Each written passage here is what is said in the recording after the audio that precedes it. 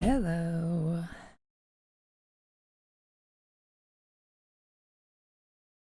I was sick today, which was fucking wonderful to wake up to.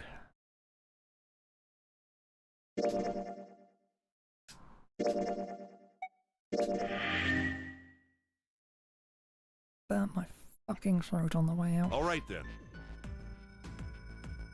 It seems we've reached a conclusion. Shall we go? I'm going through door... We're over there too, right, Snake?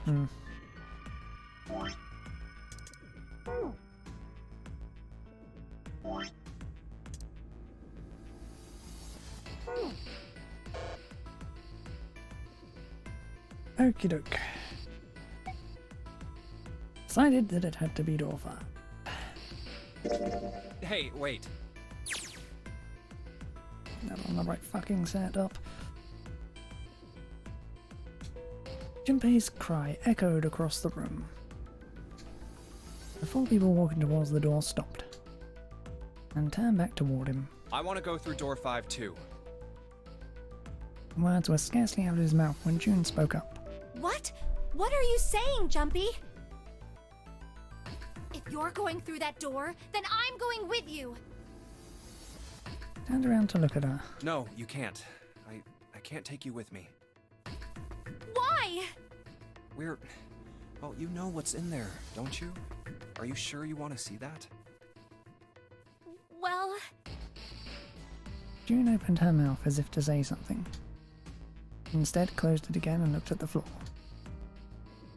Junpei felt an ache in his chest at her clear distress, but the choice was not his to make. There was nothing else he could do. Junpei turned away from June, doing his best to silence his turbulent emotions. Please, let me go into door 5. Evan scratched his head and looked at the young man. Man, now we're right back where we started, you know that? Junpei's bracelet is number 5, right? If we are going to add Junpei, then we must subtract 5 from the rest of us. Snake turned to Ace. Ace, please, take good care of Clover. Oh, all right. That's fine. 1 plus 4 equals 5. Don't go away!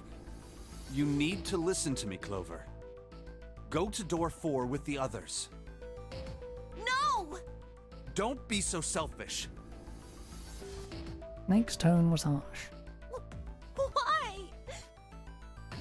Tears welled up in Clover's eye. She bit her lip and did her best to fight them off.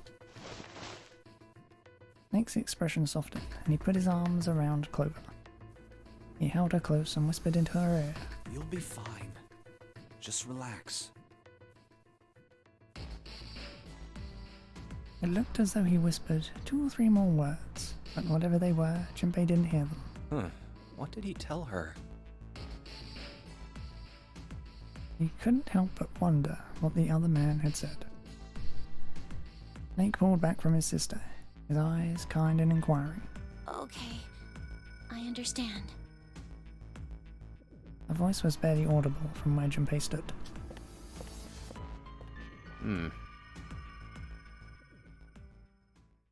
Before long, new teams were assembled. Let's make sure we've got this straight. Those going to door 5 are me, 7, and Snake. 7 plus 2 plus 5 equals 14, and the digital root of 14, 1 plus 4, is 5.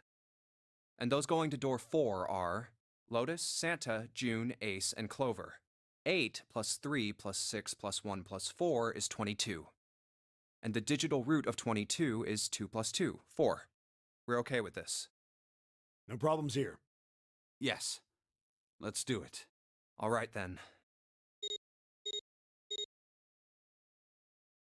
7, Snake, and Junpei scanned their numbered bracelets in quick succession. The screen of the red showed 3 asterisks. The lever's all that's left. Okay. All right then. Let's go. Junpei glanced around one last time, his hand resting on the lever of the red. Okay. Please be careful. Concern was written plainly across her face. We will. Junpei looked her in the eye and gave what he hoped was a reassuring nod. He pulled the lever.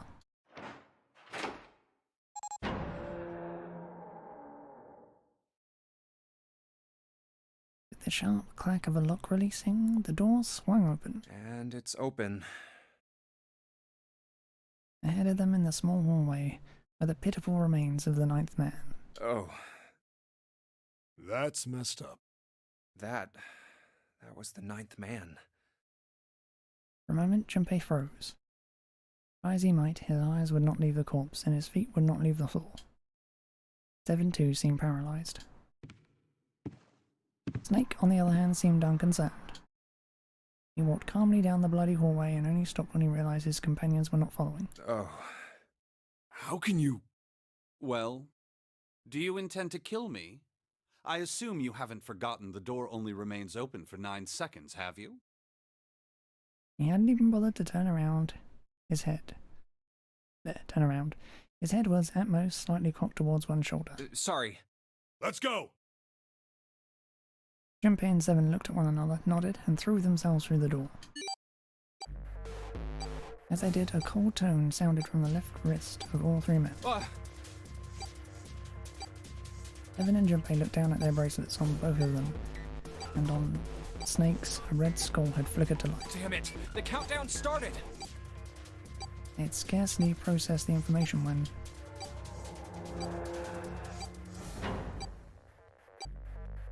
With a metallic slam, the numbered door behind them swung shut. Shit! The door! There's no turning back now. And if we don't manage to find the deactivation device...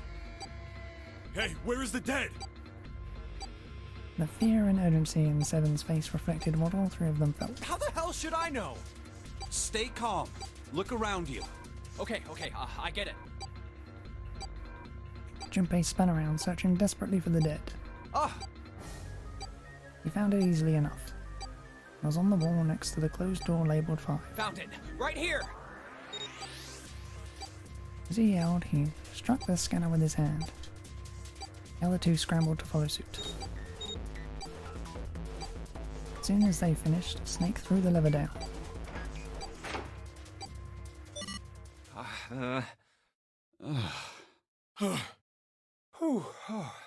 Well, it looks like it stopped. As he spoke, Junpei wiped the sweat from his forehead with a trembling hand. Goddamn thing's gonna give me a heart attack. A muscle stood out in Seven's neck, and the corners of his mouth were twitching. Jumpy, are you all right? Are you guys okay? He could hear anxious voices, muffled but distinct, from the other side of the door. Yeah, we're fine. The detonators have been deactivated. They heard relieved sighs, and even through the door, the 3 men could feel the tension disperse. Alright, we're moving on. Be careful, okay? Okay. Sure thing.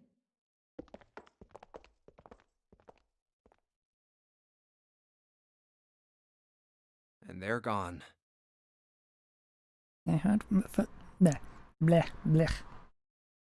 They heard footsteps moving away, and before long they were alone again. Now, Junpei looked around. doesn't look like we can go any further this way. The hallway ended roughly 20 or 30 feet from where they stood. Maybe this wall can be moved. Or not. It's not budging. Hey, there's a door over there. On the left, however, was a wooden door that looked positively inviting by comparison. In the middle of it was a plaque that read, First Class. A first-class cabin, huh? Well, it seems like it. Let's have a look then, shall we?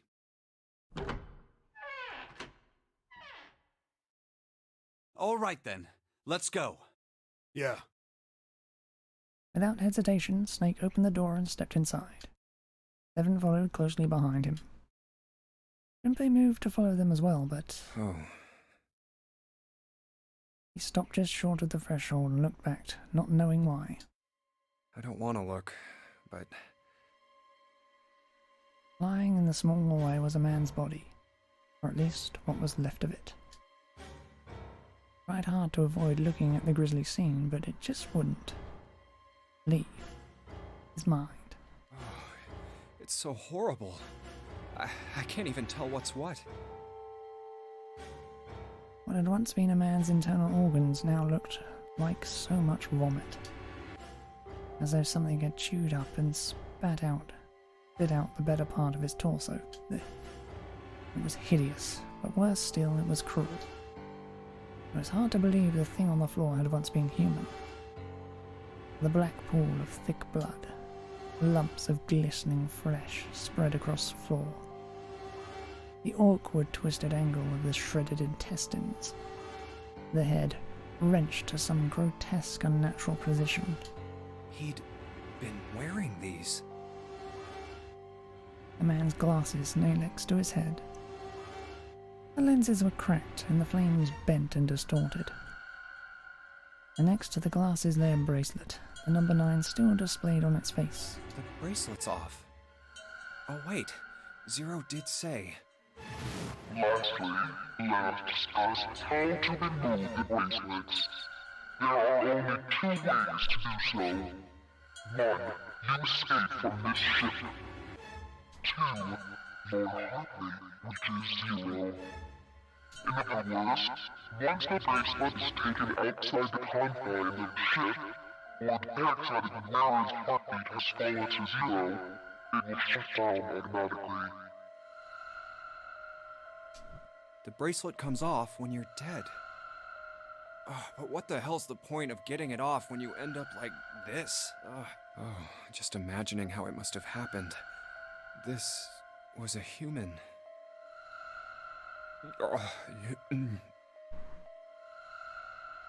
Suddenly, Junpei felt his stomach convulse, and a knot of muscle gripped his throat. Oh god. I feel like I'm gonna puke. I gotta get out of here. Slapped his hand over his mouth and ran to the first-class cabin.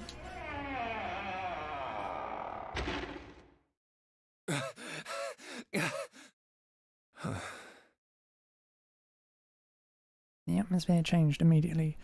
The room was gorgeous, and despite the apparent age of the ship, none the worse for wear. Where did they... He looked around. Seven and Snake were nowhere to be seen. There were 2 doors on the right side of the room. He opened the one on the right and went through. Through here? On the other side of the door was a short hallway. He jogged down the hallway, opened the door at the other end, and peeked through. There they were, to his right, busy examining something. What's up? Stepped through the door and walked toward them. Check this out. We found this thing here on the door. The red light's on. Does that mean it's locked? So I would assume. Is there any other way out? We looked around a little. Other than this door, we didn't find anything. So you're telling me that unless we can open this door...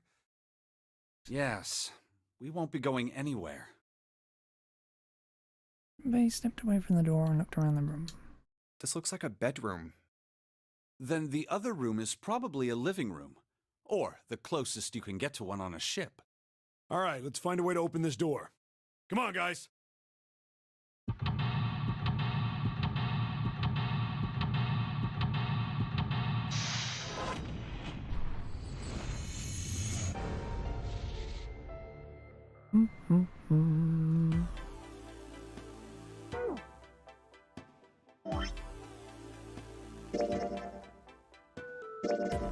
What a guys.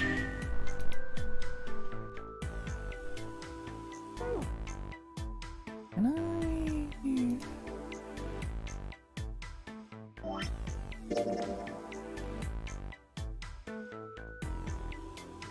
No, doesn't let me travel there. Okay.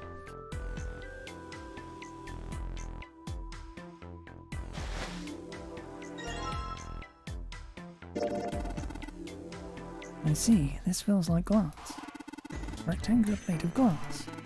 There's something written on the surface. Yeah, it's sheet music with a couple of A notes. Just A's? Yeah, that's it. Kinda weird, huh? Took Junpei by surprise. Snake, usually so calm and collected, suddenly began to move.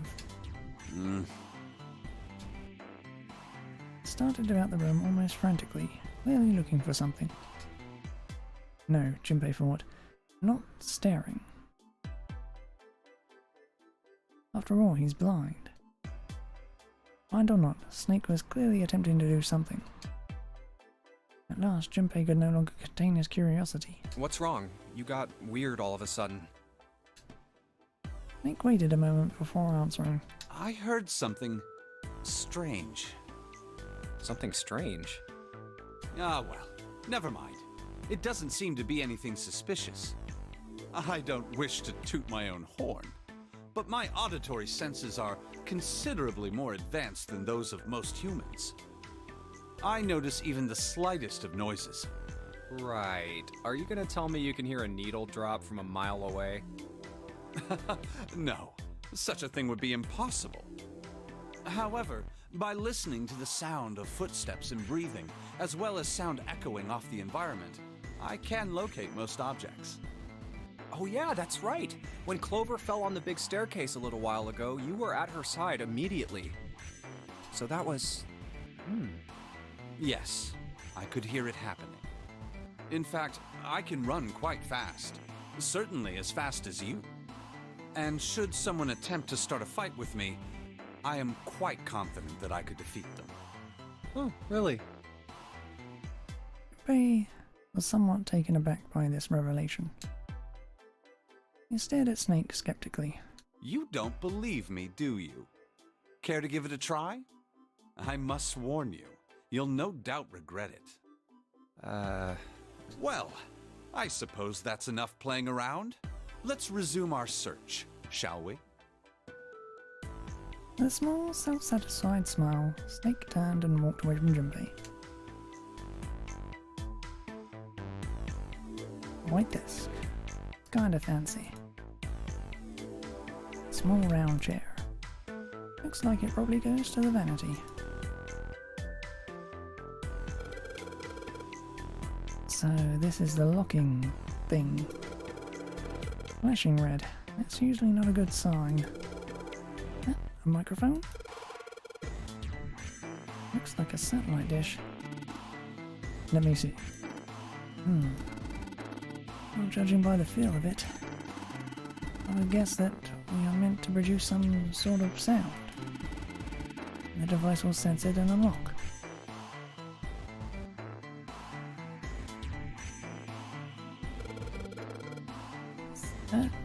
It's totally a table with a mirror. Oh yes, you know that sort of thing is known as a vanity. Are you aware of that, Junpei? Of course, vanity also refers to self-love, conceit and narcissism. As such, you could say that every day when a woman looks into one of these, she is staring at her own conceit and narcissism. Doesn't that strike you as terribly sad?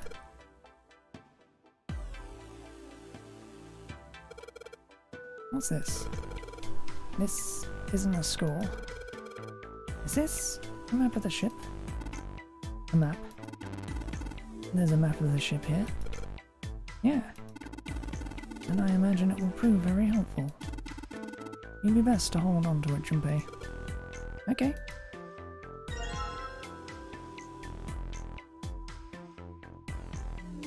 Piano keyboard. Snake doing? He can't play, can he? In this piano, there's something amiss with the keys. You mean it's out of tune or something? No, not that. It's properly tuned, just... well, the sounds are clearly purposely different.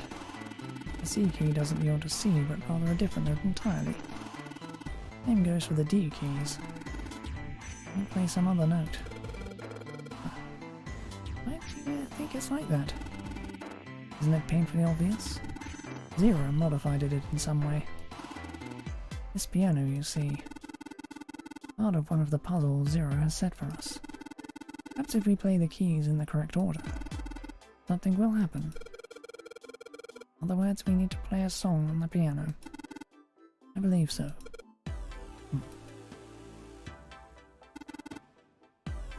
An upright piano. From the feel of the wood, it must be quite old.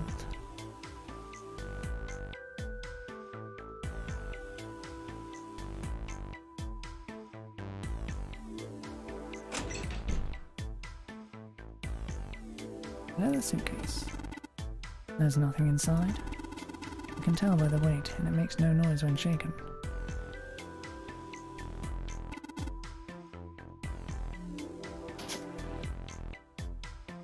There's something in here.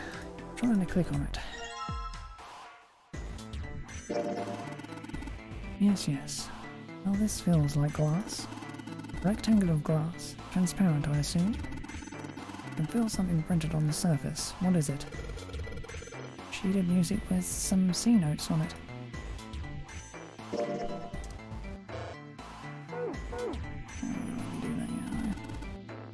And this safe is locked. One of those dial locks. Doesn't have a key, we just need to get the dial in the right place and it'll open. Did you find anything, Seven? Nope. How about you, Snake? I also found nothing.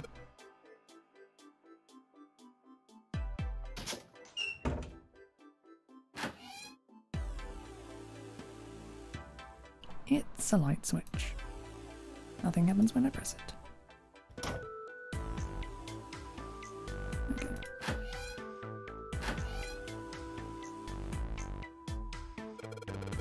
Well, the sink's clean. Any water? Nothing's coming out. Got the faucet on all the way, but I can't hear anything. Lights, huh? Nope, doesn't look like there's anything in there.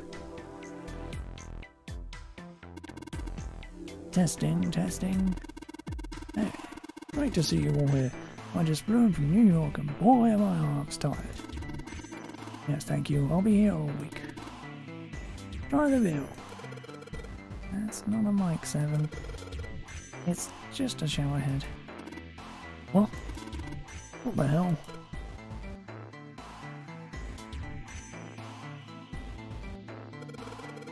The bathtub is full of water. Is there ash or something in the water? Looks kind of grey. Let's just pull the plug. No, hold on. Maybe we can, I don't know, use it for something. Use it for something?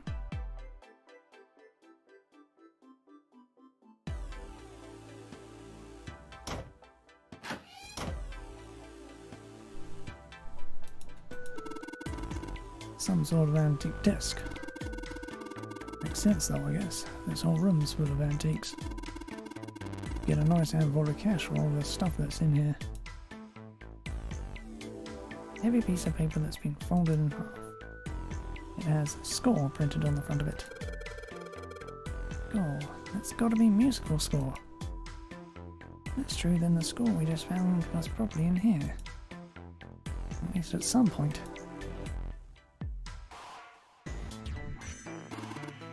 Chair. Couple of lights on the wall here.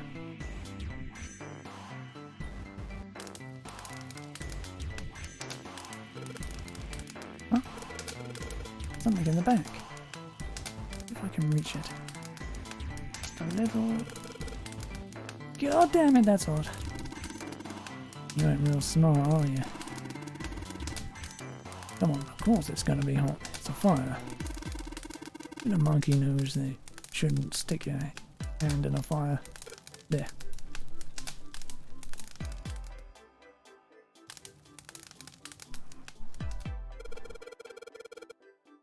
Couch looks just big enough for 3 people. Perfect for me. What? Perfect for an elegant gentleman like myself. Couch looks a lot more elegant. Hey, there's something you ain't saying. Never mind.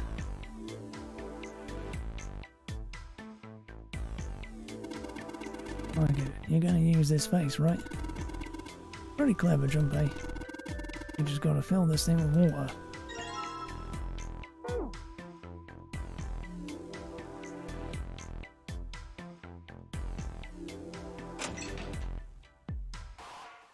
A leather suitcase. Dang, nothing in there. The case made of leather and the colour of rich mahogany. Well, shoot. But there's nothing in it. Rectangular piece of... Yeah, it's a rectangular piece of glass. You can see right through it. A couple of G notes written on it. Oh, wonder what that means. Difficult to figure out, guys.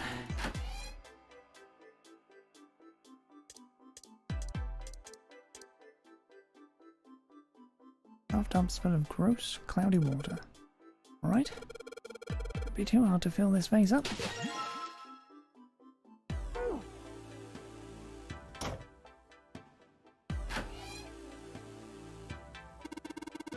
Some toilet paper on the wall there. Nothing looks suspicious. It's a toilet. Doesn't seem to be anything in the toilet or the tank.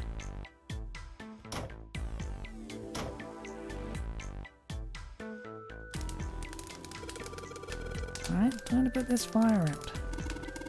About time, buddy. Let's do it. Here we go. Good job. Another success. The fire didn't stand a chance. Right, just pull this out now. Don't want to get burned, so let's pull down the sleeves.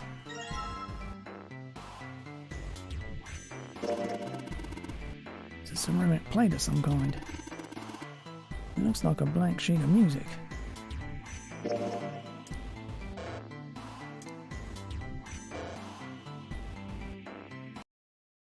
Oof, didn't mean to click there.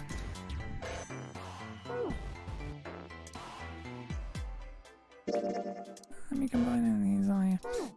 Okay, fine.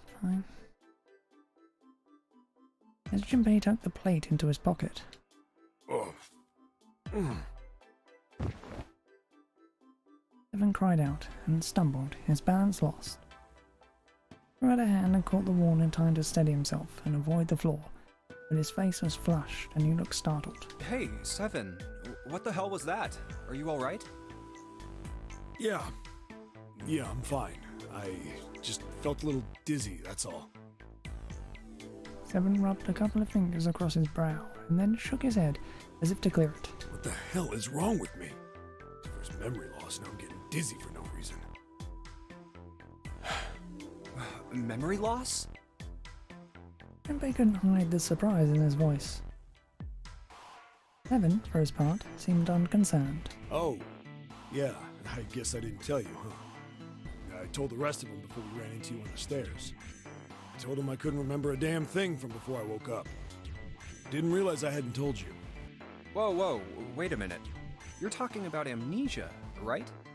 Yeah, I guess so. Well, why are you an amnesiac? What happened to you? If I knew that, I wouldn't really be one, would I? Oh, yeah, I guess that's true. Jinbei paused for a moment and stared at Seven. Are you telling the truth? Huh? Well, you look pretty calm for somebody who doesn't remember anything. If you've really got amnesia, shouldn't you be, like, upset or confused or something? Well, sure. I mean, I was pretty confused when I woke up down on D-Deck. But that was a while ago. I've had some time to get used to it. After a while, I figured it wasn't worth the trouble of worrying about it. After all, why worry about something I can't change? Well, people usually don't stay amnesiacs forever. I figure it'll work itself out eventually. But that's it? That's it. Alright, that's enough talking for now. Let's get back to work. Evan gave Jinbei a look the younger man wasn't sure how to interpret, and turned to walk away. How are you fine with something like that? Somehow, though, Jinbei didn't find his reassurances very reassuring.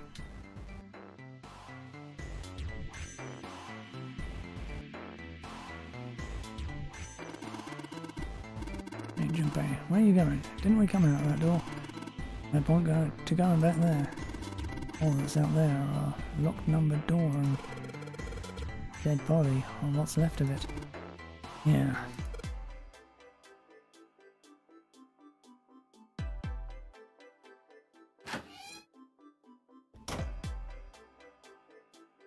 lots of A's on the table.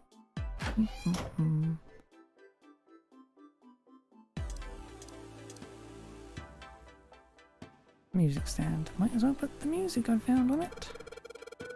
There's a remote plate on the bottom. And the glass plate's on to... Wait a minute. What's wrong? Oh, I put them all on top of each other, but they look odd. Doesn't really look like a song. And in all likelihood, we haven't found them all. We need to find more glass plates.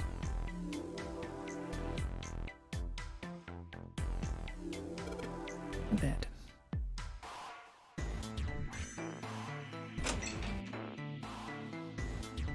Take the lock on it. Won't be able to know it until we know the right numbers.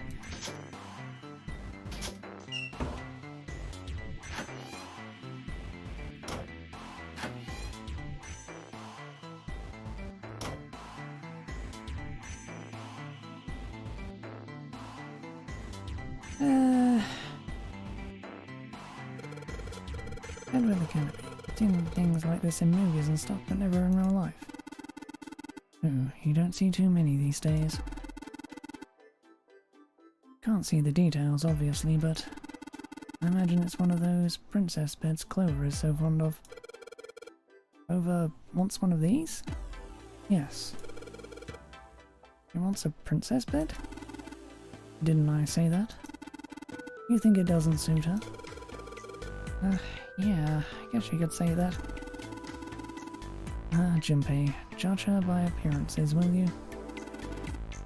And well, you should not. Hello.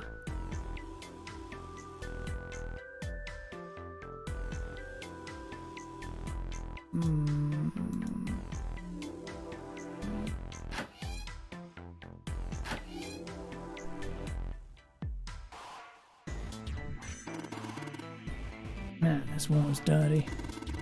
Can't see more than 4 inches or so. Can't see anything down there. Do you think? Think what? There's a plug at the end of this chain. Alright, why don't we just drain the water? Yeah, good plan. Right. Where's that thing? A good tug ought to be enough to get it out. Huh?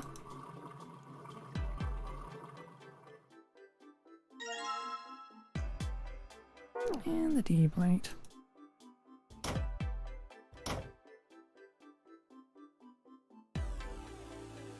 Music stand. Yep. Ceramic plate on the bottom. And stack the glass plates on top. Alright, good. Sweet! Now I can play the music. Junpei, would you be so kind as to play the piano? I am unable to, you see. I'm sure I needn't tell you, but the keys on the piano are not what you might expect them to be. C won't be C, D won't be D, and so forth. You must listen carefully to determine which keys to strike. Do you understand?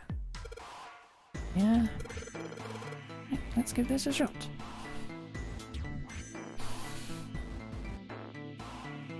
Fucking say that all you want, I don't know which keys to press in the first fucking place.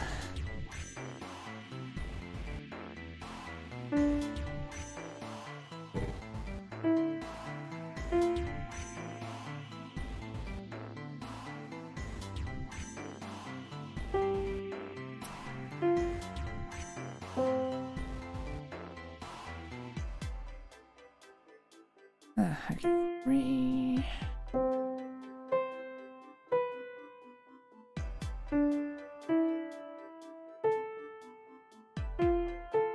Oh,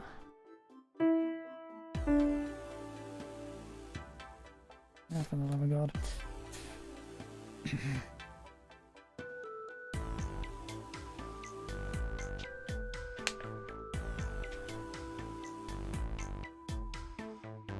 Where are 3, 4, 5?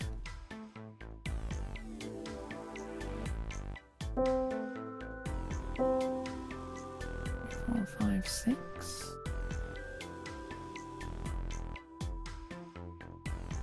3, 4, 5, 6. 3, 5, 4, 3.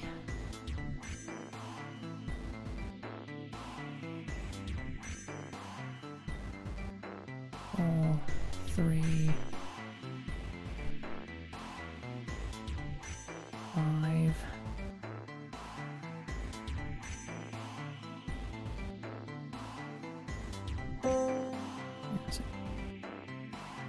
6, 6,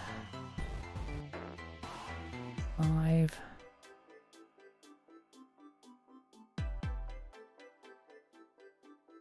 4, 3. Okay. 3, 4, 5, 6, 3, 5,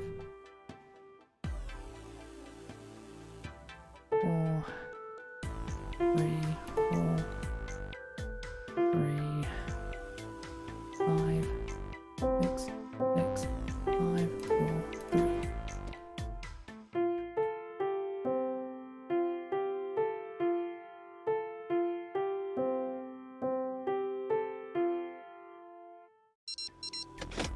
And we're done. Music is not my forte. Wait, what was that noise? Junpei. We did it. Looks like it worked. I heard something unlock over by the exit. Let's go. Good plan. Stand. Bow. Be seated. Well, I guess he hasn't forgotten that. This snake thinks it's funny. Yes, I suppose that was the classroom bell, wasn't it? I don't imagine that's what Zero was thinking, of course. Thinking of, however. No, Zero almost certainly meant to suggest Westminster, not middle school. Westminster? The palace in London that plays host to these days to the House of Parliament. You've heard of Big Ben, the famous clock tower, yes? Big Ben plays that very collection of notes on the hour. London. Capital of England, huh? At any rate, the door is now unlocked. Let's leave this place immediately.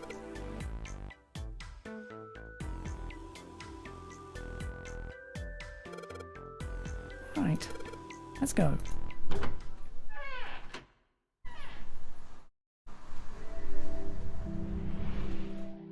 That was quick.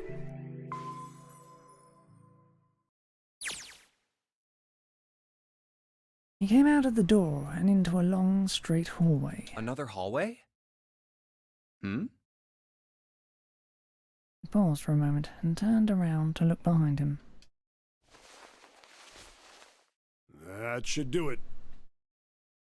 Seven was bent over, apparently doing something to the door. What's he up to?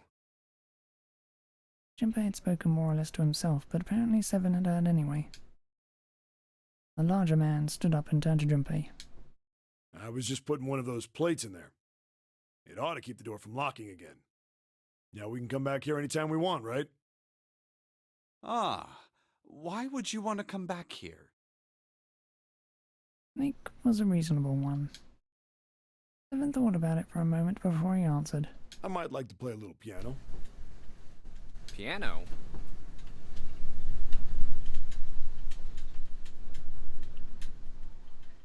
Come on, let's get moving. We aren't out of this yet. Without waiting for an answer, Seven started off down the hallway. Well then? Snake shrugged, sighed, and quietly followed Seven. That's a lie, Junpei thought to himself. Can't say I could ever imagine Seven playing the piano. He couldn't use the piano in there anyway. The keyboard's a mess. But why would he want to leave the door unlocked then? I have no clue. Hey, wait for me! Junpei frowned, took one last look at the door, and then walked away towards his companions. After some time in the hallway, they emerged into a large, more open area. Whoa, a metal grate? large metal grate, like the door of a jail, divided it in half. Why is this thing... Ah! It shook it for a while, but as they had expected, it did not move. Figures.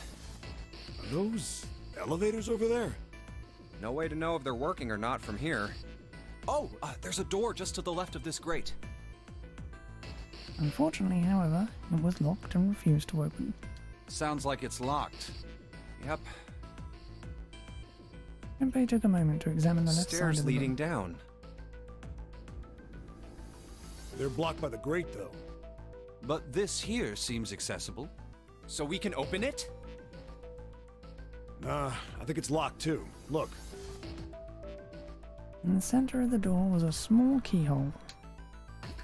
Next to the keyhole, a small symbol had been carved into the metal. What's this mark? The female symbol. Wasn't quite sure what to make of it. Snake, naturally, was somewhat more sure. Ah, the Venus symbol, I imagine. Do you recall the similar symbols near the large central stairway? They reference many of the solar bodies. Oh, that's right. The Sun, Saturn, and Earth. So, as you can see, that one is likely. Not the woman symbol, but a Venus symbol. So I assume.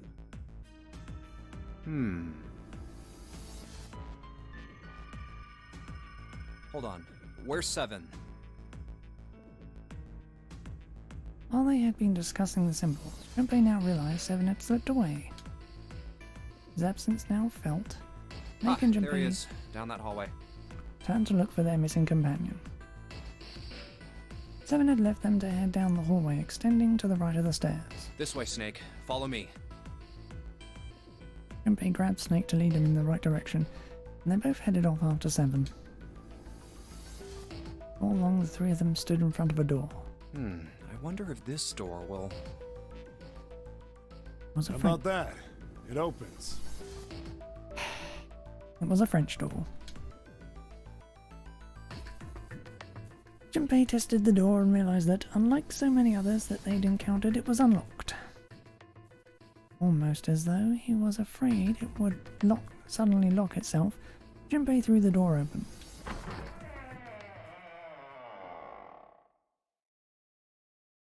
He stepped inside. Oh, wow. Took only a moment for Junpei to take in his new surroundings. Is this some kind of casino? Sure looks like one. Before Junpei could comment further, a noise from behind made him turn around. Snake was shaking the door that they'd just come through. Well, this is troubling. 7 and Junpei watched. He threw up his hands in frustration and then kicked the door for good measure. It seems we are once again locked in. There was no reason to panic, however. Even if that door was open, it's not like we had anywhere to go that way. So we must find another exit then. All right, guys, let's split up and search this room. Come on, no dawdling. Let's go. Quickly now. Spurred to action by 7's words, Junpei and Snake began to examine the room.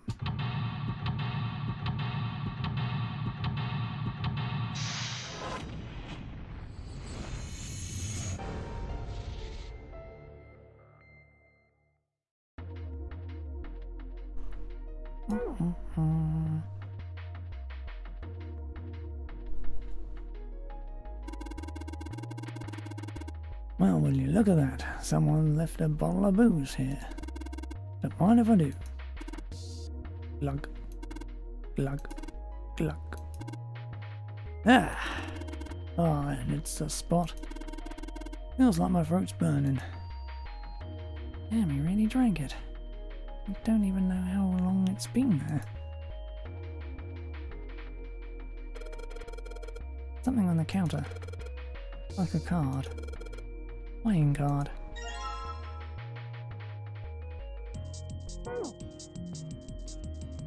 Counter's pretty well polished. Playing card. There's a whole lot of glasses on that shelf. Doesn't look like there's anything else back there, though.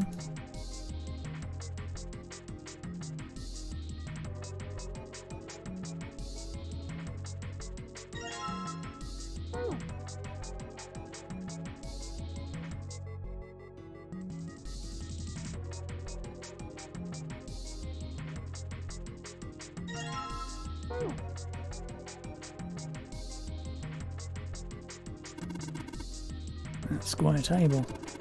Looks like a mahjong table. Do you play mahjong, 7? Maybe. I don't remember exactly, but I do remember a couple hands and some of the rules, so I figure I must have played it at some point. Excellent. Once we've vacated this vessel, I should like to play a game with you. Can you, play? So long as you tell me which tiles I am eliminating, yes. I believe I have at least enough skill to defeat an amateur. However, I must ask you to remove the red tiles when we play.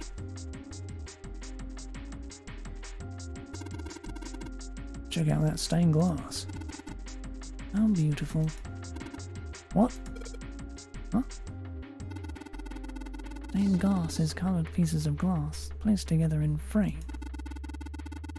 As I've said many times before, I need only touch it to know. I can at least discern the basic structure.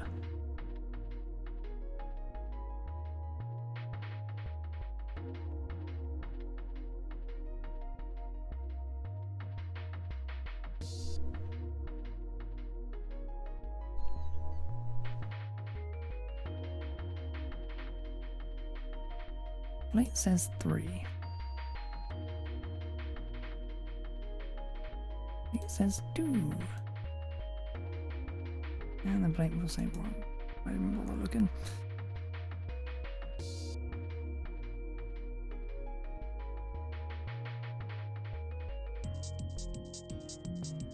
Weird looking thing floating in there.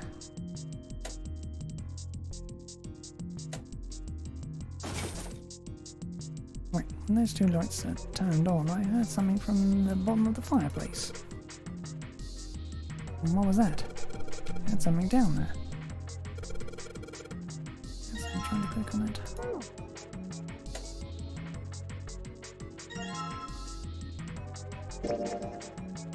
A bunch of coins stuffed into this foul bag. Look at all these coins.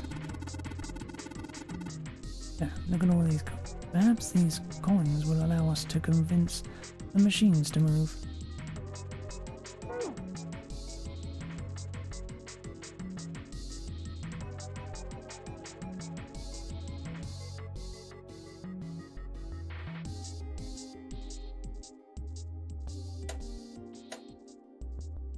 Club Diamond Heart.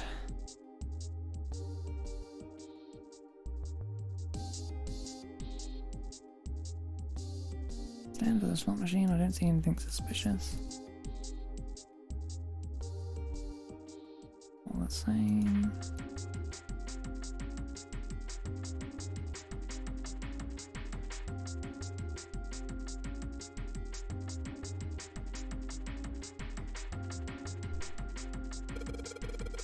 Right, let's put a coin from that bag in here.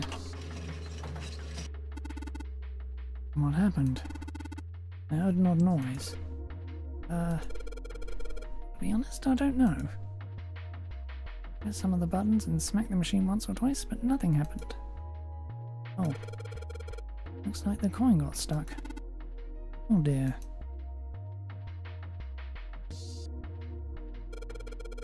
Alright, let's drop this coin in the coin slot. Come on, you little bastard. I only need one of you.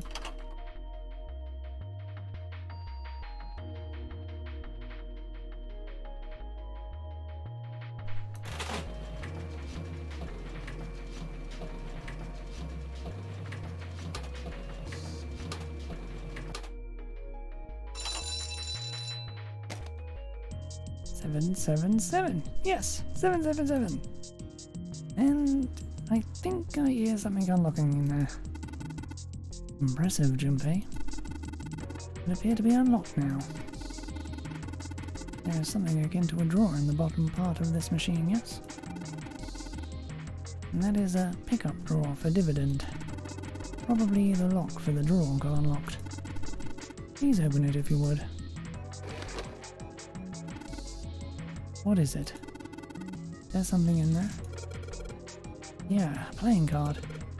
And this. Key with the Venus symbol on it.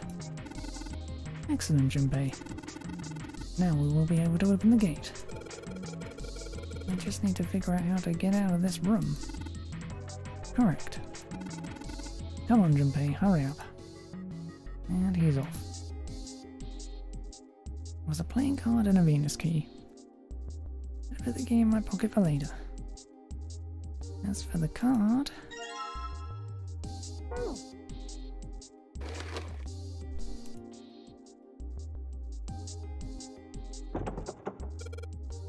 Damn it. Isn't exactly working out the way I expected.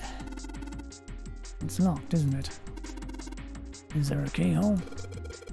There is, I can't find it. Well, there must be some way to unlock it. Let's look around a little more, shall we?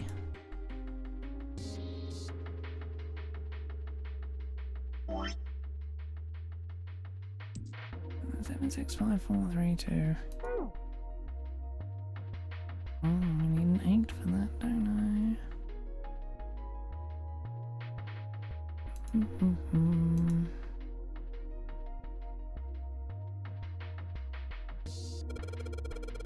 Wow, place is like super amazing. This place for? Probably for playing Baccarat. Looks a little off though. Yeah, look at the middle of the table. There's something melted on it, see? Suddenly, Seven began to speak. Ah, Baccarat. You ever played Junpei? Junpei shook his head. He'd barely even heard of the game. No, never. Alright then, how about I explain the rules to you a bit? See, Baccarat is kind of an unusual game. You've got the banker and the player. The whole point is that you guess which one's gonna win. And whether the banker or the player wins, it all depends on their hands. The way each hand works is different from other games too. You see, you take the number from the ones place after you add up the value of all your cards. Whoever gets the number closest to 9 wins. If your number is smaller than your opponent's, you lose. And that's it. That's the explanation. Got it? Well, actually, there's a lot more to it. Strategy, details, that sort of stuff. But what I just told you sums up the core of the game pretty well. The single digit of the sum of all the cards you have. The strongest hand is a 9, and the weakest hand is a 0. You just ignore the number in the 10 spot. Do you get it? Yeah. He hadn't been asked for it, but Seven's explanation, rushed though it had been, was helpful. Well, maybe half of it. Enough. I got a chance at winning the game if I played now. However, we have no way of knowing if the puzzle in the Baccarat table makes use of those rules, and if it does, in what manner. Then I guess we try everything. Feeling more confident, if only slightly, Junpei approached the Baccarat table.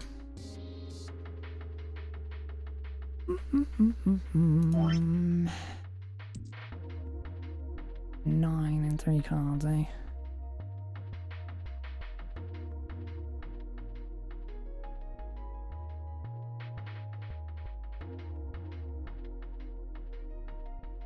Four, 3, 2, isn't it? 7. Are we really supposed to play Baccarat? It's a Baccarat table. What the hell else would we do? Stop worrying about it. Real simple. What's the opponent's hand? Well, there's an 8 in that glass case. Alright, and that's your opponent's number. If that's the case, what 3 cards do we need to get that number? 3 cards. There are a couple of indentations with white lines around them, right? These mean we've got to put down 3 cards. So, place 3 cards here and defeat the opponent's 8. That's what I gotta do, I guess. Yeah, I think so. Tells me those aren't the only rules. Alright, let's give it a shot. Before I start, I'd better make sure I've got the rules straight. Hey. That time you've explained the fucking rules. There are 3 empty indentations. I just gotta pick a card and play it. Figure if I put them in the right spots, something ought to happen. Alright, let's give this a try.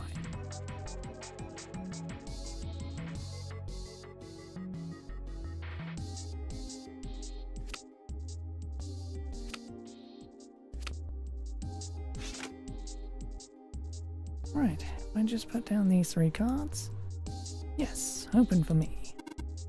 Right. You did it, Jinpei. You think it's telling us to take the 8 card? Come on, let's grab it. Alright, let's take this card.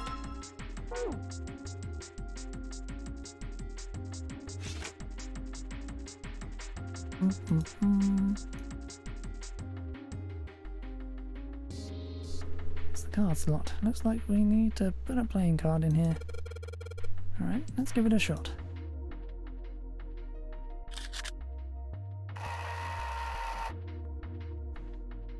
And in you go. Hey, alright, it opened up. Seems we have another device to contend with, yes? There are 3 slots in this one.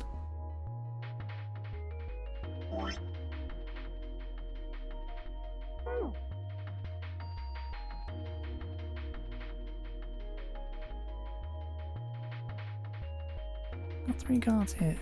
Won't be needing them for this puzzle. Excuse me, the fucking thing says 9, I will be needing them.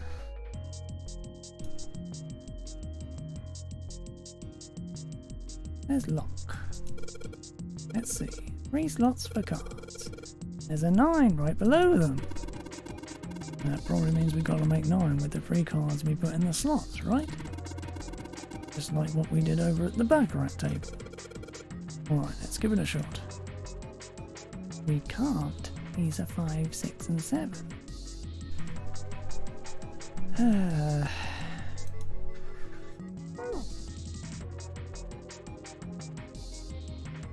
You fucking do it anyway, aren't you? Oh.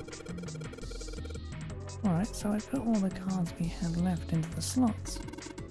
What happens now? Yes, I did hear something from the exit. Excellent work, Junpei. Wonderful. Seems the exit is unlocked. Let's go. That makes no fucking sense.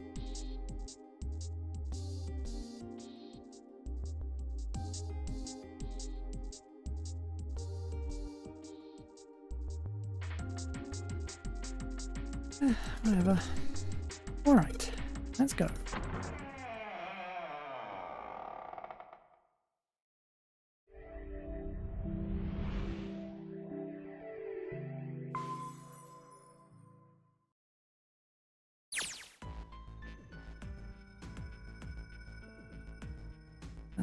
Junpei and his companions ran out of the casino and into a large open room. Room, in fact, that they had been in once before.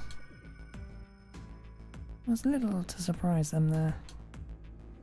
They already knew what their next step had to be. This way! The iron gate stood still in place, locked tight, blocking the stairway, and right in the center of it, The keyhole with the Venus symbol. The Venus key should work here. wasting no time, he pulled it out and shoved it into the keyhole. He turned it. The distinctive sound of metal on metal, he felt the lock click open. It sounds like it did. Alright, let's get this thing open.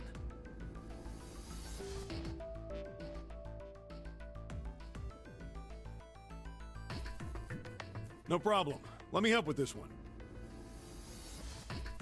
Junpei grabbed the handle on the left side and Seven took the handle on the right. On Junpei's signal, they both pushed and the gate creaked open.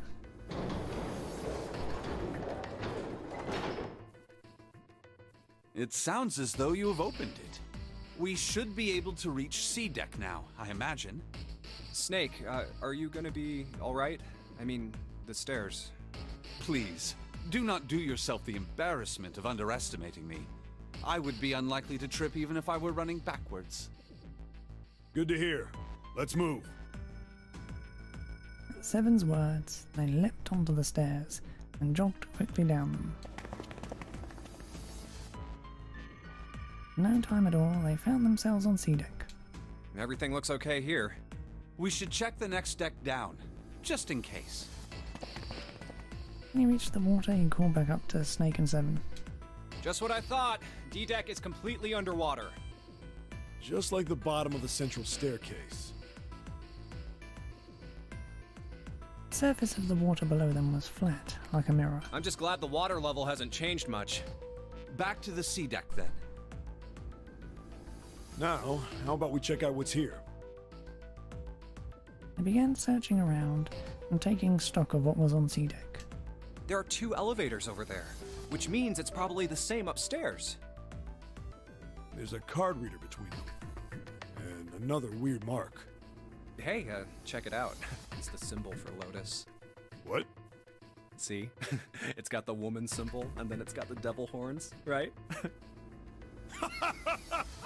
Yeah, I see it. No two ways about it. That was a pretty good one, kid. Seven tousled Junpei's hair in what he likely thought to be a friendly manner. Junpei feared his neck might break, even though it was clear Seven had kept his strength in check. Oh, would you watch it, man? Whew, that hurts. You're gonna break my neck. What are you talking about? The human body ain't that weak. Maybe this'll toughen you up, huh? If we were looking for a devil, we've got one right here. Thankfully, Snake interrupted. After Junpei's observation, he'd gone over to examine the card reader. This is a Mercury symbol. The marks you mistook for horns are a stylized version of the wings and staff of Hermes. Wings and a staff. Huh. So then, she beats you with the staff until you die and go to heaven. Sounds like Lotus, all right.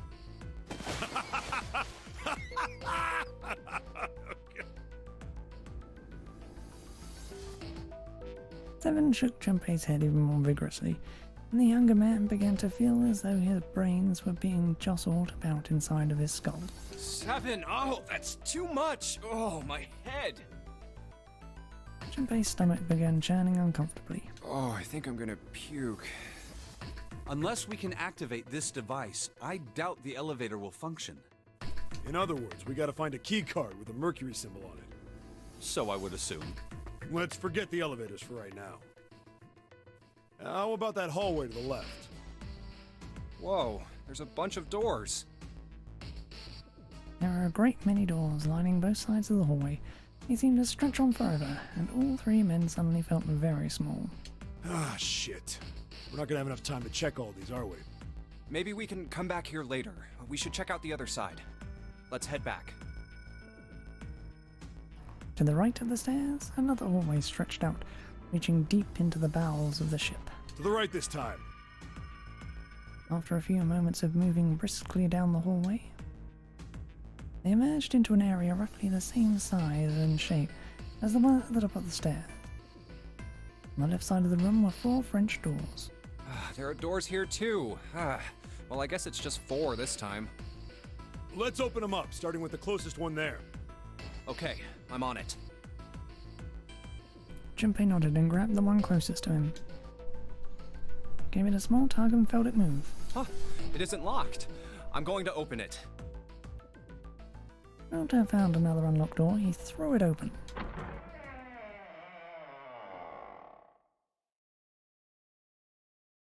Junpei didn't know what to make of what he saw. What?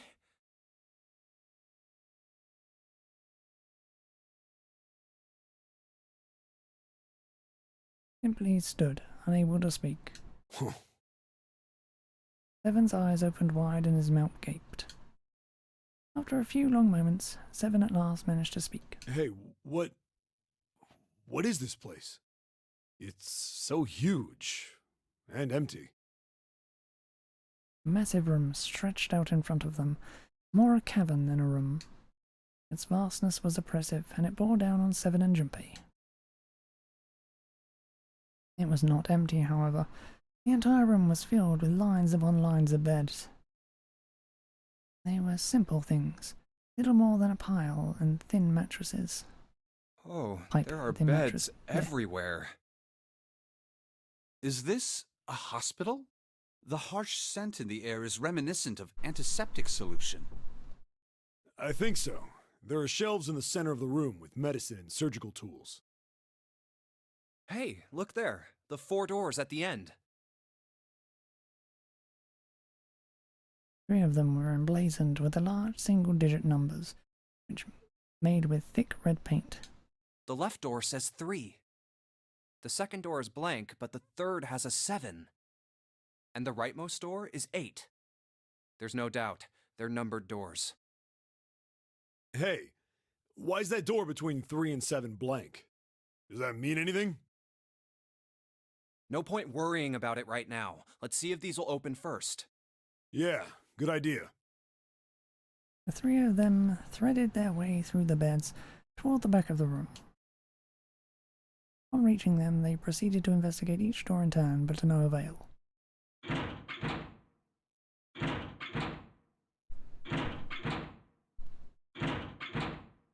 Yep, locked. Just like I thought.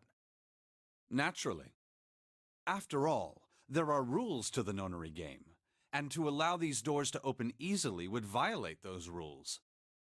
Unless we can authenticate ourselves with the red, the numbered doors will... Whoa, check this out. Suddenly, Seven spoke up, interrupting Snake. Look at the red. There's nothing on it. Huh? Don't you remember the red back at the main staircase? If there wasn't anyone in it, it said vacant on the little screen, remember? Oh, yeah. Yeah, you're right. But this one, There's nothing. right? You think it's broken? Only one way to find out.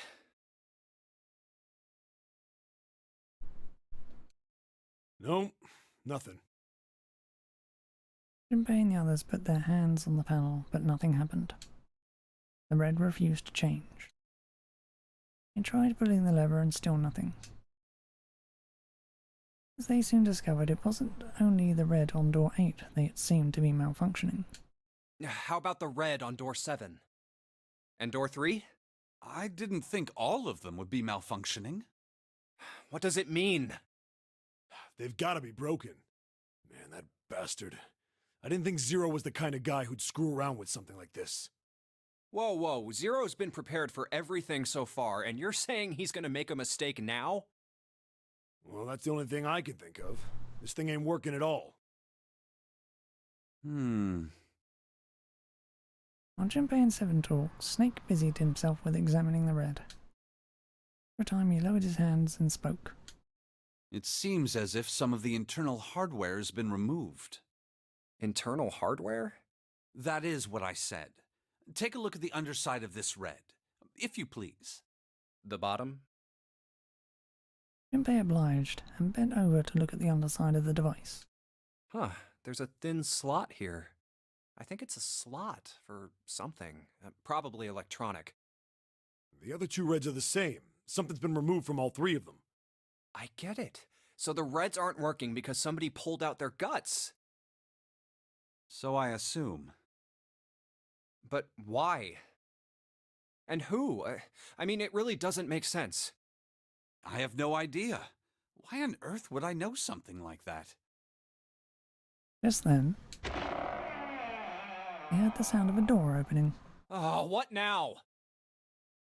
3 of them turned and saw Akane. Oh no, Junpei thought, it's... June! He stopped short, surprised to see them, and was very nearly bowled over by the rest of her companions who were coming through the door behind her. Ace! Santa! Clover! And Lotus! Guess everyone's here. Junpei and Seven were, for the moment, at a loss for words. What are you guys doing? Why are you... That's my line? Perhaps we should exchange information. After a moment of silence and surprise, everyone suddenly began to talk, desperate to exchange information. They talked about the rooms they'd been through and how they'd ended up in the same place. Of course, none of it was very useful information, but that hardly mattered. They were happy to simply see one another again. Although the level of cheer varied greatly from person to person, each one of them was wearing some manner of smile. Almost as though they had already forgotten about the death of the ninth man. No, thought Junpei, perhaps that wasn't it. Perhaps thoughts of his death were what drove them to smile at one another. Not in a morbid or hateful way, no, the ninth man had died. They were still alive, and that was something to be happy about. Sort of simple, uncomplicated joy, Junpei thought. Joy of being alive. Still alive. Not sorry for the ninth man, but more than anything, Junpei was just happy to be alive. And that's what we know. Then Junpei finished his own explanation. Well, this isn't good. If the red is inactive, we can't keep going. What about that big hallway? Maybe there's somewhere in there we might be able to go. No, there's nothing there. The 5 of us had a quick look. There are plenty more hospital rooms, but nothing else. You mean all those doors are for hospital rooms? Yes. There are a number of individual rooms in addition to this large one. There was a door at the end of the hallway, but it was locked. It had one of those solar system mark things on it. It was the Jupiter symbol. Jupiter. I wonder what it means. Confusion seemed to be the consensus. While we're asking what things mean, what's the deal with this room? I mean, I thought this was a cruise ship, but I can't imagine a cruise ship would have a hospital like this. No one, not even Snake, appeared ready to offer an answer until Seven unexpectedly spoke up. Well, I figure it's probably a hospital ship. Chances are it's the Gigantic. The Gigantic? Junpei looked at Seven, shocked by both his knowledge and the apparent identity of their prison. He was not the only one. What is this gigantic? Seven nodded to Lotus and began to speak. The Gigantic. She was a sister ship to the Titanic, built in the early 20th century. Actually, the Titanic had 2 sister ships, and they looked exactly the same. The Gigantic was said to be one of them. They intended to make her a passenger liner like the Titanic, but World War I began soon after the ship launched. The British Navy took her over and made her a hospital ship. At some point during the war, the Gigantic was damaged by a German mine in the Aegean Sea. She ran aground afterwards, so she didn't end up sunk. What happened to her after that? One theory going around is that a man named Lord Gordain bought her. Seemed like he'd been one of the few to survive the Titanic sinking. That trauma turned him into some kind of obsessive collector of all things related to the Titanic. Soon enough, the guy wanted the Titanic itself. Which was impossible, of course. It's stuck at the bottom of the Atlantic Ocean. But the Gigantic wasn't. And seeing as she was identical... So you're saying this Lord Gordain bought this ship? Yeah, at least I think I am. That's impossible. No way we're in some boat that's almost 100 years old. Pipe down, just pay attention. What, that's it? Well, have you got any proof? Proof? Proof that this ship is really the gigantic. Well, this ship's got stuff that's like the Titanic and the hospital. Oh, for goodness. Don't tell me that's your... No, I'm I've gonna got say more. something new. Like? Well, I don't know. I guess you're... Yeah.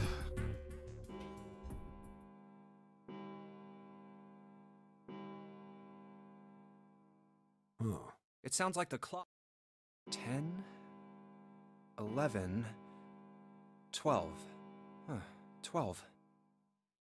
I think it's converged It's for midnight. now. Then we've still got 6 hours left, right? Let's get going. We gotta find the missing part. What do you mean, find? We've looked everywhere in this, but we haven't found it. Right. That only leaves one. One? Well. Huh? Wait. Don't tell me you mean we need to search all of the other Right. rooms.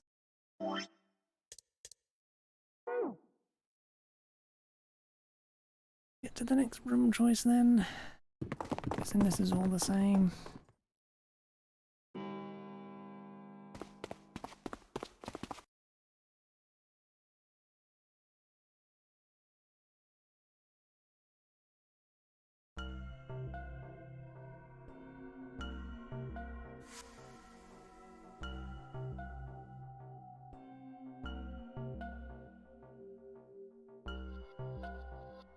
Or mostly the same.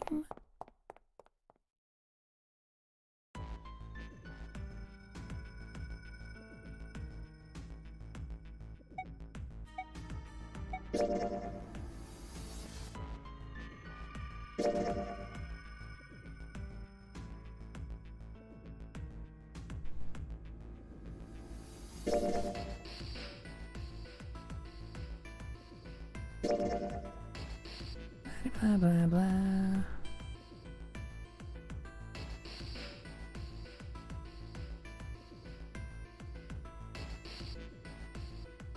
This is all the same.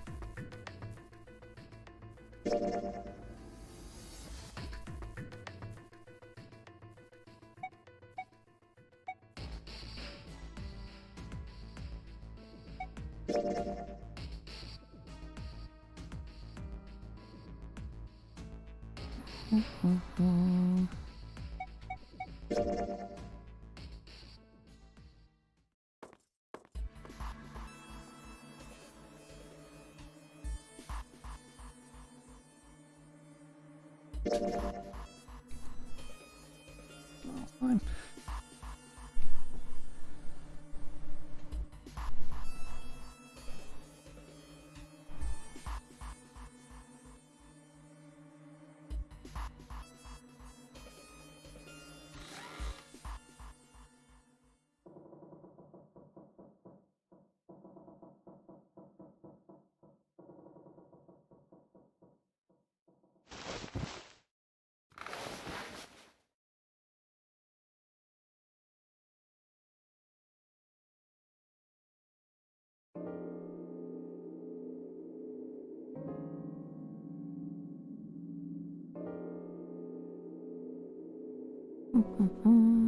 Okay.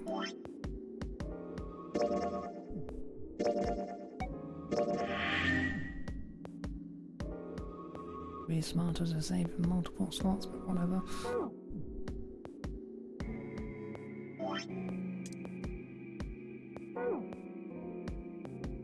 Right. Door 8. I think I'm gonna go with door 8. Okay, 8 it is. Yeah. All right then. That means June's got to go through 7. What? Why? What? Santa grimaced and muttered angrily to himself, but finally began to explain. If the 6 of us are gonna keep going without leaving anyone behind, there are only 3 ways we can do it. Annie. Have 3, 5, and 8 go through 7, and 4, 6, and 7 go through 8. Bambi? 4, 5, and 7 go through 7, and 3, 6, and 8 go through 8.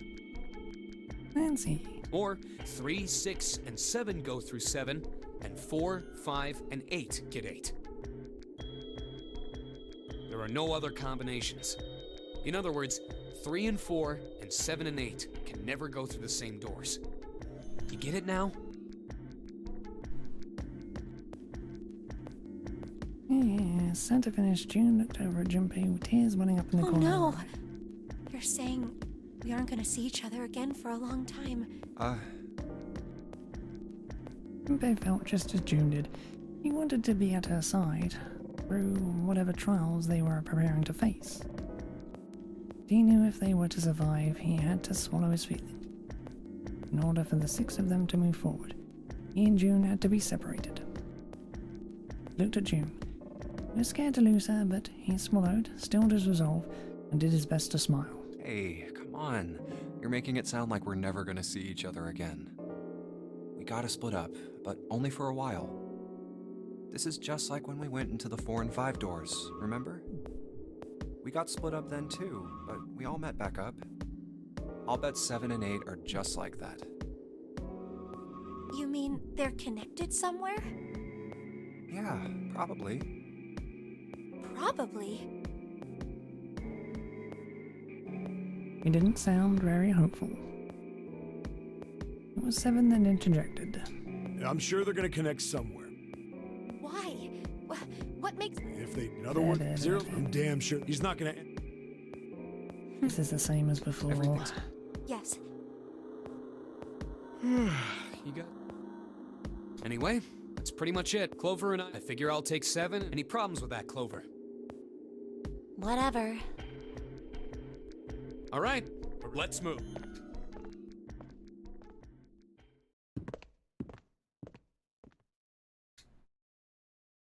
After 7 and June walked towards door 7, while Clover, Lotus, and Junpei headed for door 8. For a long moment they stood in front of the door. Then Lotus laid her hand against her chest and turned to Junpei and Clover. Are you ready? Yeah. Okay. Then shall we go?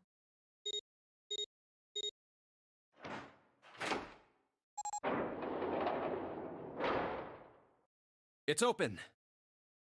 Narrow hallway stretched out before them. Okay. Hurry! Lotus and Clover leapt through the door. The moment they did, their bracelets beeped. The detonators in the bracelets had been activated. Junpei stepped forward to follow them. As he was about to step over the threshold, he stopped. He looked to his left, toward door 7. June stood there, a mirror image of Junpei. Turned and looked toward him. Their eyes met. June. Jumpy. They nodded. The farewell took almost 1.5 seconds. What the hell are you doing? Then someone took hold of Junpei's arms and hauled him bodily through the door. At the sound of the numbered door slam shut behind him, the bracelet gave a cold electronic beep. 81 seconds left. Hurry! Lotus snapped at him and ran to the dead. Ugh. Junpei and Clover followed her as fast as they could.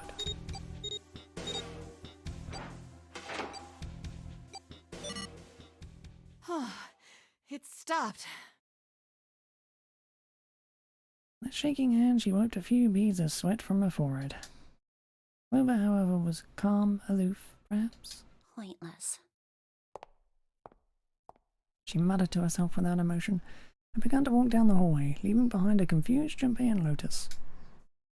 Lotus watched the girls receding back with a mix of frustration and curiosity. What an unpleasant girl. I bet she's not very popular with the boys.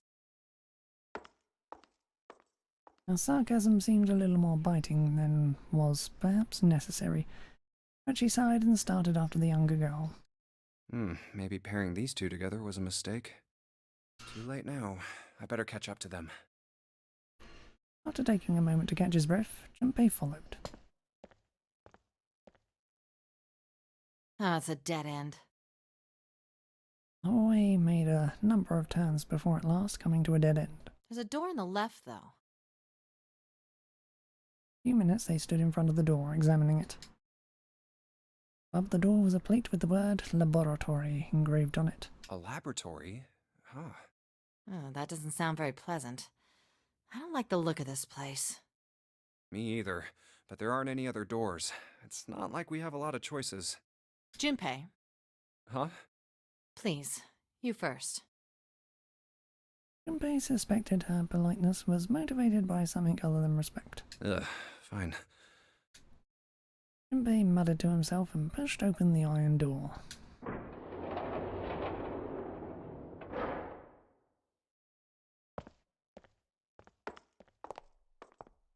First steps inside were tentative and careful, but as he examined the room it became clear that there was no imminent danger. Lotus followed him in, and Clover brought up the rear. The room they found themselves in was divided into two separate areas by a curved wall. A thick glass window built into that wall made it possible to see into the other side of the division. You know, I think the window looks into another room. Maybe it's for monitoring something. Junpei walked to the window and looked through. What the hell? Not sure what else to say. Center of the room, shaped like a quarter circle, a mannequin lay on what looked like a medical exam table. Looks so creepy. Junpei jumped a little. He hadn't noticed Lotus come up next to him. It's kind of like that doll is waiting for surgery. This is a laboratory, right? I'd say it's more like it's waiting to be experimented on. Ooh, It's creepy either way. Don't think that thing's gonna suddenly sit up or something, do you? Well, I don't know. I mean, look at all those cables sticking out of it. If we press the wrong button, I don't know. Stop it. Just thinking about it is terrifying. He was gripping her arms, the knuckles on her hands white. Wait, where's Clover? He was still standing near the entrance of the room. Face had the appearance of calm, but it was drawn and somehow sad. What is she? There was something almost pitiful about her. Junpei walked over to her and as kindly as he could spoke. Are you okay? Clover looked away. What are you talking about? What? I'm just worried about you. You've been real quiet. What? I can't be quiet if I want to? Well, I mean, of course you can. I just... Okay then. If I can be quiet if I want, just leave me alone, okay? Come on, you know I can't do that. We gotta work together. Clover bit her lip and was Junpei, silent you just don't get it! for a moment, then suddenly... Oh, I hate it when they fucking says. Doesn't let me fucking read the... A cry took Junpei by surprise and he stumbled backwards a few steps, alarmed. My brother's not the kind of person who'd just leave me behind! Something happened to him! Something bad. Yeah. Junpei had nothing to say. Lotus, jolted from her mannequin nightmares by Clover's voice, turned to warn them. What happened? Clover's eyes slid to Lotus, and then back to Junpei. Look, just don't bother me, okay? Leave me alone. Finished, she turned around. Before Junpei or Lotus could say anything, Clover had begun to walk quickly away. Hey, wait, Clover! Hold on! That way is... I told you to leave me alone! Might as well have been talking to a wall for all the notice she took of his cries. Not even slowing down, she made for a doorway cut in the wall in front of her. Not even slowing down, she passed through the doorway. Clover, watch out above you!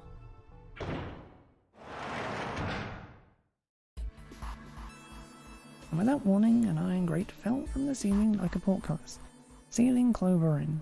What the heck? What's going on here? Clover grabbed hold of the iron bars and shook them as hard as she could. Hang on! I'll get it open.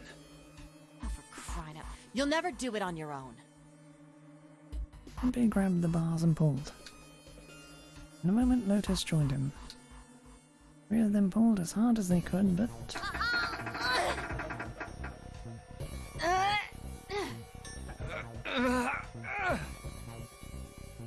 Damn it!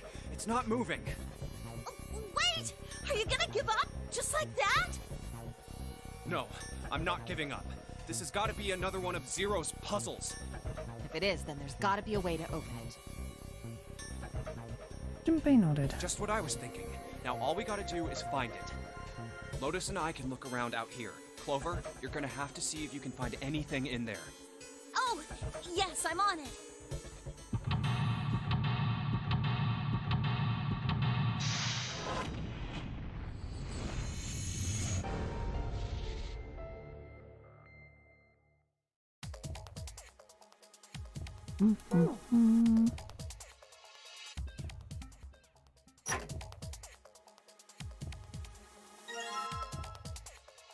Ethanol.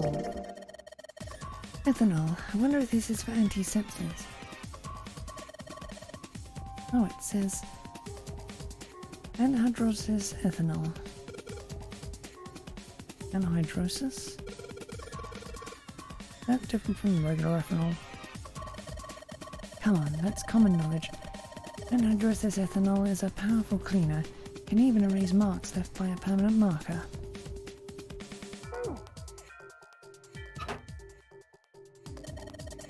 Those lockers are a little larger than the ones on top. If there's anything useful in here. And no, nothing. A bunch of still lockers. The 9 on the right all have little red lights on them. Red lights, huh? Can't have to give these babies a try. Yep, just as I thought. Oh, tight. All 9 of them. Wonder if there's anything important in there.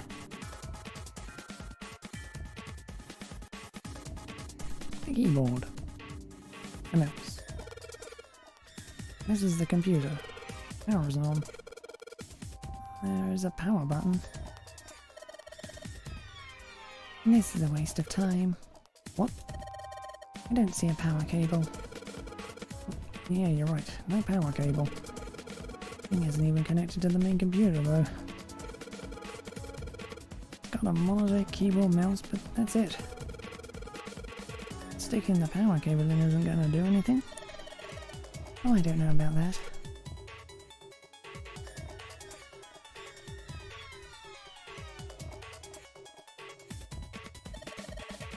There are 2 levers here. Do you think they activate something? No, why don't you move one? Alright, I'll give it a try. Nope. Doesn't look like anything's happened. Hands on the clock have stopped moving. Clock may stop, but time goes on. No time to screw around. Need to figure out a way out of here. I think this thing's supposed to power the machine in the other room. And it doesn't appear to be doing that. Wonder how we're supposed to turn it on. This is a keyhole? This looks like a keyhole for the activation key. This is a really old type of keyboard.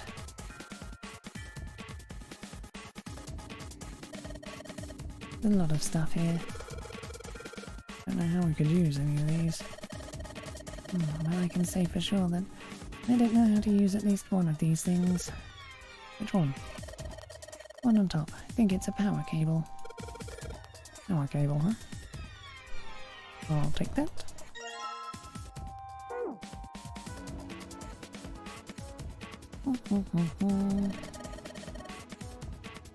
Looks like this door is the exit.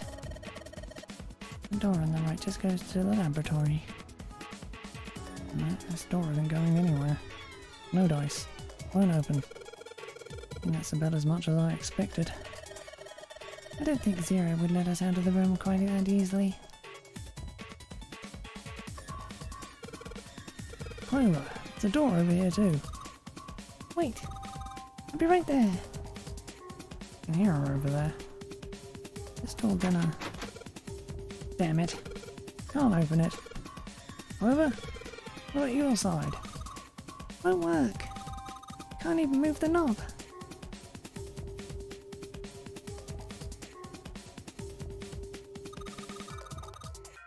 This is like an examination table. Creepy mannequin in here, guys. Don't know what kind of table this is, but part of it's all black. There's a pen lying over here. I think someone probably used it to make the table black. Well, there is They only use the pen on one part of it. There's probably something underneath all that pen. Clover? Do you think you can erase it? Yeah, sure. Oh, is this permanent marker? Junpei, do you know how to erase ink from a permanent marker? Erase ink from a permanent marker, huh? Give me just a minute, Clover. I'll be right back.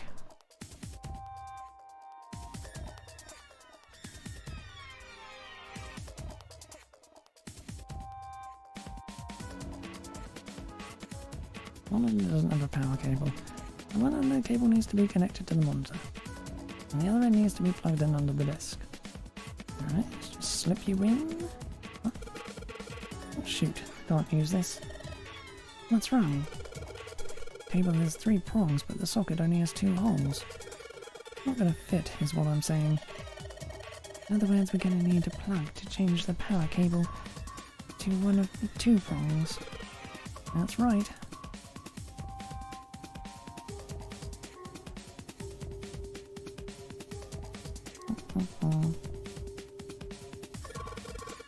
Clover, use this ethanol. Should be able to wipe off that permanent ink with it. What am I gonna wipe with? Oh well, your clothes of course. Kidding, just kidding. Please don't look at me like that, you're scaring me.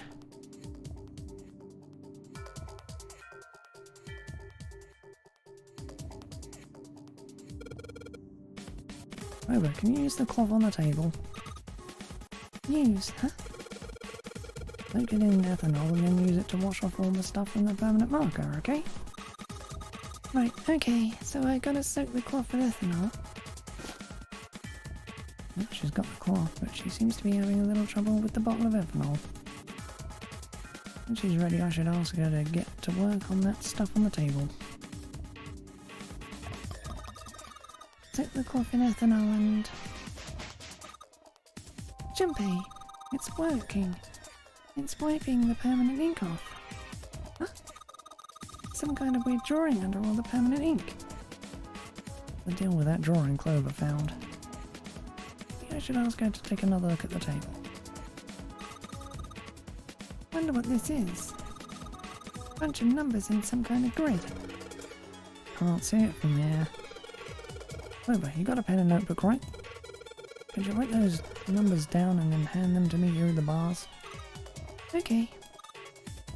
Roger.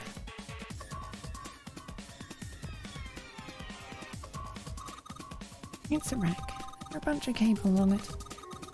Somebody cut the outer stuff off the cables. I could see the wires inside. Look what they washed here. And these weird coloured stains all over the sink. Look what this is. Thing here looks like a voltmeter. This is the control for that. Gosh, there's so many dials. Why don't you try turning one of them? Nope, nothing. There's no power here, guys. Turn the dial a whole bunch, but even if I turn all the switches on, nothing happens. Clover, how are the power cables coming over there? Huh? What do you mean? Does the plug have 3 prongs or 2? I don't know what you're talking about. Let me go look. Guess she doesn't have to Guess she does have to kind of crouch down to get a look under there. Cable on the monitor has got 2 of those little metal thingies. What does that mean? That's it. Can you unplug that cable and bring it over here? Okay, but But I can unplug it, but it's connected to the main computer. Can't take it over to you. damn it, that's no good then. Well, how about just the plug? What? The plug. Well, maybe more like a connector? Sort of thing that makes the plug with the 3 metal thingies into a plug with 2 metal thingies. Still useless? Not useless at all. That's just what we were looking for. Okay. Okay, can you hold on for a little bit? Back down she goes. Alright. Unplugged. I'll hand it to you over at the bars, okay?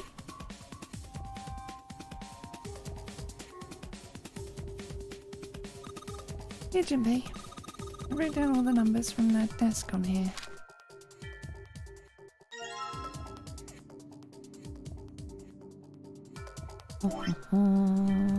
File.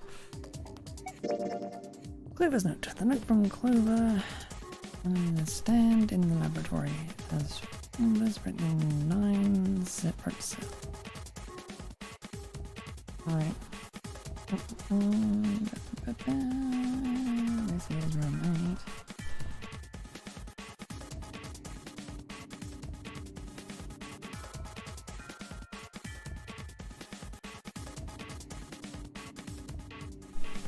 8. One, 2, 3, 4.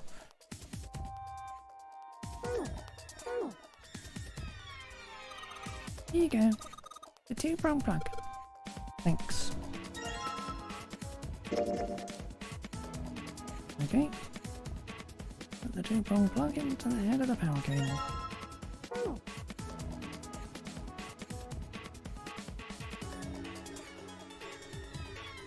Now I've got the 2-prong power cable in hand. Pretty sure this will work. Under the desk I go. And let's just plug this thing into the monitor. Alright, that ought to do it. Alright, let's turn the power on. Don't think anything's gonna happen. Why not? Well, it's not connected to the main computer. You never know until you try. Pretty optimistic. Junpei pushed the button on the front of the monitor. Oh, that worked. The soft hum it turned on. Streams of letters that made no sense to Junpei began to scroll across the screen. What? He had hoped it would turn on, but he hadn't expected this. Huh? It's running on its own? It certainly looks like it. Isn't that kinda weird? What? Well, it's not connected to the main computer, right? There's just this keyboard and monitor. The only cable connected to this thing is the power cable we just plugged in. So, why is it working? Maybe it's a wireless display. Clearly, this was a reasonable explanation to Lotus. A wireless display?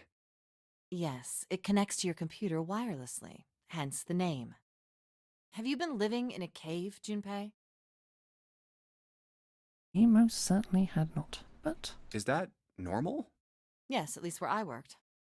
Oh. Oh, it stopped. Pass with a colon.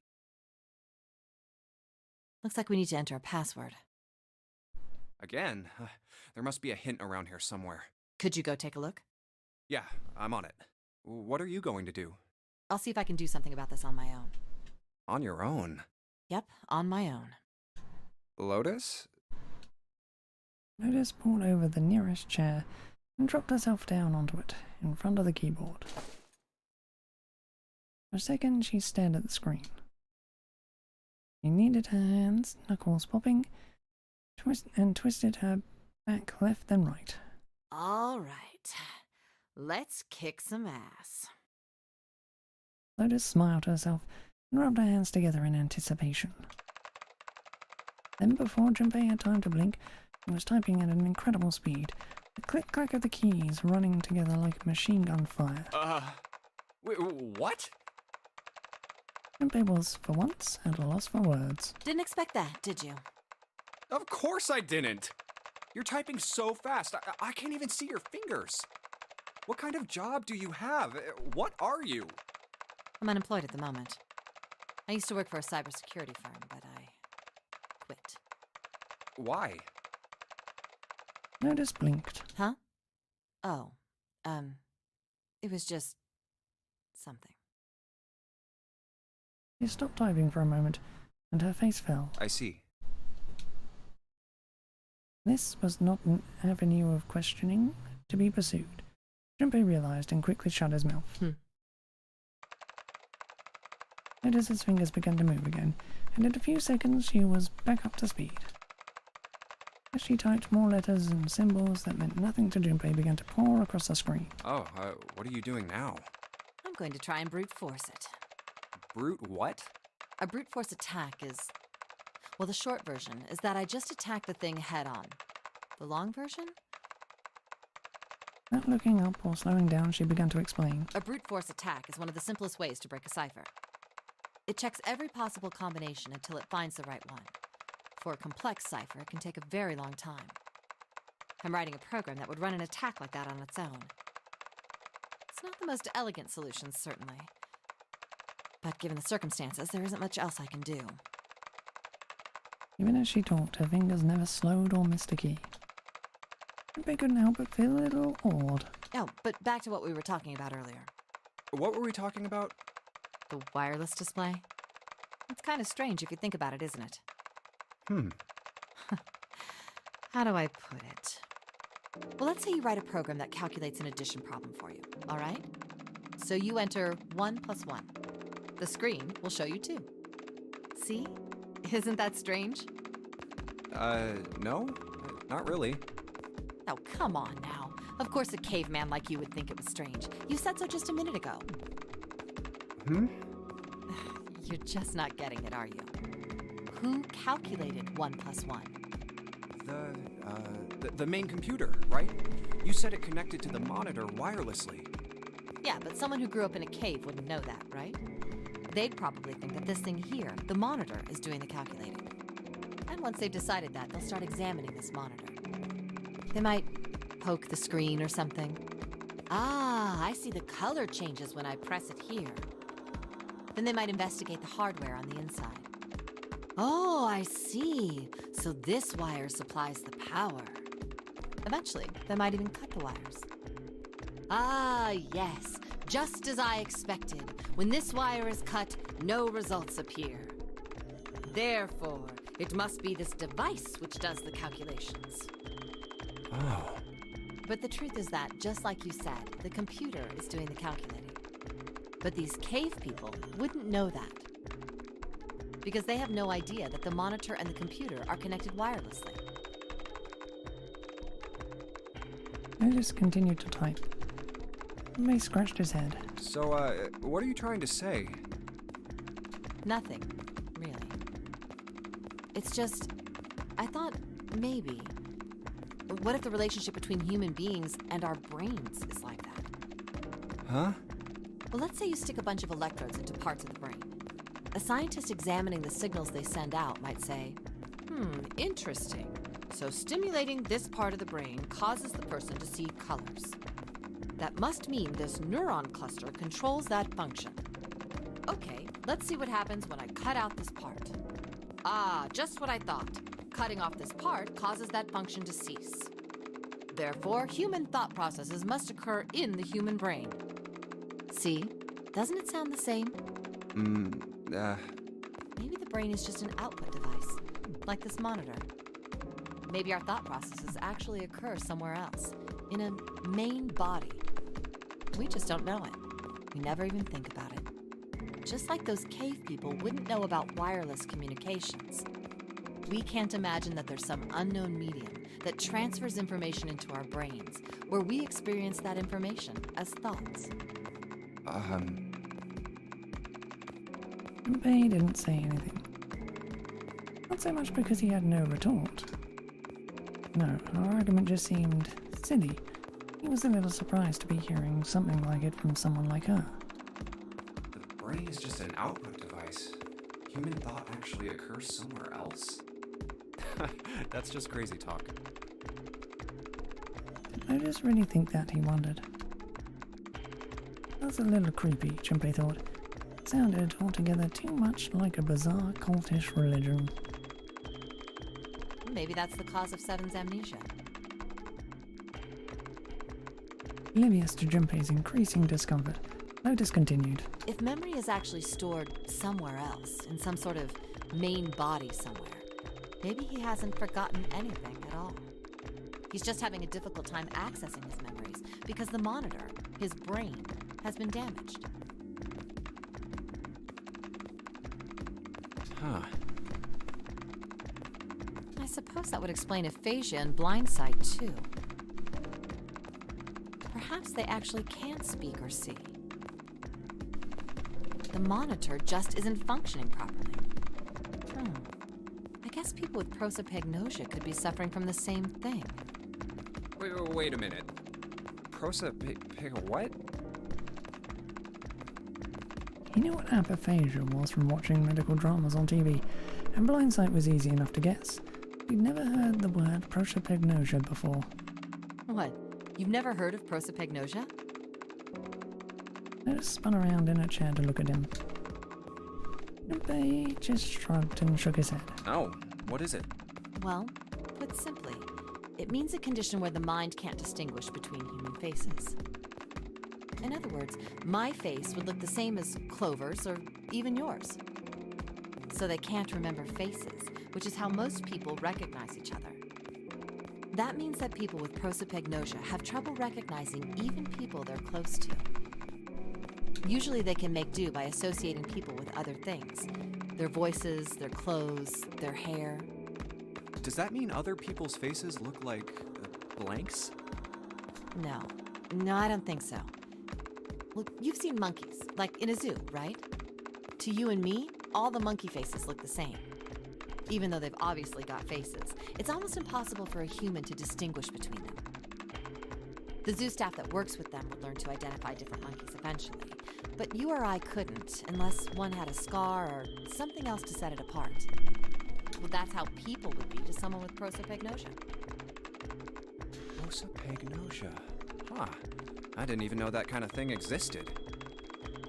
Junpei did his best to act as though the entire lecture hadn't gone entirely over his head. And, what were we talking about?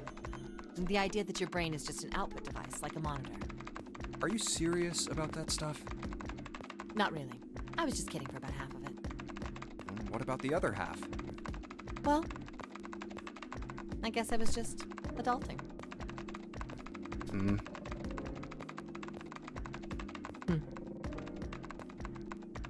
Not funny.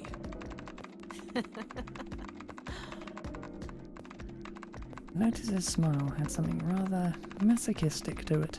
It's nothing more than a story I made up out of boredom. Don't take it seriously. It was the first thing that came to mind, and I just talked about it to kill time. But looks like I don't need to talk anymore.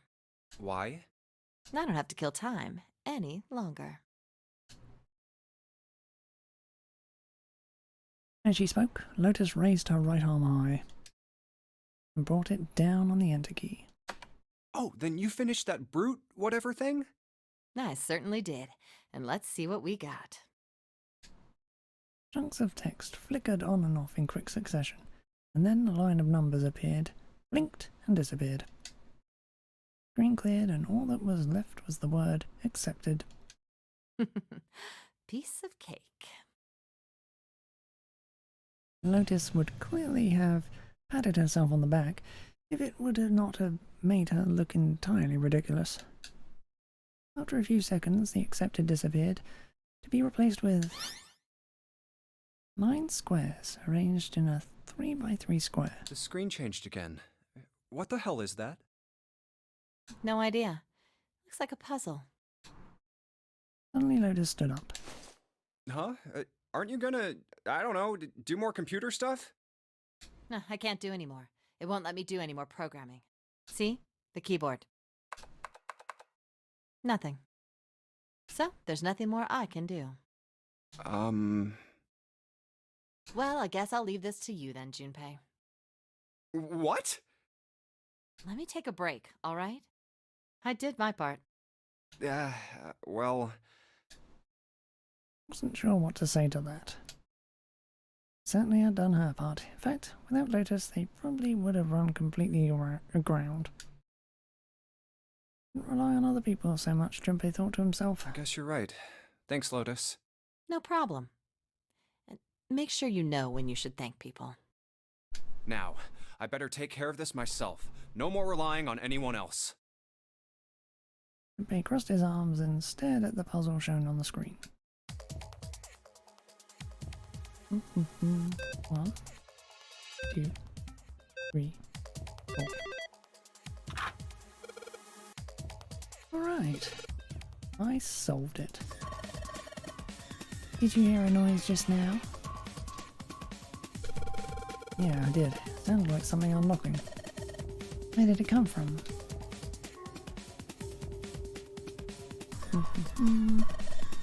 Look, Junpei. The lights on the lockers are all green. And we must have unlocked it with the computer puzzle.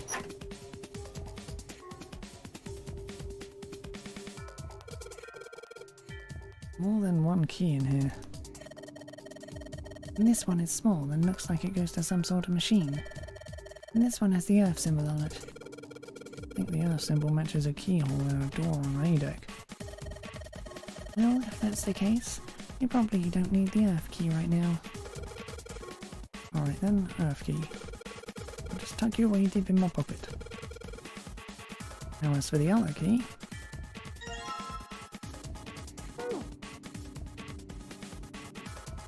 It was just at that moment that he heard a voice behind him.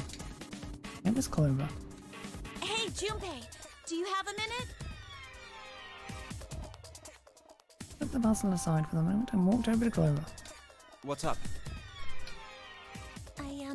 I wanted to ask you something. Hmm? Junpei, you went into door 5 with my brother, right? Did you hear him say, like, anything weird? Huh? You asking me this, Junpei wondered. The more I thought about it, however, the more it made sense.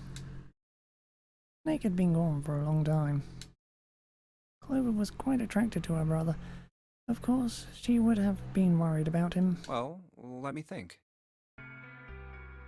Thought back to when he had gone through door 5, hoping he might remember something, even a small something that would help her. However... Sorry, Clover. I can't really think of anything. I mean, he did mention that his hearing exceeds that of a regular person, or something like that, but that's about it. Okay. Clover's words were barely audible. He nodded vaguely to Junpei and turned to walk away. Hey, wait a minute.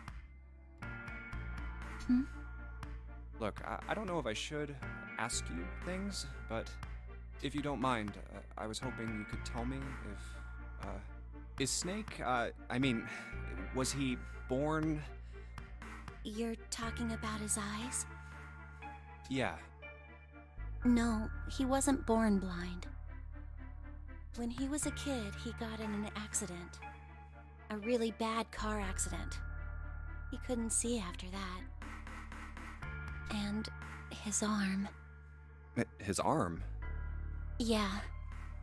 My brother's left arm is, it's not like a normal person's arm. It's fake. It's not a real arm. The accident hurt him really bad. To save him, they had to cut off his arm. Oh. Is that all you wanted to ask me? Talking about her brother had clearly taken a great deal out of Clover. Junpei nodded. Look, I'm sorry for making you talk about all that painful stuff. It's not that. Clover only shook her head and walked off down the stairs.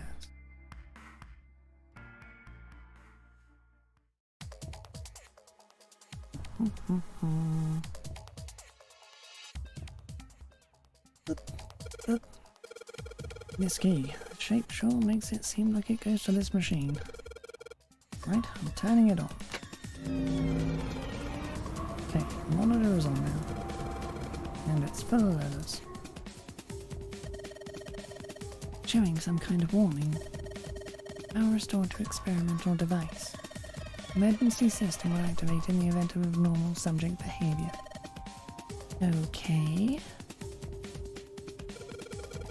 Apparently this keyboard isn't doing squat.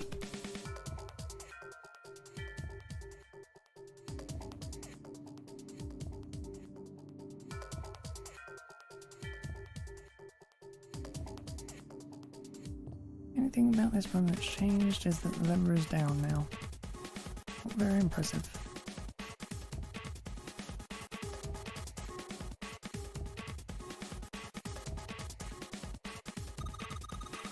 Something sticking out of the mannequin's head, like wires or something. The hell are they doing in there? Why is she all quiet now? doing experiments on humans. Probably. Oh man, now she looks sad. This is the monitor. There's a whole lot of cables under this table. Jumpy! This thing in here is on now. Yeah, that's because we activated the power over on this side. Would you like play with it a little? Okay. Yeah. I'll turn this dial here. Dun dun dun. I don't think it's working. Nothing happened. Well, maybe she's missed something. Let's go to look around the room again. The rack. Cables on top with copper wire exposed. Yes, this is. Drain is for water, huh? There's nothing here. Wash basin, more commonly known as a sink.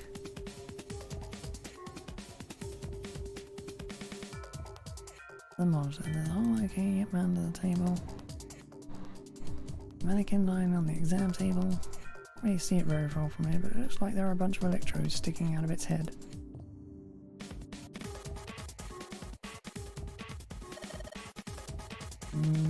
Maybe if you increase the voltage. Roger. Will do. Okay, I'm gonna go all the way to max voltage. Max voltage? Hey, wait, Clover. Oh shit. What? I think,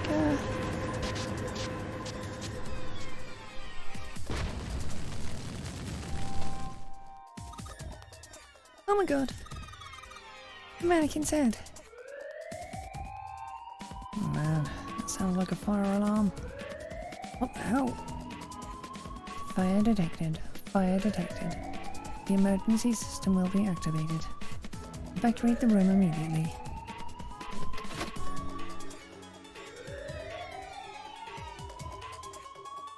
Hold device for the electronic lock. Green light is on. Jumpy! Look at the light. Yes, it's green. Emergency system is activated and disabled the lock. Now we can save Clover. Jumpy! Come on, kid, jump. He's safe. Oh man, that smoke is some serious business. Time to close this door again, I think. Clover, are you okay? Are you hurt? Cough, cough. Ah, damn, she's coughing so hard she can't even talk. Of course I'm not alright. What the hell took you so long, you big jerk? I was almost dead. Sorry, I was going as fast as I could. You two can do this later. Right now, we need to get the hell out of here. The fire's not going to stay in that room forever.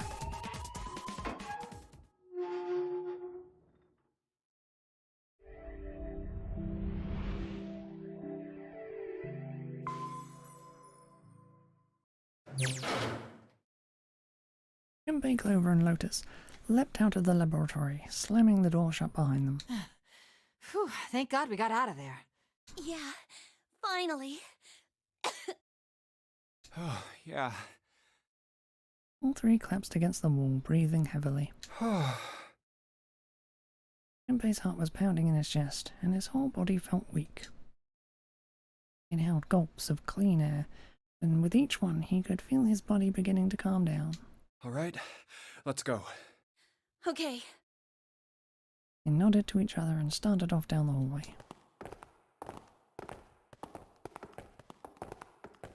Before long, they found a few new doors, but all of them were locked. Damn, none of these open. They're all locked. How about that one? Final door sat in the corner of the hallway. Let's hope this is the door with the prize. Junpei grabbed the door handle and was about to pull it open when a voice cried out behind him. It was neither Clover nor Lotus, but he recognized it. There was no doubt the voice belonged to...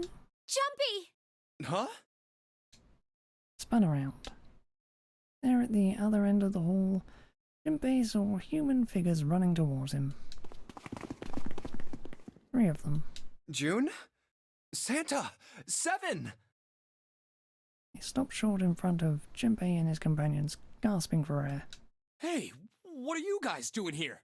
What? But we didn't. Before he could finish, Clover spoke. Hey guys, could you come take a look at this? He was standing near the end of a small hallway that branched off to the right. The rest of them ran over to her, curious as to what she'd found. Hey, on the wall. A map of the ship's interior? It says C deck. So it's the map for this floor then? Door 7. And. Door 8. Yep, they both eventually end up at this hallway. In fact, Yeah, isn't that what I said? We aren't going to be split up permanently till we find door 9. We might get separated for a little while, but we'll see each other again. Otherwise, we won't be able to open door 9. That's how the nonary game works. Jinbei looked at the map of the ship's interior again. Wait a sec. This leads to.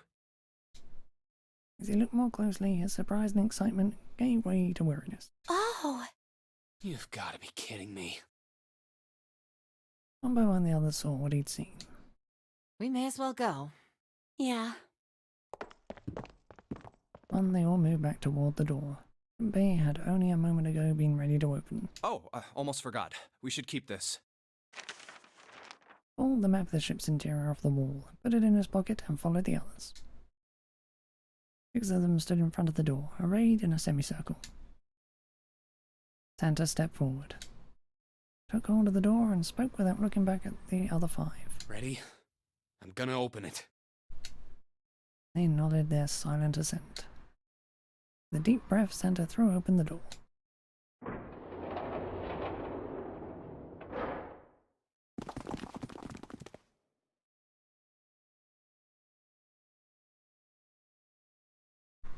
Walked through the doorway and into the room. Even without looking around, each one of them knew where they were. I knew it. They were just where the map had said they would be. We're back. In the hospital room. I see. I believe I understand what you're saying. It's all gonna be The 6 of you split into 2 teams and went through doors 7 and 8. Most likely.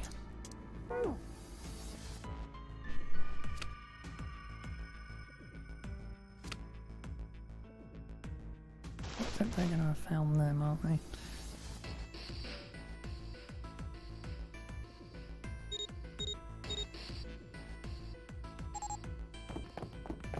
Once again, doing door 3.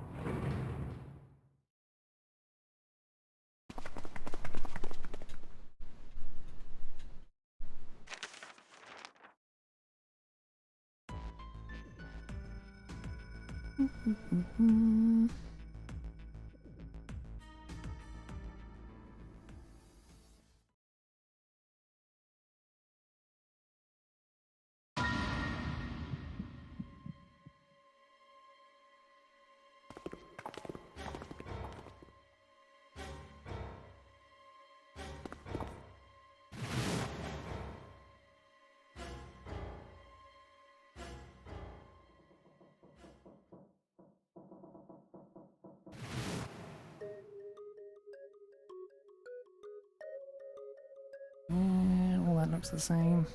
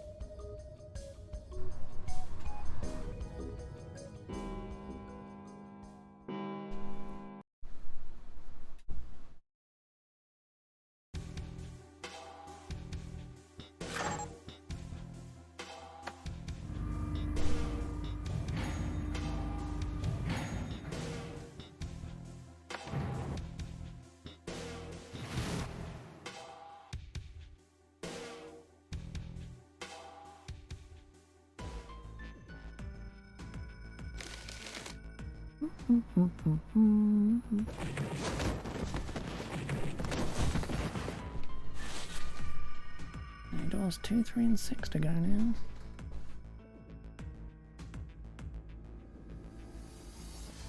Okie doke. Right, we want to go through door 6. I want to go through door 6. Junpei flipped open the piece of paper. It read Junpei, door 6. Of course it did. He'd written it after all. That's a problem. June spoke barely above a whisper, but they all know what she'd said. None of these teams will be able to go through the doors they want. Clover and I chose door 1. Lotus and I chose door 2. That's not enough people to open a numbered door, however. The digital routes don't match up either. We've got similar problems. Junpei and I want to go through door 6.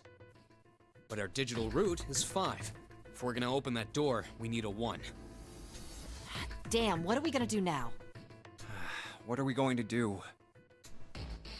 Junpei crossed his arms and did his best to put his thoughts in order. The others followed suit, but with little result.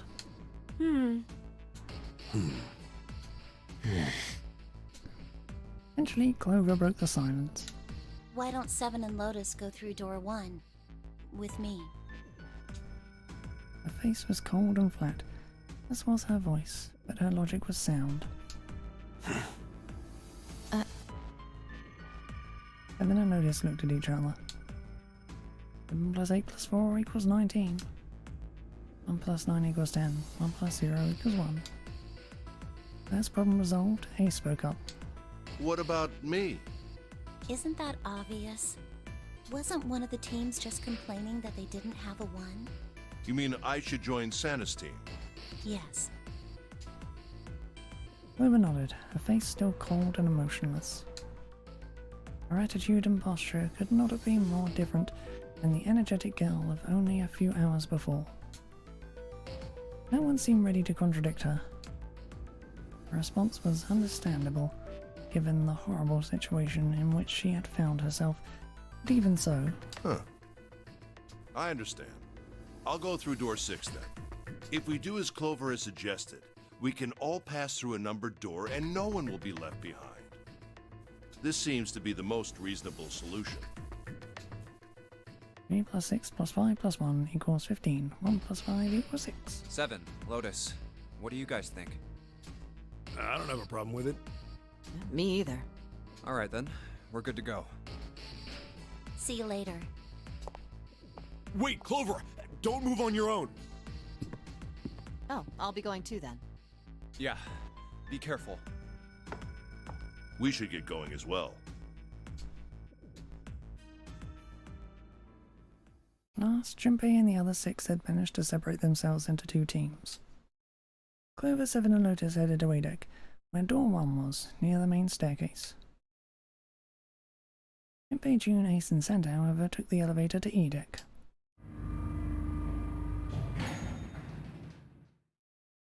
The ride to E deck was a silent one.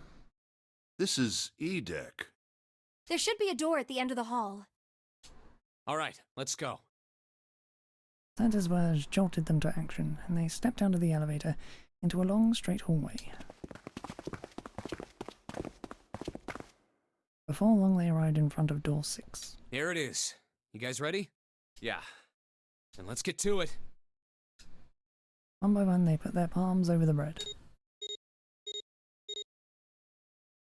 And the soft electronic noise is authenticated each of them.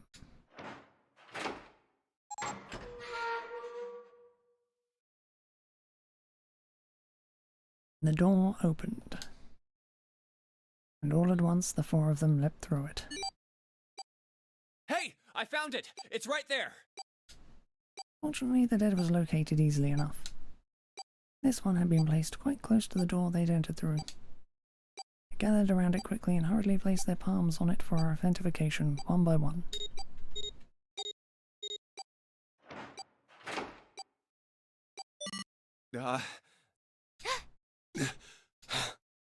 It stopped. Yes! It stopped! Countdown had ceased, but Junpei's heart was still pounding in his chest like a frantic, thunderous drum. It felt as though it might shake itself up and out of his throat. Whew. I don't believe I'll ever get used to that. I'm not sure it's something I'd want to get used to. We should finish this game before imminent death becomes a normal thing. You got that right. Once I'm out of this hellhole, I'm taking a nice long vacation. I agree.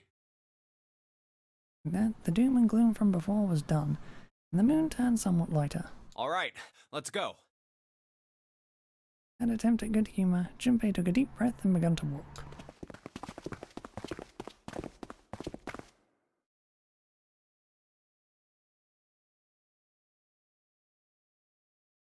Ugh. Jogged down the stairs at the end of the hallway and found himself staring at a large door. This door looks heavy. But it's not locked. I'm opening it. Took hold of the bar that served as its doorknob and shoved it down. The room beyond stopped him in his tracks. It was gargantuan, and made entirely of metal. None of the accents of wood or tile he'd seen in the rest of the ship. This room was purely functional, but utterly tremendous. Whoa, what the hell is this? Linda got out a few words before awe stole the rest of them. The rest were too stunned to offer anything more than gasps. This has to be the biggest room so far. The ceiling is pretty high, too. Huh. Could be 2 stories, maybe even more. This space could be utilizing the entire length of the ship. What's that huge Kamaboko-looking building in the middle? June pointed to the massive building in the center. Kamaboko? Well, I guess that's as good of a description of it as any. Junpei and the others were standing on scaffolding that crisscrossed the whole area. The proper term was catwalk, Junpei thought, although that didn't seem particularly important. I see stairs, so we may as well head over to them. Yeah, but this section's barely wide enough to fit 1 person. You're right. Nearby was a long iron staircase that made its way eventually to the floor beneath them. Whoa, you can't even tell the shape when you're this close. Let's check out the other side, too. They moved around toward the opposite side of the massive building, following the catwalk. They hadn't said much as they walked. As they approached the building, Ace suddenly spoke up. This looks to be the steam engine room. The steam engine room? Yes, that thing that looks like a cross-section of a mushroom is the boiler. Do you see the 3 round doors near the bottom? Coal is put into those and burned, which heats the water, producing steam. The same thing that drives a steam engine. This one is simply somewhat larger. I see. It doesn't appear to be running right now. The entire room was as silent as the grave. All right, let's split up. Then, all of a sudden, Junpei heard a noise behind him. He turned just in time to see June collapse to her knees. Hey, what's wrong? Are you all right? Dashed towards her and wrapped his arm around her shoulders to steady her. Hey, June. It was then that he noticed. Jumpy. Oh, you're really warm. Is your fever coming back? Yes. Yes. It probably is. But I'm fine. Please, don't worry about me. I just need to rest. And I'll be fine. Her voice was weak and forced. It said a great deal more than her words did. Okay, here, sit down, careful. Junpei carried her to the nearest wall and propped her up against it. He let her head fall back against the wall, as if he no longer had the strength to support it, and drew a ragged breath. Thank you. Her eyes were empty, as if she were having trouble focusing them, and even speaking seemed difficult for her. Junpei felt his hand ball into a fist, and clenched tight, his knuckles whitening. He had to find a way out, and quickly. He turned and looked at Ace and Santa in turn. Ace, Santa. Yes. Right. He might not have shared the depth of his emotion, but they certainly shared his concern. Alright, let's get started. Hang in there, June. I'm gonna get you out of here real soon. He managed a small nod before leaning back to rest her head on the wall.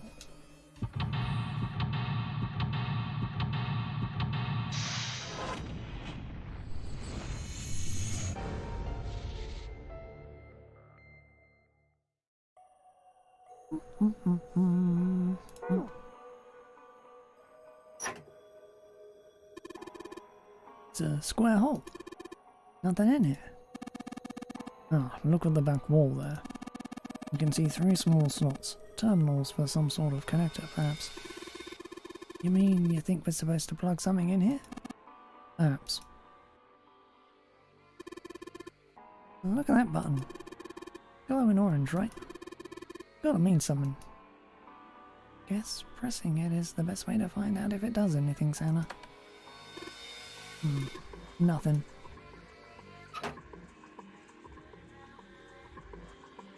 A tunnel.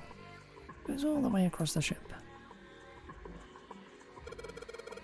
This is where you put coal into the furnace. And that's right. I had a look at it earlier, but it's rusted shut, I'm afraid. Perhaps you should check the other side. The huge oven for this boiler. 3 open areas in it. Each of the open areas has a gear in it.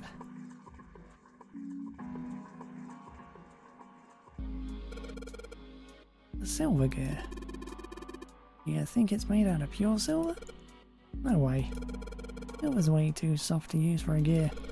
It's gotta be steel or iron gear that's being coated with silver. Ugh. Shouldn't have called it silver gear then. And I've got your hopes up.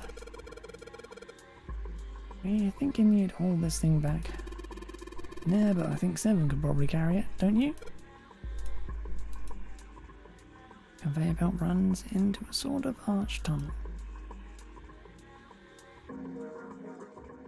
This gear is rusty, but it looks like it's still pretty sturdy.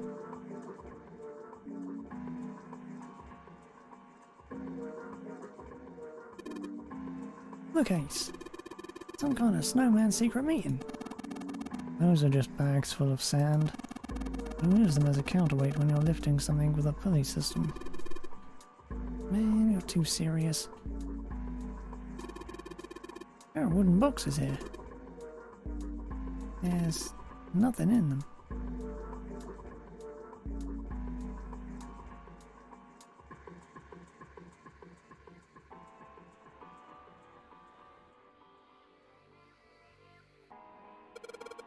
What is this?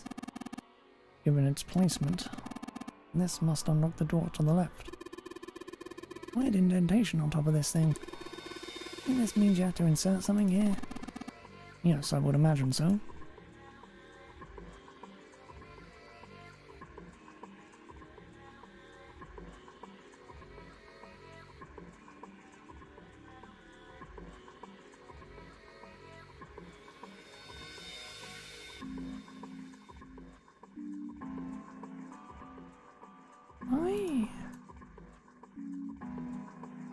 Okay.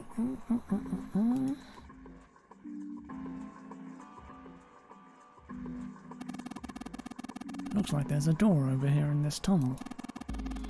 The belt over there must deliver coal, which is then picked up and thrown into the door.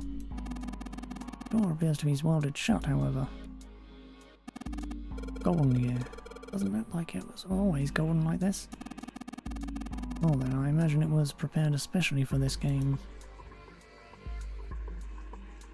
Here is rusty, but it still looks pretty sturdy. Blech. Small door on the side of this tunnel. Welded shut and won't open. Huge bronze gear. Has to be important. Rusty is still sturdy. Bunch of wooden boxes over here by the wall. I already looked through those. There's nothing there.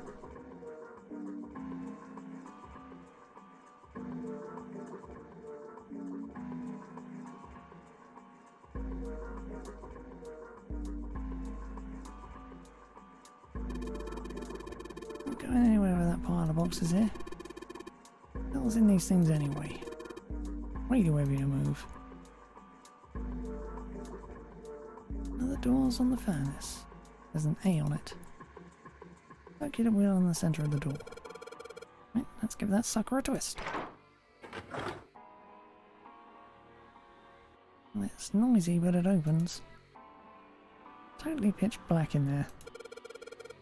We should go in here. Alright. Let's go. Just like the door we went into. Where are we? We must be on the other side, yes? Put us directly above the conveyor belt. At any rate, we should keep moving. There's a great deal we've yet to investigate.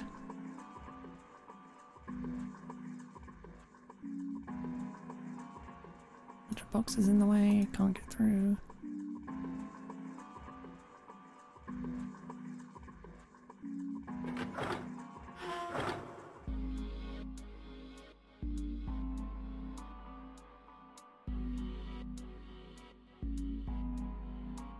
And pile of boxes is blocking the way. It looks like a hand-operated winch. Doesn't look like there's any way to operate it. That means the wheel isn't attached. Can't do anything until I got a wheel.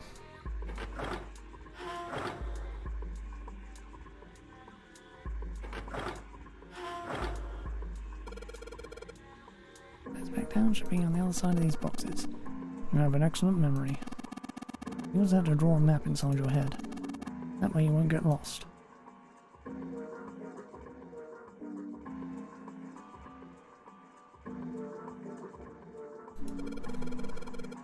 Alright, let's give this wheel a spin. What? It's weird. Don't feel any resistance. Ah, shit. Good job, genius. You broke it. I didn't break it. It broke all by itself.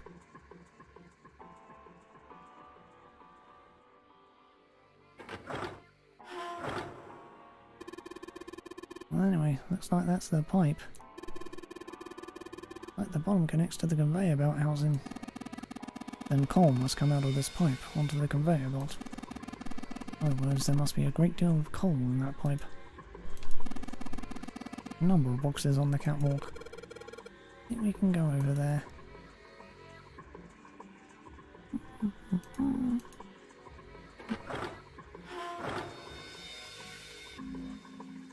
And operated winch. There's no wheel to turn. Oh yeah!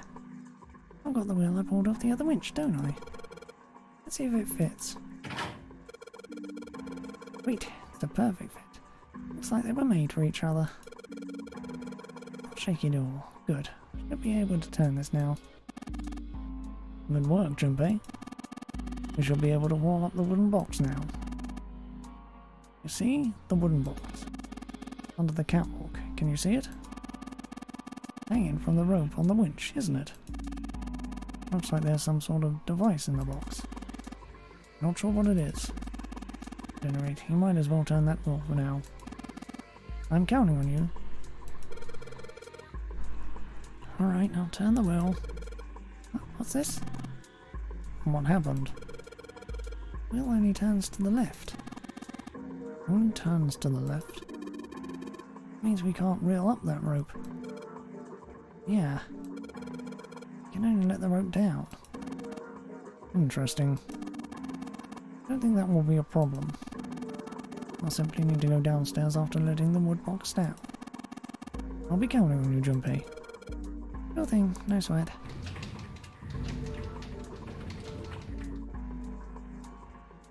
I believe the box has reached the floor.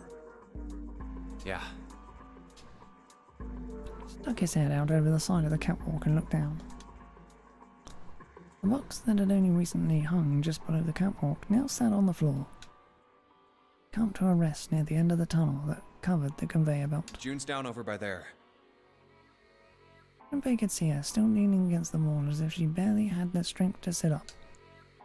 Even from so far away, it was not difficult to see that she had not improved. He almost thought he could see heat rising from her body. She doesn't seem to be improving. Lisa's expression was inscrutable. He'd said what they had all been thinking. Well, of course not. She's not gonna just get better right away, you know? It'll take time. Tried desperately to convince himself that what he'd said was true. What could be causing this, I wonder? Illness, perhaps? Nah, it's gotta be exhaustion. And his response was confident and certain. She gets dropped into some weird-ass ship, forced to play some messed-up game. If you think about it, it's a lot weirder that we aren't freaking out just like her, you know? So you're saying we're abnormal? Yeah. We're just running around this room, solving all these puzzles like it's just business as usual. How the hell could you call that normal? We're just guinea pigs. Santa snorted in disgust. A guinea pig? You mean like a lab rat? You mean we're being used for some sort of experiment? Is that what you're saying? Dunno. But it does seem like a possibility, you know? They stood there for a few more minutes, no one speaking until Santa turned and walked away from the winch. Junpei and Ace followed him. You know, speaking of experiments, Santa suddenly stopped. there was this experiment some scientists did with rats. First, they took a squarish C-shaped tank and filled it with enough water that the rats could drown in it. The tank has 2 exits. Just to make it easy, we'll call one A and the other B. Exit A is pitch black, so dark even a rat can't see anything. But exit B is electrified, which means the rat can't leave through it. So, what would a rat do if it was put in this situation? Which exit would the rat choose? There was a moment of silence after Santa posed the question, and then Ace responded. B, of course. The rat has no way of knowing that exit B is electrified. Exactly. The rat goes to exit B. Of course, like I said, it's electrified. Which means the rat can't get out that way. So, after a lot of trial and error, the rat finally finds exit A. I can't say that's very interesting or relevant. It's simply the story of a laboratory experiment. You're right. It isn't very interesting. Yet. See, these scientists repeated this experiment over and over, using hundreds of different rats over several generations. This produced some surprising results. With each generation, the rats took less time to find the correct exit. Eventually, a rat was put in the tank who instantly chose exit A without even attempting to go to exit B. But that wasn't the most impressive part. The same experiment was conducted in another laboratory, far from the original one, with the same results. No, on second thought, the results weren't really the same. The rats in this second experiment began the trials with significantly faster times than the first rats in the initial one. These rats weren't related to the others and had never even come in contact with them. And yet, they all easily found their way to Exit A as though they already knew. What did it mean? Are you suggesting something like telepathy? They were passing information to one another through some undetectable medium? Ace looked skeptical. Santa snorted at him. How the hell would I know? I'm not any kind of scientist. I don't know what made him do that. But I do know that story's true. And if you've got another explanation, I'd sure love to hear it. Come on, let's get going. There's still a lot here we haven't checked out. And we gotta get the hell out of here before June passes out. Without waiting for a response, he turned around and started walking. Junpei, however, wasn't quite ready to leave the topic alone. Hey, wait. There's something I want to ask you. What? Santa stopped and turned around. Why did they use that tank for the experiment? Huh? Well, I mean, it seems like you could conduct the same experiment without the water. They could have just used a dry box, you know? If they needed to motivate the rats to escape, they could have, I don't know, put some bait by exit B or something. I mean, do they really have to make it so the rats can drown? Santa gave a grim bark of a laugh. You know, the word emergency comes from the same root as the word emerge. You ever think about that? Huh? Well, an emergency is something urgent, often something dangerous. And to emerge means to sort of come out, or appear, or rise out of something else. So what's going to emerge in an emergency? Inspiration. Inspiration? Yeah. Think about it. When the chips are down, either you crack or your mind focuses and pulls up what you need. So in an emergency, your real potential emerges. Is that what you're saying? Yeah. That's why the rats had to drown.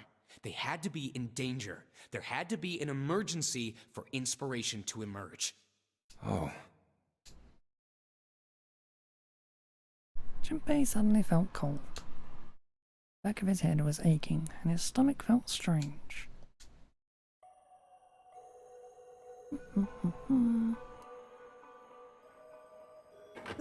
Proceed. A.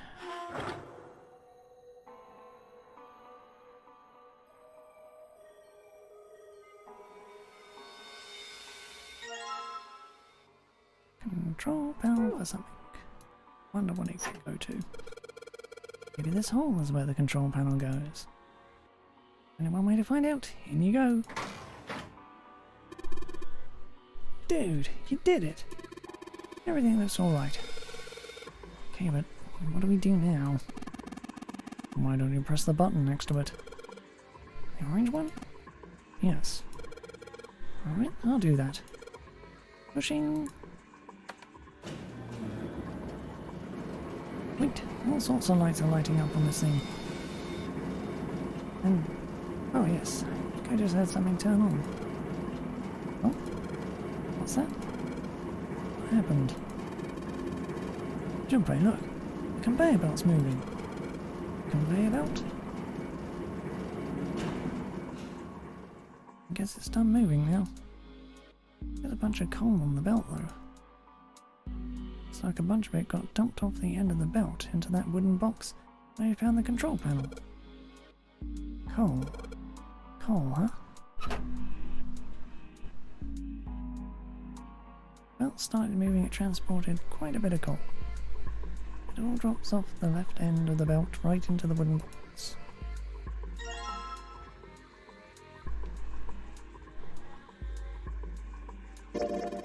Wooden box full of coal. Guess there's really only one thing you can do with this stuff.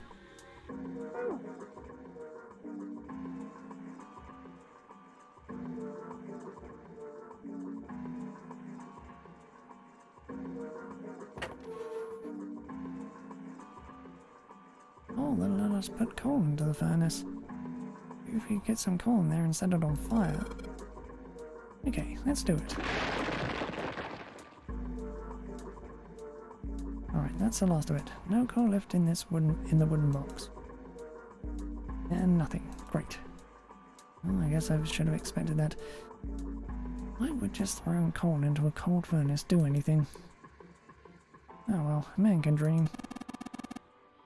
Junpei, explain it to me again. You're planning to stoke the furnace with coal, which will heat the water stored up there and make steam, which will then drive something else. Am I correct? In other words, you want to generate enough pressure with the steam to power the turbine. Drive the steam engine, right? Yeah, I guess that's the gist of it. Well, in that case, this isn't enough coal. But this furnace is enormous. We're gonna need a whole hell of a lot more coal than this. Very well then. If the three of us work together, we should manage to fill it much faster. I want to help too. I totally didn't see her walk up. Are you feeling up to that? Yes. Yeah, right. You look like you're one stiff breeze away from falling over, June. You better rest some more, alright? But No arguing. You need your rest, so just stay there. We'll handle this. Okay. I understand. Right, time for some manly work. Let's get this coal into these furnaces.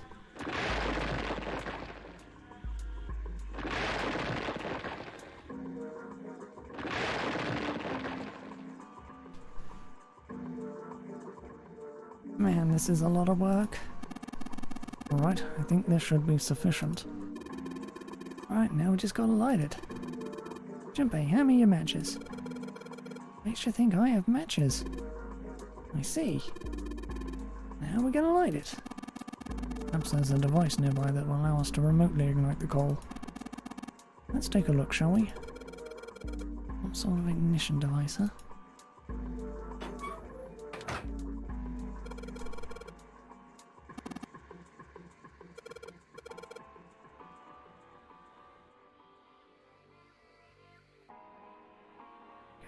Anyway, but whatever.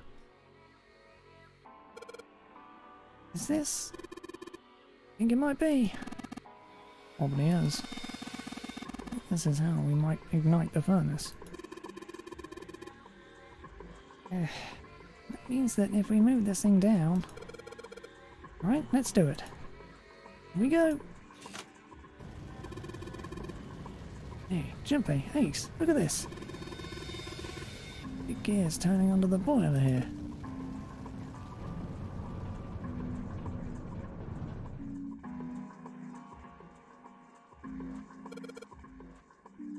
Gears.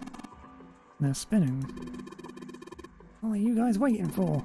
Let's start looking.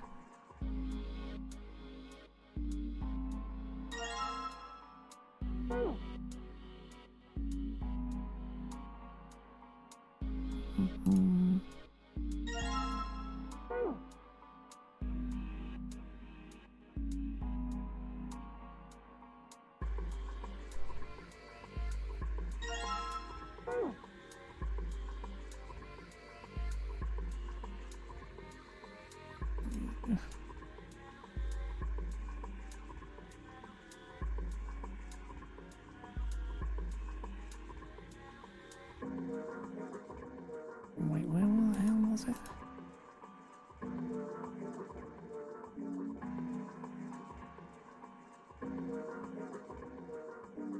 Up here, okay. So this thing unlocks the door. There's a depression here that looks like the outlining of the three circles laid on top of each other in a triangle. Maybe if we put those 3 discs we found on this thing into this thing. There's only one way to find out. Let's stick them in. Huh? That's odd. Nothing's happening. Maybe you're, I don't know, putting them in the wrong places? Perhaps you have them facing the wrong directions. Perhaps you should rotate the disc to make some of the lines connect to the other one. To one another. There. Oh, no harm in trying.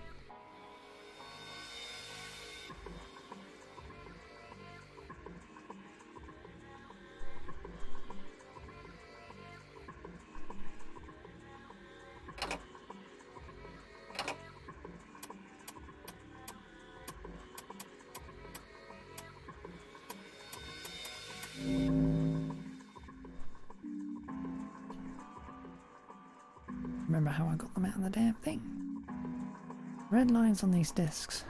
I think maybe I can make a star polygon with these.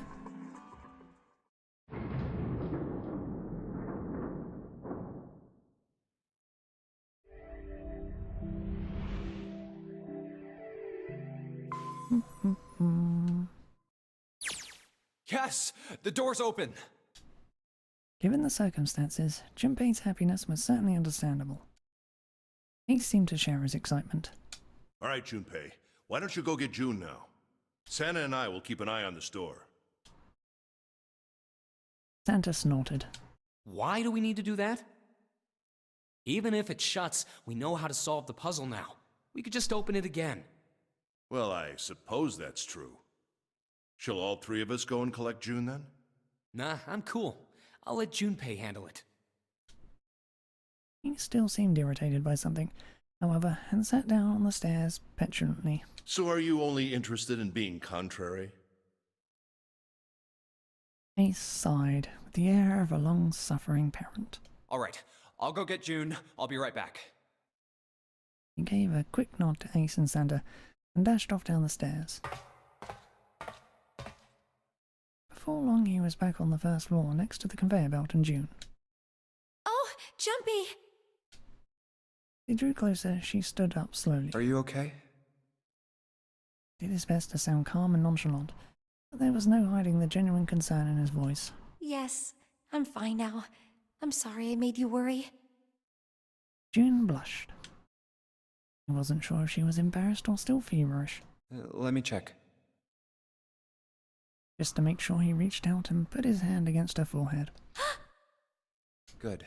You're feeling a lot better. She was feeling far less warm than she had earlier, but he still wasn't down to what seemed normal to him. Are you sure you're all right? He had to be sure. June gave him a look. Oh, you're such a warrior, Jumpy. Oops, I mean, warrior. June giggled. Wasn't sure if she just made a joke or not, but seeing her smile again made Junpei feel at ease. She was well enough to smile and laugh, then she really was feeling much better.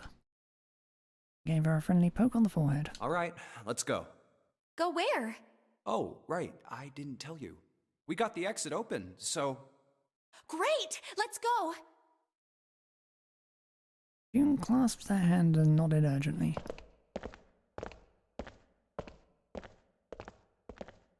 They headed back to the exit, but on their way there, they found... Oh, it's...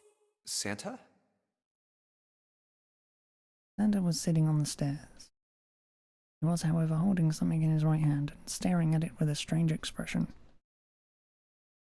Junpei and June slowed down and finally stopped in front of him. What are you looking at? Santa answered without looking up, his voice quiet. It's a photo. It's my sister. Sister? Santa, you've got a sister? Santa simply nodded. Yeah. Kid was cute as a button. June cocked her head, confused. She was only about an inch tall then? Santa glared at her. Oh, sorry. I guess an inch is a little large for a button. Probably more like a half inch. Santa didn't smile or laugh. Sorry. Why are you looking at it? He simply turned back to his picture and spoke. I was her Santa Claus. Wait, what? This sudden revelation took Junpei by surprise. He had no idea what Santa meant. He glanced at June, who shook her head. She didn't know either. We didn't have parents. They bought it in an accident when we were still kids. So I had to be like her dad. And that meant that I bought her Christmas presents every year. On Christmas Eve, I'd leave the present next to her pillow. And the next morning, she'd come running into my room with this big smile.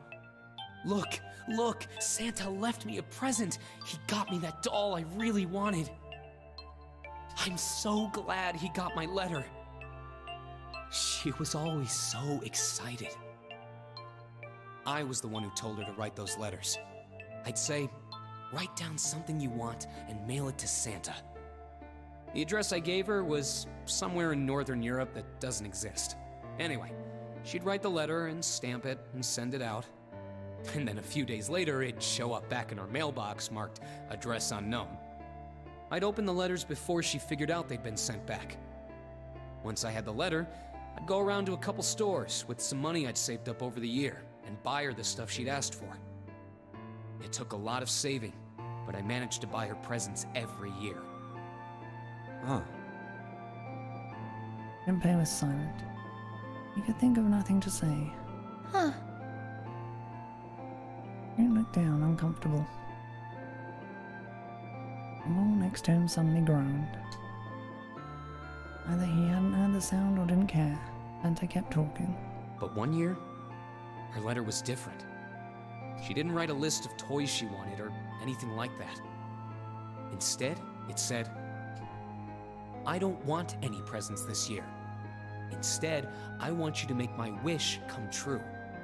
My wish is that we'll be happy like this for a really, really long time."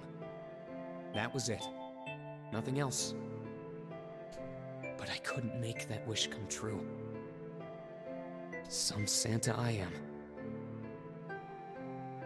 Santa looked sad. Junpei had never seen him look sad before. Wasn't sure he liked it. Junpei decided it was probably best not to ask Santa any more questions. But What happened? June glanced up at Santa quickly as she spoke. He answered, but only with an effort. She died. She was killed 9 years ago. Oh. There was nothing Junpei could say. Heart felt like a great lump of lead. June bit her lip and looked away. Her face was pale. All right, let's go. Santa stood up suddenly, his downcast demeanor gone. Shoved the picture back in his pocket and headed back up the stairs, taking them two at a time. Huh? Junpei and June looked at one another. There was nothing they could think of to say. Hey, what are you two doing? Let's get moving, come on! Santa's voice echoed across the room from above them. Let's go. Yeah. They nodded and followed him quickly up the stairs. Ace was waiting for them at the top. He was leaning against the handrail. He looked very tired. Oh, you're finally back. The door had shut, but it wasn't cause for concern. Sorry we took so long. Junpei quickly solved the disc puzzle a second time and the door opened once again.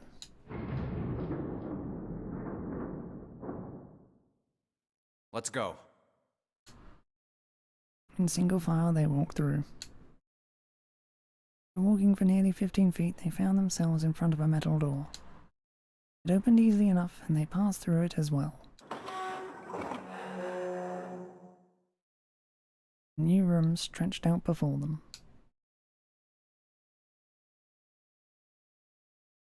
Huh. Is this a warehouse? No, I believe this is the cargo room.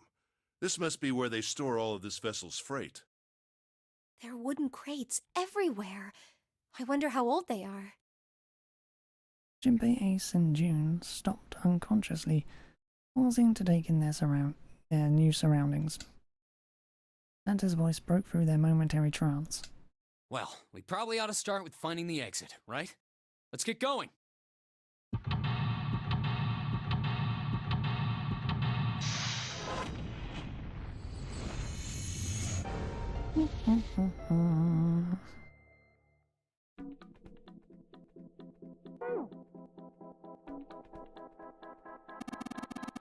These crates are quite large.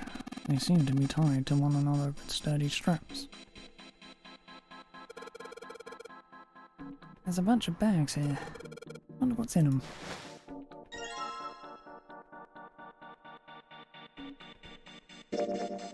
Card with the ninth man's face printed on it. What's that? Card. There's a headshot on it. A headshot? Yeah. Pretty sure what purpose this could possibly serve. These crates are a little smaller than the others. They look like they're the children of the other crates. Jumpy, that sounds like some sort of fairy tale. Really? I don't know, man. You ever think about how crates would reproduce? Doesn't sound like a fairy tale to me.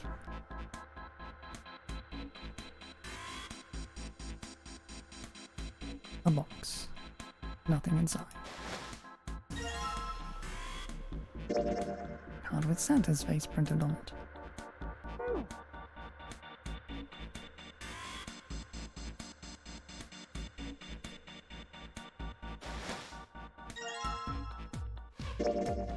Card with 7's face printed on it.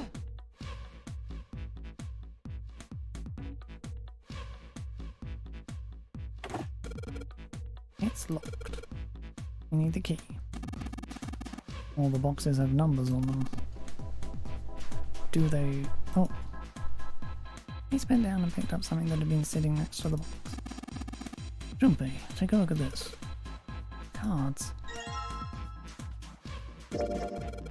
A lotus on this card. Man, her hair is ridiculous. Like clay or something. It says the pot to the kettle.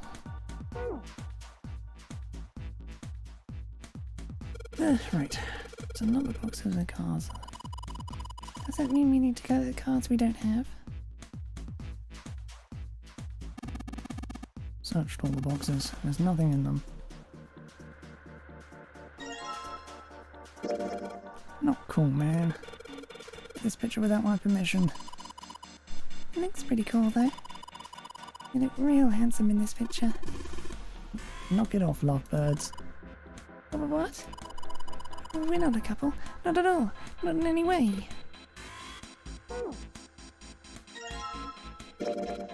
This must be... Oh no. Don't look at it. I'm not cute at all. I'm not photogenic. I don't look sexy either. Next to Clover, my skin looks gross. I'm not sexy like Lotus. I know guys go for a woman who looks like Lotus. But... I'm trying to... Doing the best I can. Please don't call me a broad. Call me a board or a trash can or a cutting board. Wait a minute. I haven't said anything like that, have I?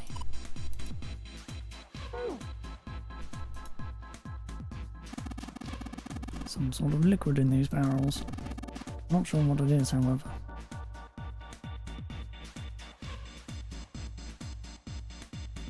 What is this teenager room? Or between the two flights of stairs. Like some sort of boxy device up top of the stairs. Stairs, they got the 3 stories. Now what are you waiting for, Junpei? Whatever, I'm going. The only door here, except for the one we just came in through. And this is the exit. No shit, Sherlock. Of course it's locked. Is it an electronic lock? No, just a keyhole right under the doorknob. To open the door, we've got to find the key that fits the keyhole. Yeah.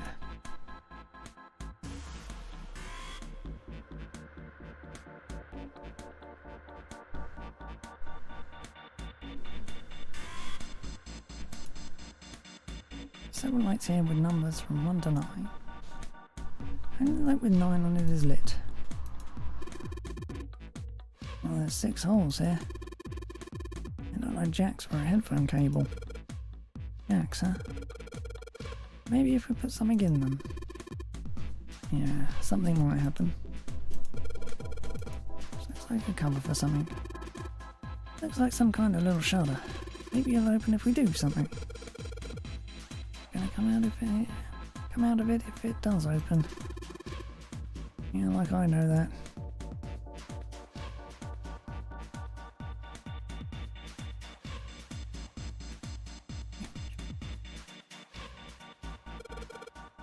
Monitor's off. Got a green switch here and a red one. Some kind of lever. None of them seem to do anything though. Maybe the power's off. Yeah, maybe. Single green light on the bottom though. That means...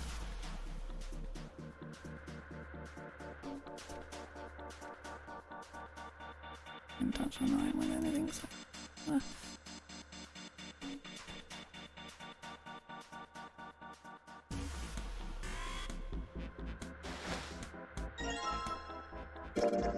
Snake. That's Snake's card. Yeah, you wanna see it? No, that's fine.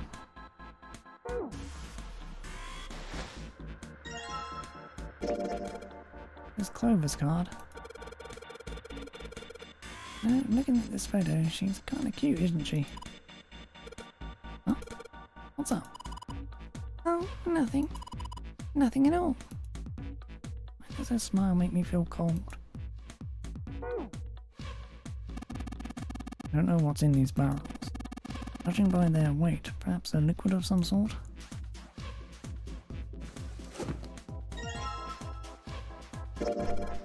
It's Ace's card. Like some kind of European lord. Oh my. Oh my headshot. Wanna see it? Actually a pretty good picture. No, I don't need to see it. In fact, we really ought to get back to our search.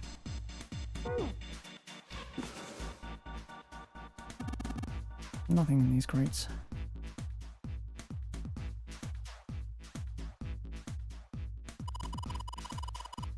Three crates stacked up like stairs. Climb up there, I think we can get over the fence. Ginpei, think you could go take a look at that? Sorry, but no thanks. Why not? I've got a bad feeling about it. Pussy. Okay, fine. I'll go. Please be careful, Santa. Yeah. Yeah, but just in case. Wait, what's he doing with that? Doing with that screw? I don't see what throwing a screw at a fence is. Holy shit. Miss... Oh man. There's electricity running through that fence. Looks like it. We can't get to the other side. We could jump off those crates, but we won't be able to get back.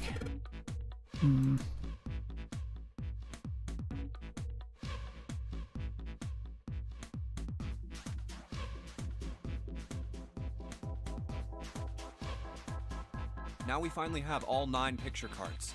We just need to insert these cards into the slots at the front of each box. Ow. Ginpei stared at the cards in his hands. Ace peered over his shoulder at them. You know which card goes in which box, yes? Ginpei gave him a look. Yeah, of course I do. It's really obvious. You just match our numbers to the numbers. Then you pop the corresponding card in the right box. So for instance, the card with the picture of Ace on it goes into box 1. The card with the picture of Snake on it goes into box 2, and so on. Oh, I see. Huh? What is it?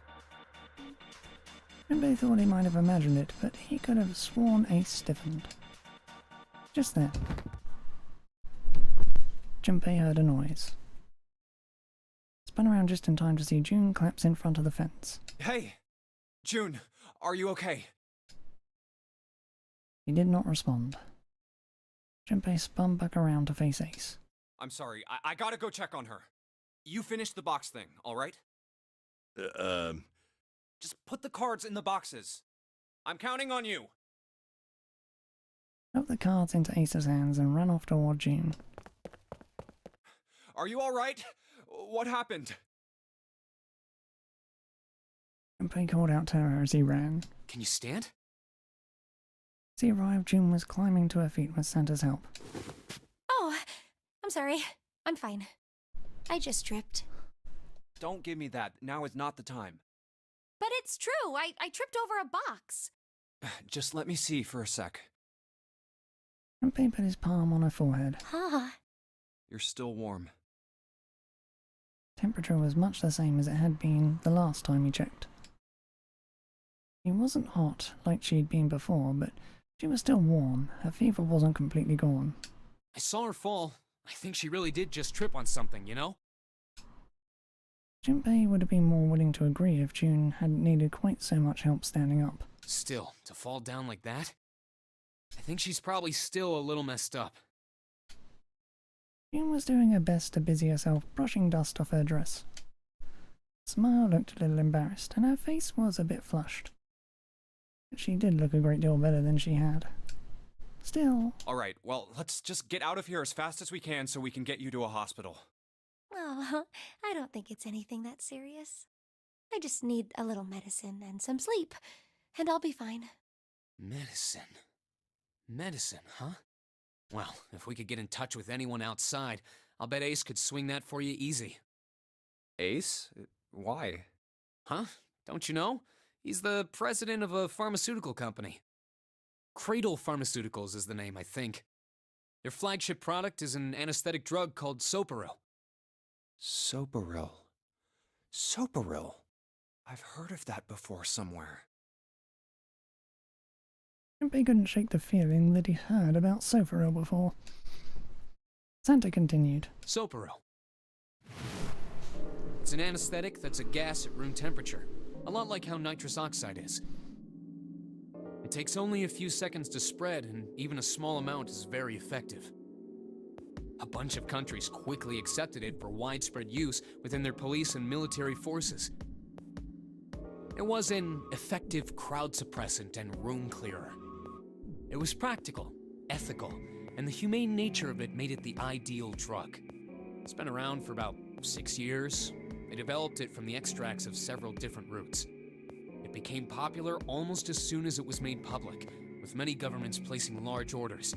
Demand for Soparil skyrocketed, and of course that meant Cradle Pharmaceuticals' stock did too. Why do you know all of this? His information was interesting, but Junpei couldn't help but feel a little suspicious. Santa's reply was blunt and simple. I heard it from the old man himself. From Ace? When? By the number 4 door at the central stairway, when we were searching the second-class room. Remember how Snake, 7, and you went to door 5? It was back then. I asked him what he did for a living, and he said he ran his own company. After that, we just started talking, and I guess it just came up, you know? Huh. Are you worried about something? No, nothing. As he spoke, Junpei looked over toward Ace.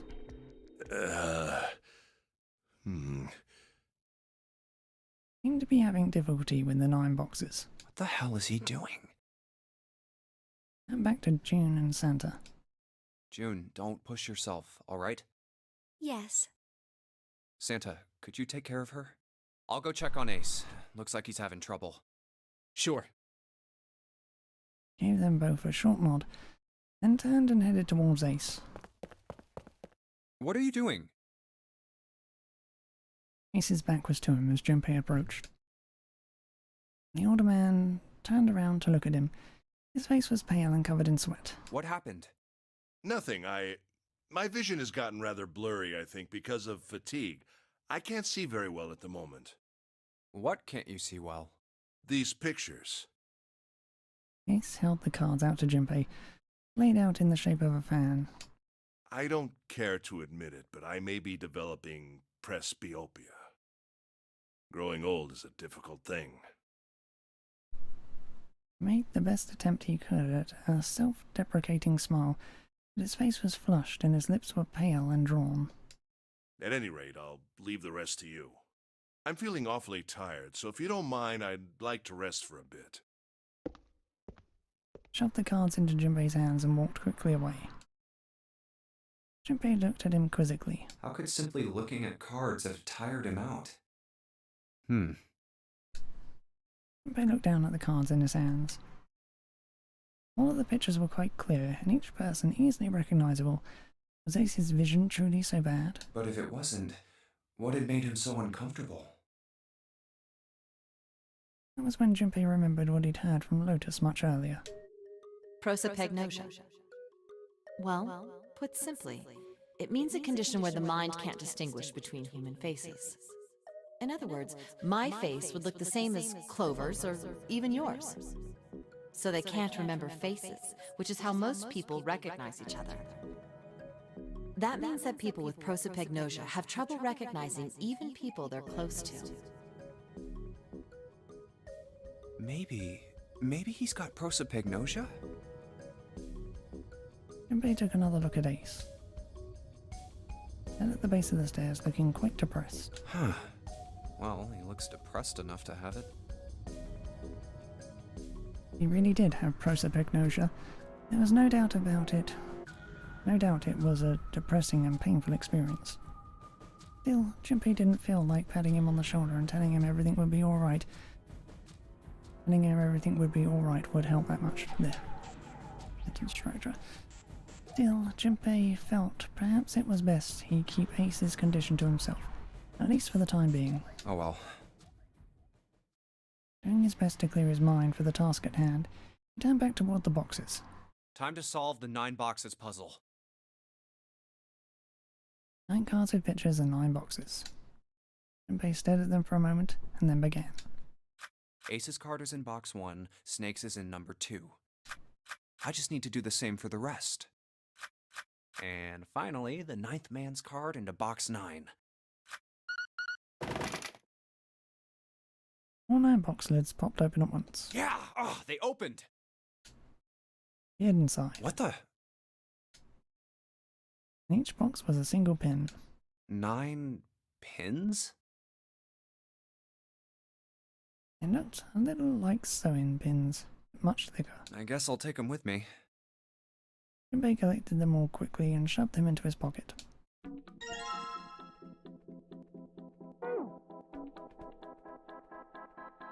There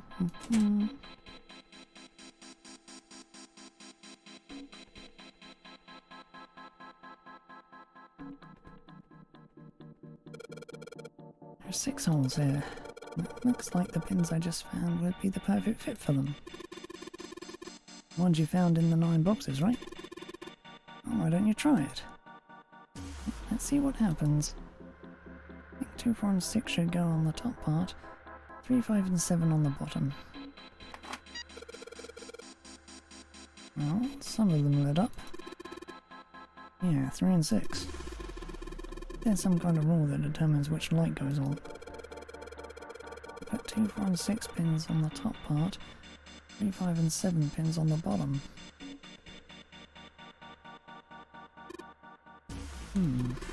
You think? I think maybe it's the digital root. Digital root. 2 plus 4 plus 6 equals 12. Digital root of 12 is 3. Therefore light 3 turns on. 3 plus 5 plus 7 equals 15. Digital root of 15 is 6. Therefore light 6 turns on. Makes sense, right? Let's see. Lights that match the digital root of the pins inserted on the top and lower parts will light up. That's how it works. Well, there's one other thing I'd like to check. Well, if he wants to try, he's certainly welcome to. So, you put the 1, 2, and 3 pins on the top, and the 6, 7, and 8 pins on the bottom. Oh. And he turned off. 6 plus 7 plus 8 equals 21. Digital root of 21 is 3. Therefore light 3 turns off. 1, 2 plus root equals 6. Digital root of 6 is 6. Therefore the light turns off.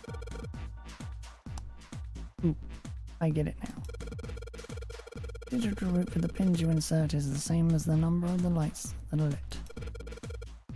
And those lights turn off. Yeah, looks like that's the trick. Alright, now we know how it works. You want to give it a try? Wait, you mean... you know what we're supposed to do with these lights? Oh no, but I figured we could try and see if we can turn them all on, you know? I figure something's got to happen if we manage that. Turn on all the lights, huh?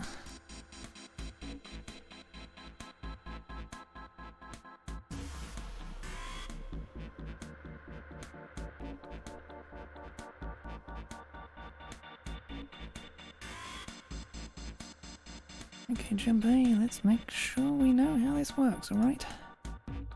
Pick one of the 6 holes, then pick one of the pins in your hand and insert it into the hole. Get up until all 6 of the holes are filled. Once all the holes are filled, the lights with the numbers that correspond to the digital roots of the pins appearing up in the lower parts will turn on. However, a digital root corresponds to a light that is already on, that light won't be turned off.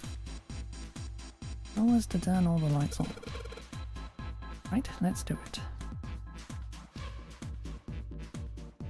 That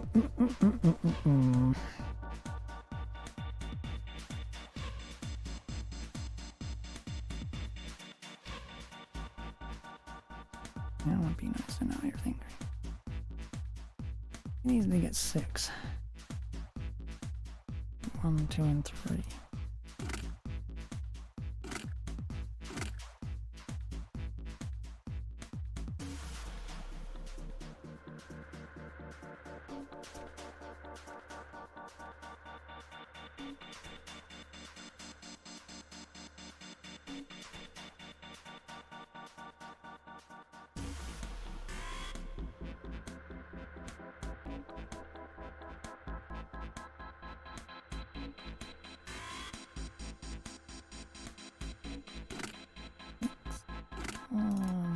No.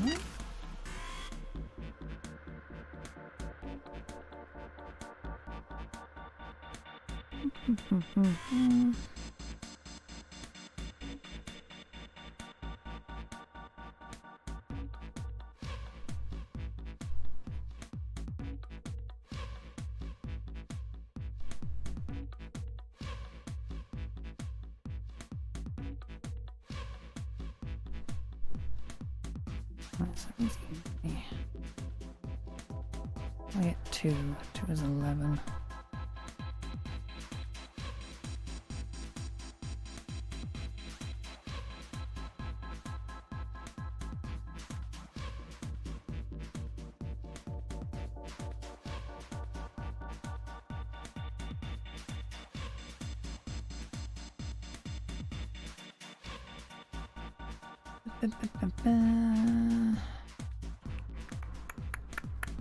Do 41 for 2.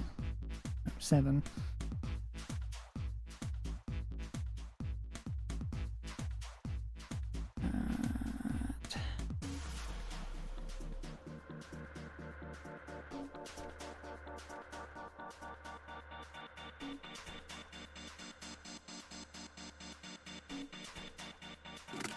Oh. 2. 9, 8, 3.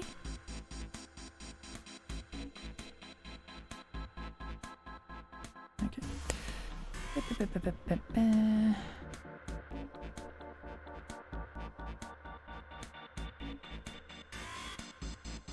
It is easy.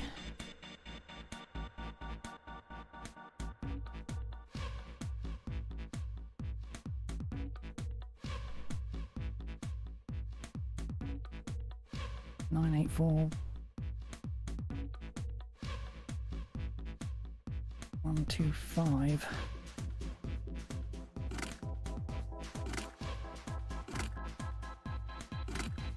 Giving out a lot of board.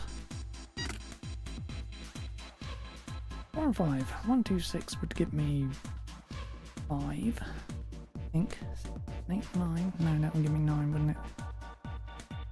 Yeah, right. 4 and 5 are difficult. 13 and 14 would be nice.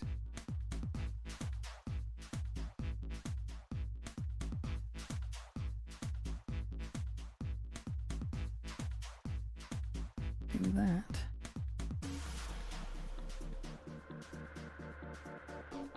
Get 14.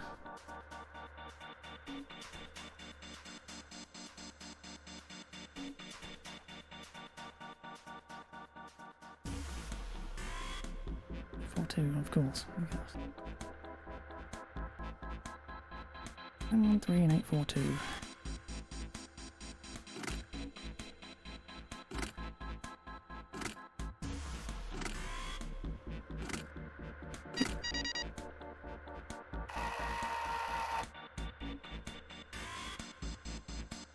Okie doke. All the lights are on and the shutters opened up. Hey, does that mean... Yeah, we gotta do it again. And what I was doing was so well. F. Okay, so we've got 9 holes. There's an F up above them. I don't know what the F means, but I do know one thing. What's that? This time there are 9 holes. So we need to insert 9 pins. Man, that's boring. Why don't we just try it, alright?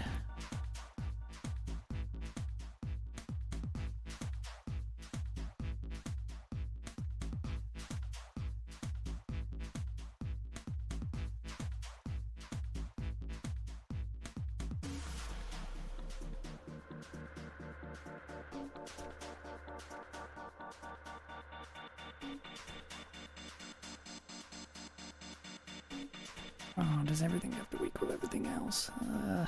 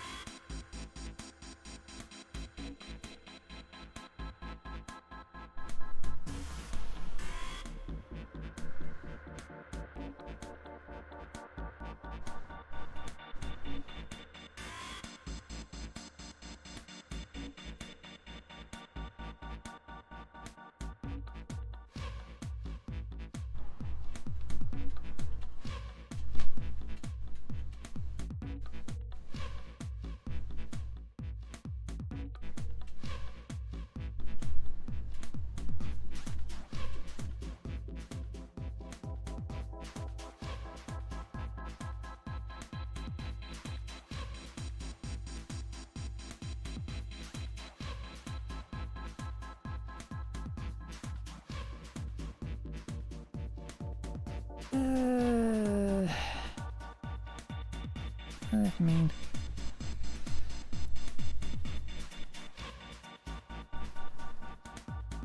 It needs to be fucking equal in every fucking direction then. Goddamn puzzle pain in my ass.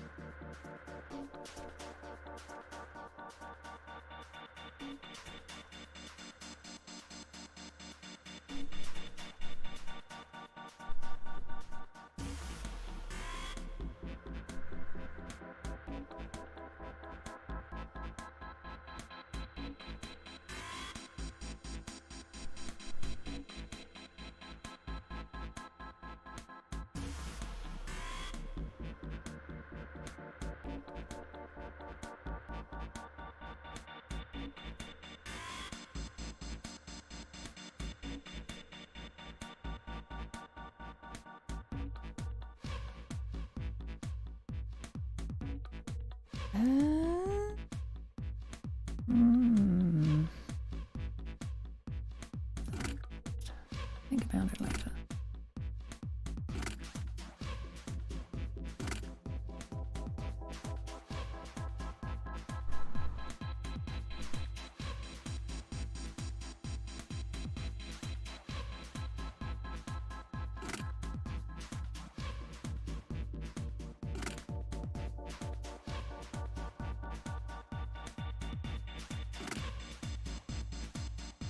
Fifteen, 15, 15, 15, 15. And then 3? No?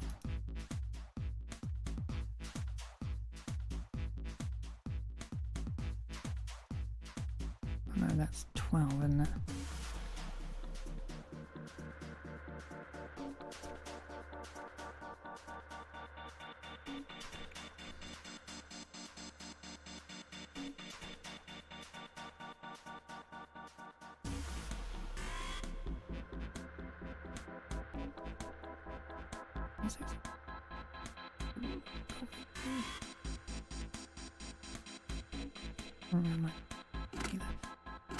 About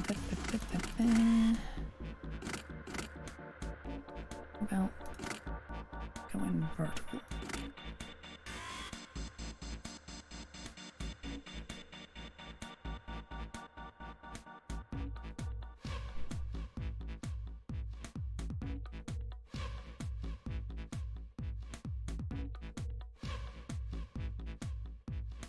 Well, there really needs to be 2 anyway.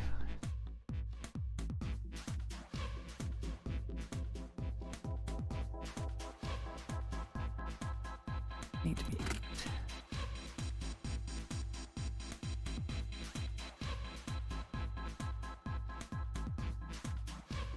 That would need to be 6.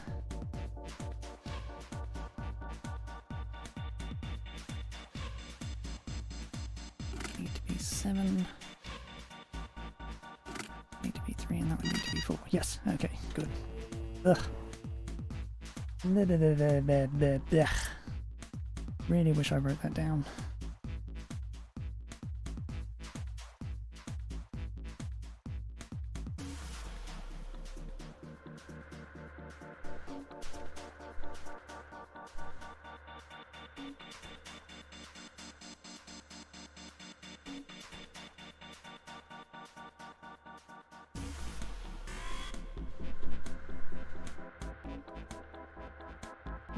In fact, I'm just going to put it down for future reference, because I think I have to go back through this room a couple more times. One more time.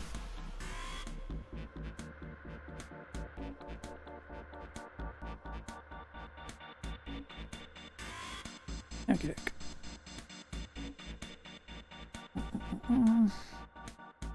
There we go. All the pins inserted, all lights lit up. All lights lit. We did it. Power's on now. Looks like there's electricity going to the monitor on top now.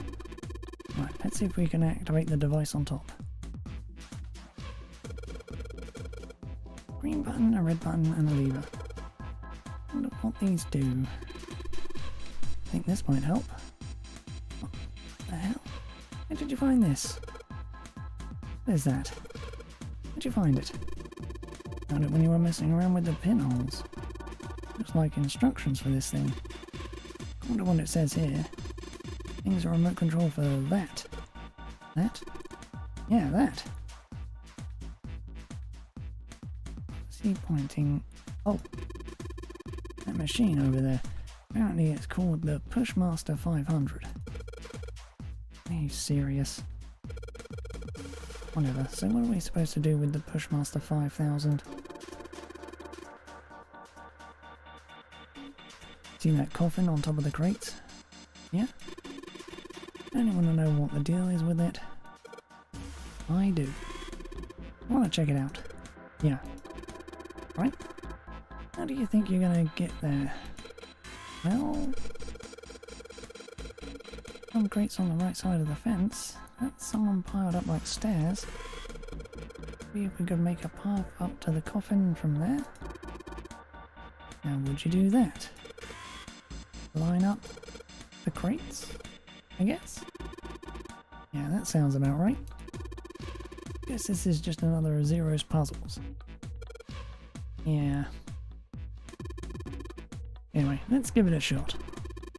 Oh, looks like the Pushmaster 5000 runs off a battery.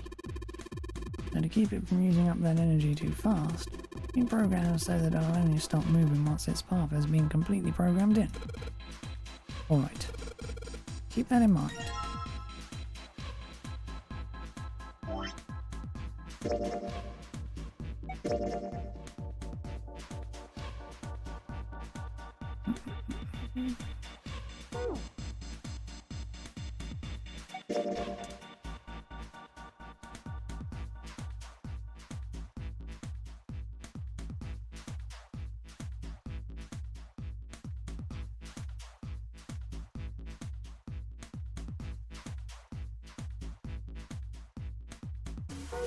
Okay.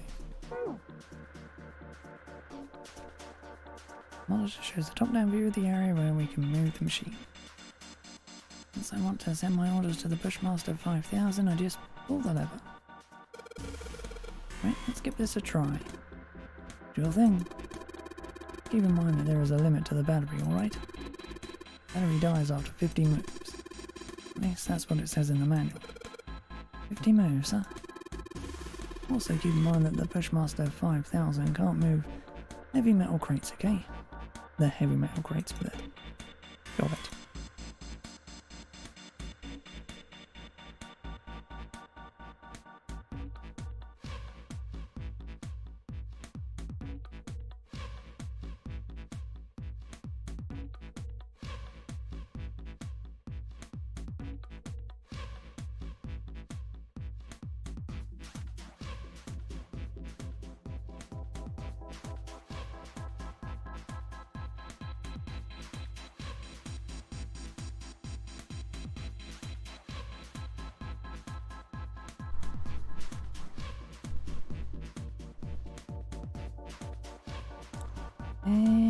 Okay.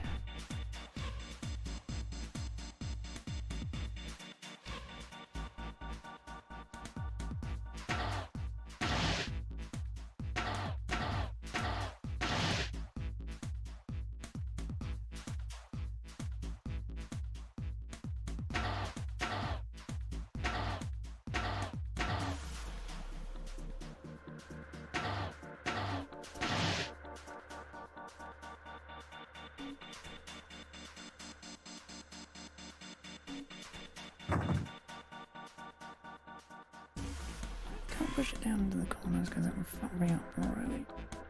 So that one's down, but actually get around there first.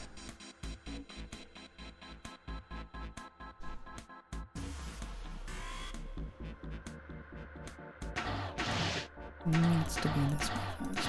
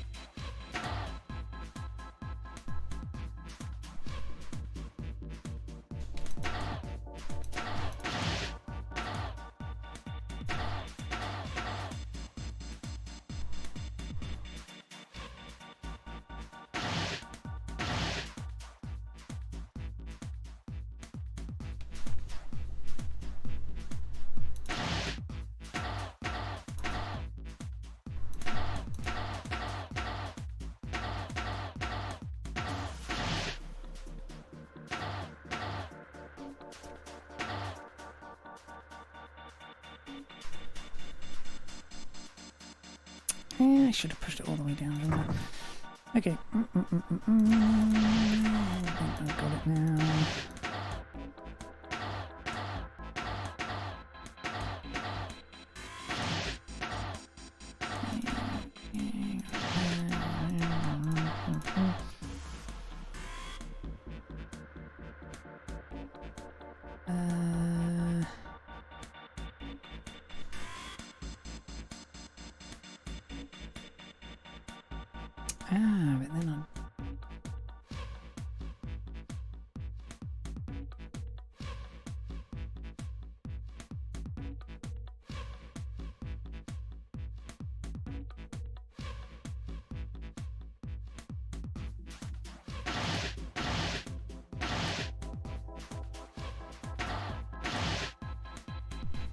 But then I can't push it.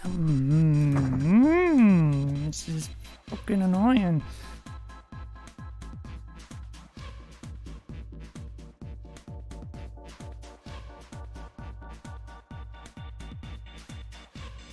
If there's any way to do that, I can't fucking do that from here. I can't.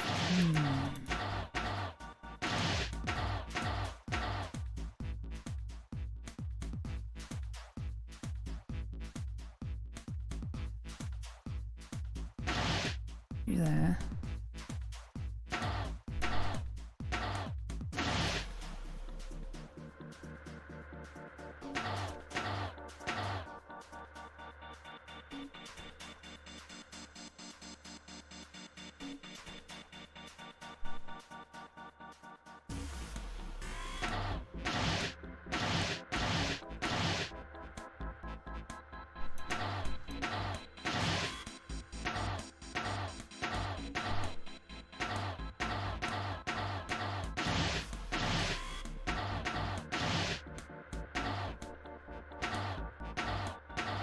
We have enough fucking moves though. No, I don't. Fucking hell. This is fucking annoying. Ugh. Push that around there. I could go around there and push that down. Push it back, push it over. I couldn't do anything fucking else because everything would be trapped. Could push that up.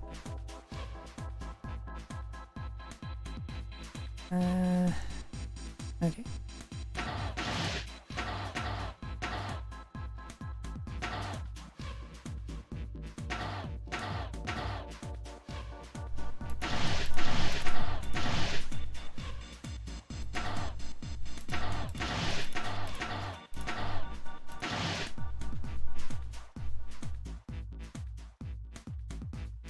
Still doesn't get me shit done in there because I can't fucking get in there.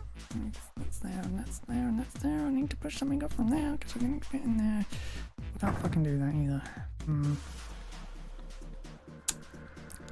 I fucking hate you. No, that's completely wrong.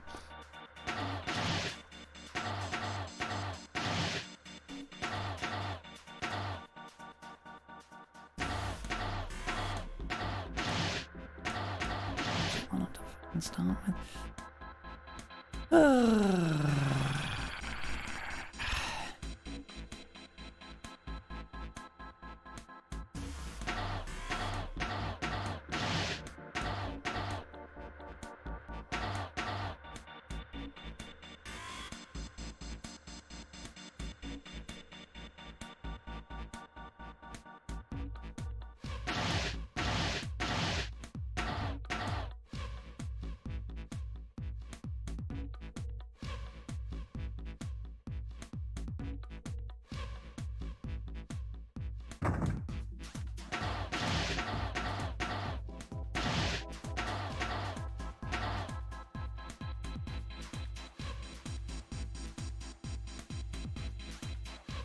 How did I fucking do that again? Shit. Ugh.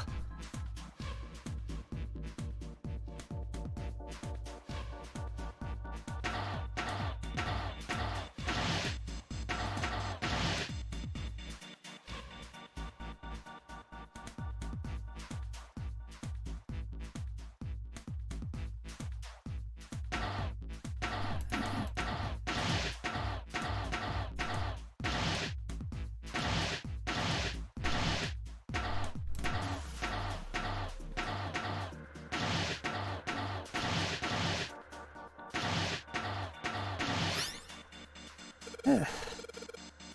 Okay, I'm done putting in the program. What do I do next? Just be quiet and watch.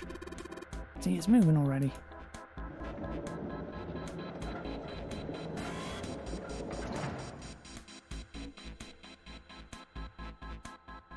Awesome. The Bushmaster 5000 did just what I told it to and lined up all the crates. Great, now we can reach the coffin. Need to climb those crates over by the fence.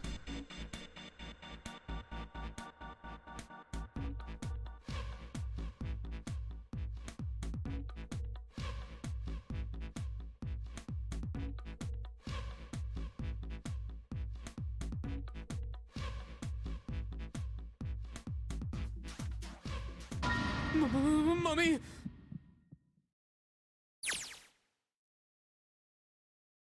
Change to adventure mode. Oh. Just kidding. He smirked heartily at his own joke. Really? Ginpei grumbled and shook his head. Whatever. Just open it. Okay, okay. Ginpei resisted the urge to remind Santa that he would have had it open a long time ago if Santa hadn't interrupted, and quickly threw off the lid of the coffin. They peered inside. Contrary to what they'd expected, the inside of the coffin was quite large. Mostly empty, but not completely so. Laying on the bottom was a rusty key. A small key and Next to the key, a gun? Yeah, a revolver. It looks pretty old. I wonder if this is a replica. Junpei reached down slowly and cautiously picked up the revolver. In his hand it felt heavy. This thing is... Check the cylinder. There were 6 bullets. Are these real bullets? The barrel was rifled, and nothing seemed to be blocking it. As Ace had said, the gun was a very old one. However, it appeared to have been well maintained. If it was a real gun, Junpei thought it would likely function perfectly. If it was real. Oh, if this is real? Oh. Holding the gun made Junpei feel unpleasant. Carefully, he placed it back in the coffin. You're not gonna take it? Of course not. All something like this is gonna do is cause more trouble. It's a powerful weapon that gives one person a huge advantage. Something like that would be way too dangerous to have around. We're in enough danger already. Yeah, I suppose you're right. Maybe Zero put this gun here, hoping that something like that might happen. In other words, maybe he put it here to make us fight each other.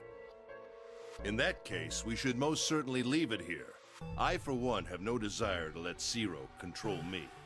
Me neither. Others nodded. They had no desire to be under Zero's control either. Okay, we've got that figured out. But you aren't gonna leave that key in there, are you? Of course not. We'll take that with us. Junpei picked up the rusty key and slid the top of the coffin back into place. The gun back where they had found it.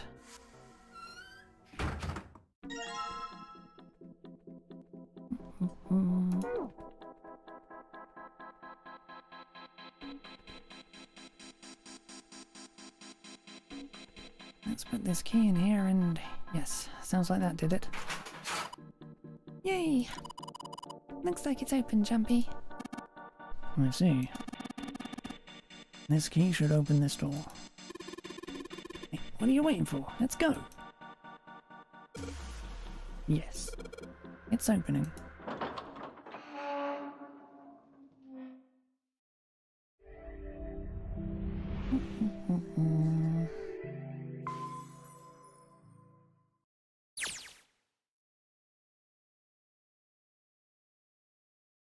God, it's gonna be a pain to remember that fucking sliding puzzle.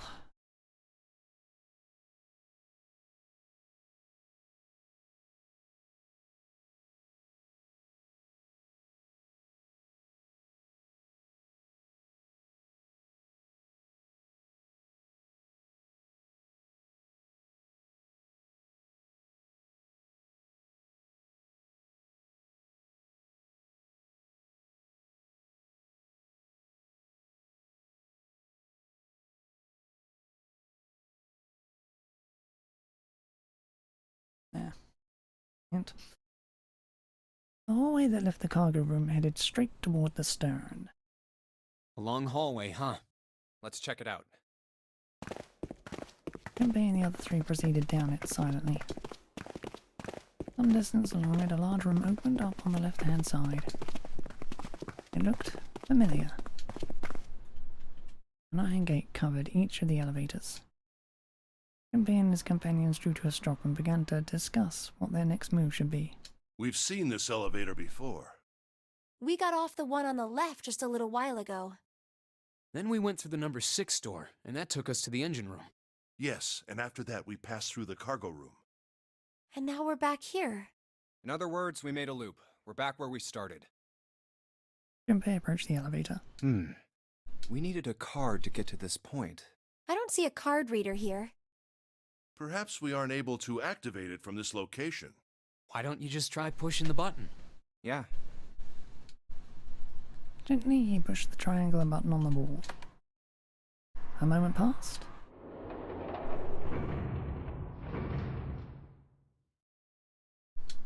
It works!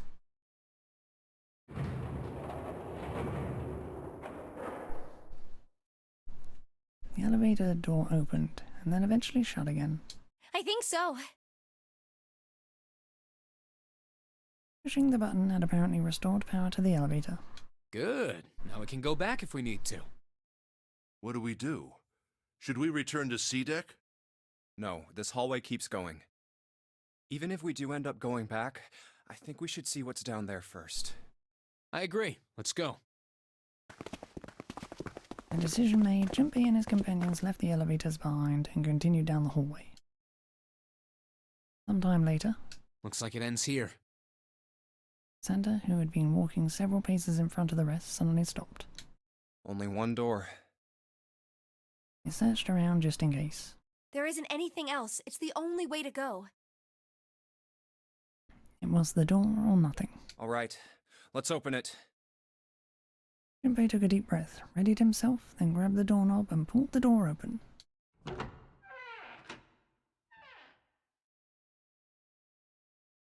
Paused for a moment, then stepped through into the room. And there he saw the number that had hung over their heads since they'd woken up. 9. The 9 door. Like the numbers on every other door, this one too was a rough shape made of red paint. This door was set into the back wall of the room.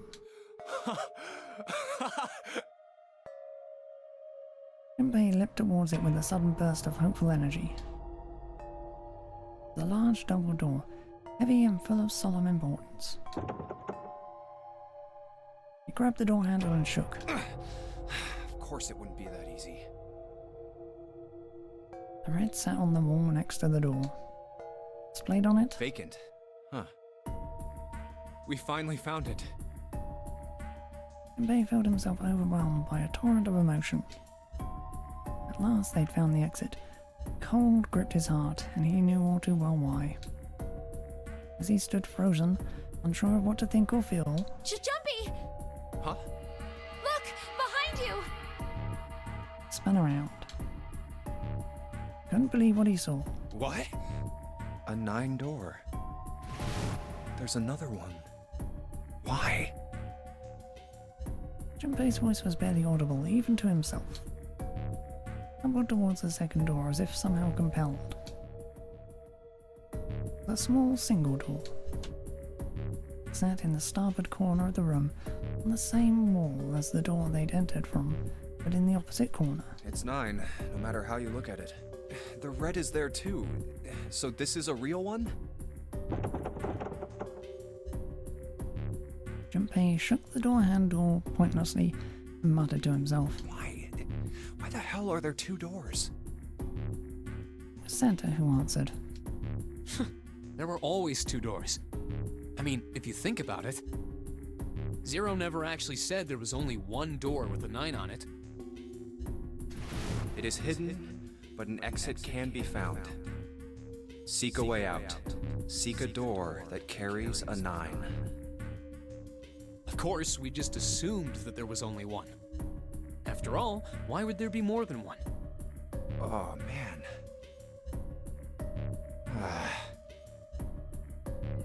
Please. We fell for it. There are 2 doors. That means that all 9 people who had met at the central staircase could escape. No one would be left behind. Now it makes sense why the bracelets are numbers, 1 through 9. Divided into teams of 4 and 5 people. The digital root of both teams ends up being 9. Take 1278 and 34569 for example. The digital root for both teams would be 9. Or 2349 and 15678. The digital root is still 9. There are a bunch of combinations that work and they all end up the same way. If one team has the digital root of 9, so would the other one. What does that mean? The answer's simple. From the very beginning, the Nonori game was designed to save all 9 people. That's how it was meant to be. Zero didn't lie. He never said there'd be only one 9 door. But anyone who'd found themselves in the game would have assumed that was the case. Fights would have broken out. One team would likely betray or deceive the other. Someone might be hurt. Someone might get killed. But eventually, they'd reach this very same room and realize how pointless all their infighting was. There were 2 doors. There was no need to kill each other. They'd understand and be appalled, overwhelmed with guilt at what they'd done. This game was designed for that purpose. This notary game. We were all arguing and fighting over doors at the beginning. But if there had been one slip up, one tiny mistake that led to more, everything could have been so much worse now. Thought of it sent a chill down his spine. So, what are we going to do, Junpei? Voice broke through Junpei's frantic thoughts. Santa's voice. Oh, right. Hey, keep it together, man. Sorry. Jeez. So what do we do? What do you... We need to think about our next step. Our numbers are 1, 3, 5, and 6. That's a digital root of 6. The 4 of us can't open the number 9 door. The 4? Wait, don't tell me. Yep. There's one combination that'll let 3 of us open the 9 door. That's why I'm asking, what now? What now? Took him no time at Took him no time at all to determine the answer. There was only one combination of 3 people that would give the digital root of 9. 1 plus 3 plus 5 equals 9. That would mean... No, we gotta go back. That wasn't a possibility he was willing to consider. Santa and Ace agreed. Yep. I agree. We cannot leave June behind. Junpei let out a breath he hadn't realized he'd been holding. Are you sure? I don't mind staying. June's body betrayed her true feelings. Her eyes were wet with the beginning of tears, and her legs shook. It's okay. There's no way we'd leave you behind. Santa had said what Junpei had known the moment he realized which 3 people could go through the door. Besides, I'd rather drown at the bottom of the ocean than escape with this sausage fest. Maybe I'll get to go to Atlanta.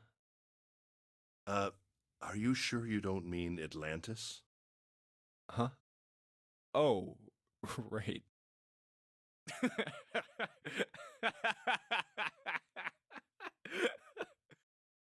Perhaps it was the sudden reassurance that no one wanted to leave June behind, but Junpei laughed harder than he had in some time. Santa and Ace smiled. You guys. June blinked tears from her eyes and bit her lip. She didn't seem to know what else to say. Very well. Best we head back to C deck then. We should be able to take the elevator we passed earlier. Perhaps Clover, 7, and Lotus will have returned from door 1. Even as Ace spoke, they knew finding the others wouldn't improve the situation. But even with all 7 of us... Ace knew it. They all knew it. Standing around here isn't going to accomplish anything, don't you agree? Let's find the other 3 first, and then search for another solution. I guess you're right. All right, let's go. Looked at all 3 of them, then turned and headed through the door. Yeah. Okay. Santa and June followed. Huh. Junpei started toward the door, then stopped. Come to think of it, what is this room? Didn't seem terribly important now, but what exactly was it? We were so focused on the doors, we didn't even look around. A red carpet ran between 2 columns of wooden benches that ran the length of the room. Huh. It looks like it's set up for some kind of ceremony. But what kind? Facing the 9 door was the carpet leading to the bow of the ship. And at the end... was it an altar, perhaps? There was a small rectangular alcove at the end of the carpet, and inside the alcove was a raised platform. And on top of the platform was a coffin. Oh, a coffin? What on earth is a coffin doing in a place like this? Before Junpei had time to answer that question, Hey, Junpei! The hell are you doing? Let's move! Santa's voice echoed in from the hall outside. Right, okay. I'll be right there.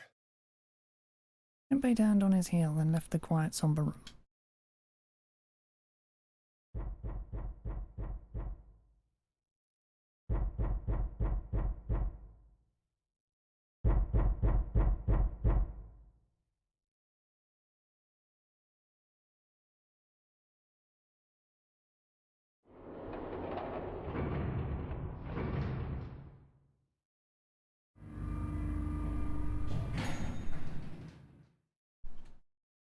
took the elevator up to C deck.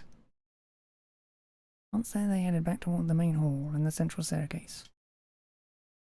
Didn't take them long. Look, it's... Seven and Lotus. He didn't look happy. We've got a problem. Clover is gone! What? Junpei and his three companions looked at one another. Turned back to Seven and Lotus. What do you mean, gone?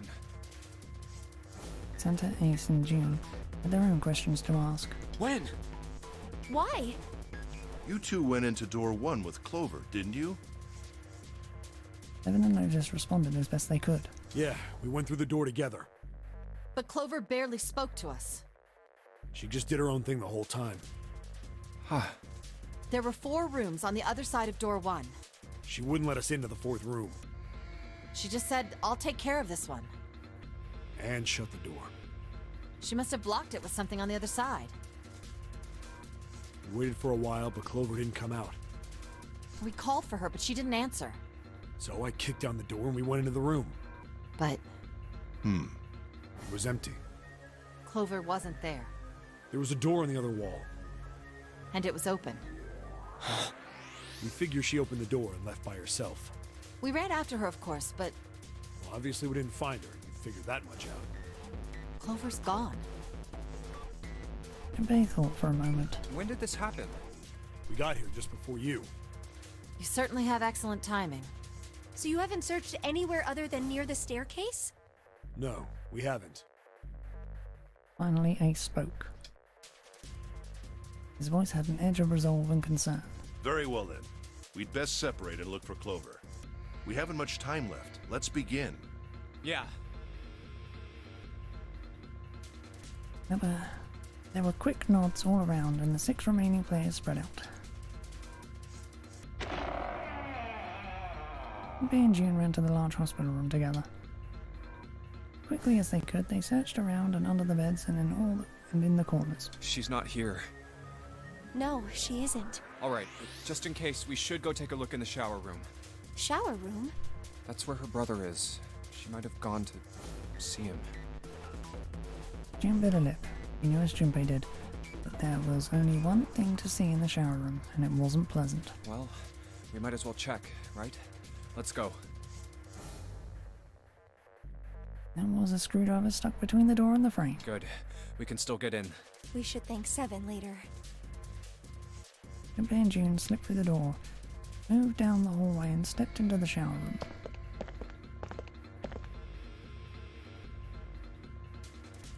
No luck. Yeah, I don't think she's here. June's voice was faint, and she placed her hands over her mouth. Her face looked a little green. The smell is horrible. The stench in the room was almost unbearable. It had grown far more unpleasant since their last visit. Junpei had eaten lunch. He would have had difficulty retaining it.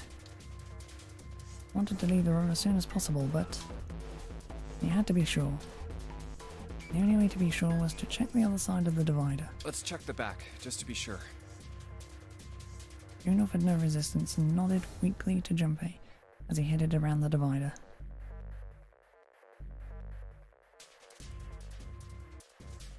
He stopped at the corner and turned his head. No, she's not here. As he expected, Clover was nowhere to be seen. The only thing on the other side of the divider was a dead body lying in a reddish-brown puddle of dry and drying blood. Snake, just where did your sister go? Junpei whispered to what once was Snake. He'd asked rhetorically, of course, as there was no way he'd get an answer. He gave a deep sigh. Such a horrible way to go. The skull shattered, the left arm's hideously twisted. Huh? Wait. Bright white of the uvula was clearly visible through the remains of his skin and muscle. Bright white? Ulna? Bones. Pieces fell into place. Junpei remembered something Clover had told him in the laboratory. My brother's left arm is, it's not like a normal person's arm. The accident hurt him really bad. Of course. Of course! Why didn't I realize it earlier? Clover told Junpei that Snake's left arm was prosthetic. The left arm of the corpse behind the divider was quite clearly a real human arm, or at least it had been once. That meant... corpse. Jumpy? Jun's unsure voice at Junpei's sudden strange behavior drew his attention back to her. Oh, sorry for making you wait. Let's go.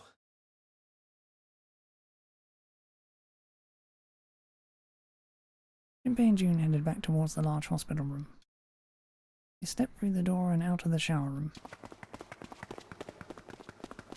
Down the hall they went, searching for Clover in every corner. They had reached the stairs when... Seven appeared breathless and yelling. Junpei! June! Where were you guys? He looked pale and his face was drawn. Something terrible had happened. Junpei's breath caught in his throat. Did something happen? Seven drew a shaking hand across his face, gulped down a breath of air. Clover is dead. I found her in the first-class bathroom.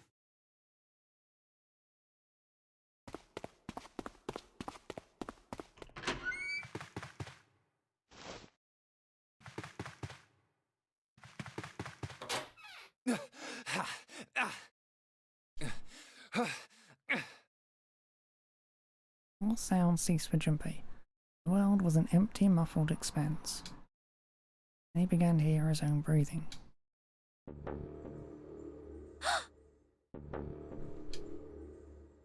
June's mouth moved, but he heard nothing. Tried once more, and then her energy was gone and she collapsed against the wall. Could have helped her, but he hadn't, and now she was dead. So he stood there, frozen in place. Clover. Clover. Why? Why did this happen? Forced his body to move. Each step felt like another nail pounded into his heart. Finally, he was in front of her. He knelt and placed 3 fingers against Clover's neck. No pulse, no breath. She was still warm, and her eyes were closed, peacefully. It would have been easy to think she was asleep.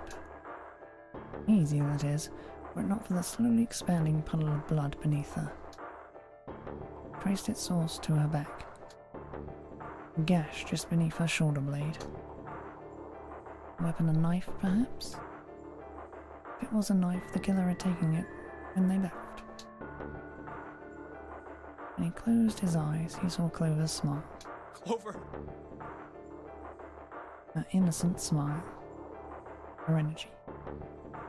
We'd never see her smile again. No way. He could have done something. He could have helped her. Stomach twisted itself into a sickening knot. Let's get out of here, June. Junpei lifted a limp June from the floor and carried her from the bathroom.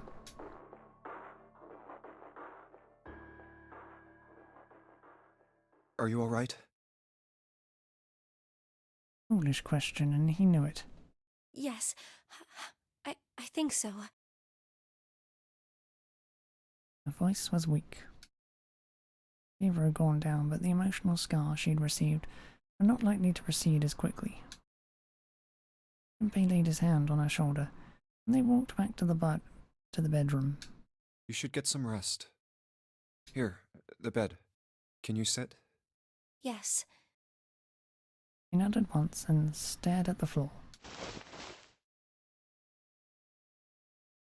The 4 others in the room, Ace, Lotus, Santa and Seven, they all stared at nothing, their faces drawn and tired. After a while they drifted into the bathroom to see Clover's corpse themselves. Once everyone was back in the bedroom, Junpei walked slowly to the center of it and looked around as the slumped figures gathered there. Who was the first to find the body? Me. Seven spoke from behind Junpei. He turned around. Seven's hand was up. Why did you come to this room? To look for Clover, why else? I found her body in the bathroom. As soon as I did, I ran outside. I got to the top of the stairs by the casino and yelled as loud as I could. Hey, guys! I found her, but it's bad! She's in the bathroom in the first-class cabin! Come quick! Or something like that. Then I went back to the bathroom. Ace, Santa, and Lotus showed up real soon after that. But I guess you two hadn't heard me or something because you didn't show. So I took off down the stairs to look for you. After that, I mean, you know the rest, right? Junpei nodded and closed his eyes. There was one more thing he needed to ask. 7. There's one more thing I'm worried about. What? You stuck one of those plates in between the door and the frame, right? Why did you do that? Come on, didn't I already tell you that? I did it so that the door wouldn't lock. So we could come back to this room? Oh, you think I did it? Well, I don't know. That kind of depends on what you say, doesn't it? For crying out loud. Seven sighed and shook his head. Follow me. There were two doors standing next to one another. He opened the one on the right. A closet? Yeah. Seven stepped inside, stood in front of one of the shelves that filled it, and gestured toward a small box. The box was a small metal cube. He looked at Junpei. This is the reason. This safe. We couldn't open it when we were getting through this room. I figured there might be something pretty important in it. I couldn't stop thinking about it. I figured eventually we might figure out what the numbers are for the safe. And if we did, I didn't want to screw around with door 5 again. So I put the plate in the exit door so we could get back in that way. You get it now? Yeah. Junpei nodded and looked at the safe. Grabbed the handle and shook it. Figured it wouldn't open. It was as locked as it had been when Seven found it. There. Huh? There was one change, however. This is... Just underneath the safe was a pile of fine reddish-brown powder. rust. Junpei stared at it, considering. If there's rust here, that means... Has someone opened the safe? Junpei left the closet. Seven followed him back to the bedroom. Huh? It was cold and quiet. No one spoke. Sat frozen in place by shock and grief and fatigue. The room felt tiny and oppressive, and the thick metallic smell of blood filled the room. Junpei turned and headed for the living room. Anything to get out of there. Maybe there's another clue. Anything that might lead us to discover who stabbed Clover. Quickly as they could, they searched around and under the beds and in the corners. His eyes caught on the door. The door that led to the passageway of door number 5. Behind this door. The ninth man's body is behind there. Maybe I should have another look at it, just in case. Quietly, he pushed open the door. Ugh. The smell hit him like a blow to the face. Oh, the hell? This smell is... His lungs contracted, unwilling to inhale such fetid air. Acid boiled up from the base of his stomach, churning what little food was there into a violent froth. It was too much for him, and he vomited. A thin stream of yellow water and bile splattered on the floor.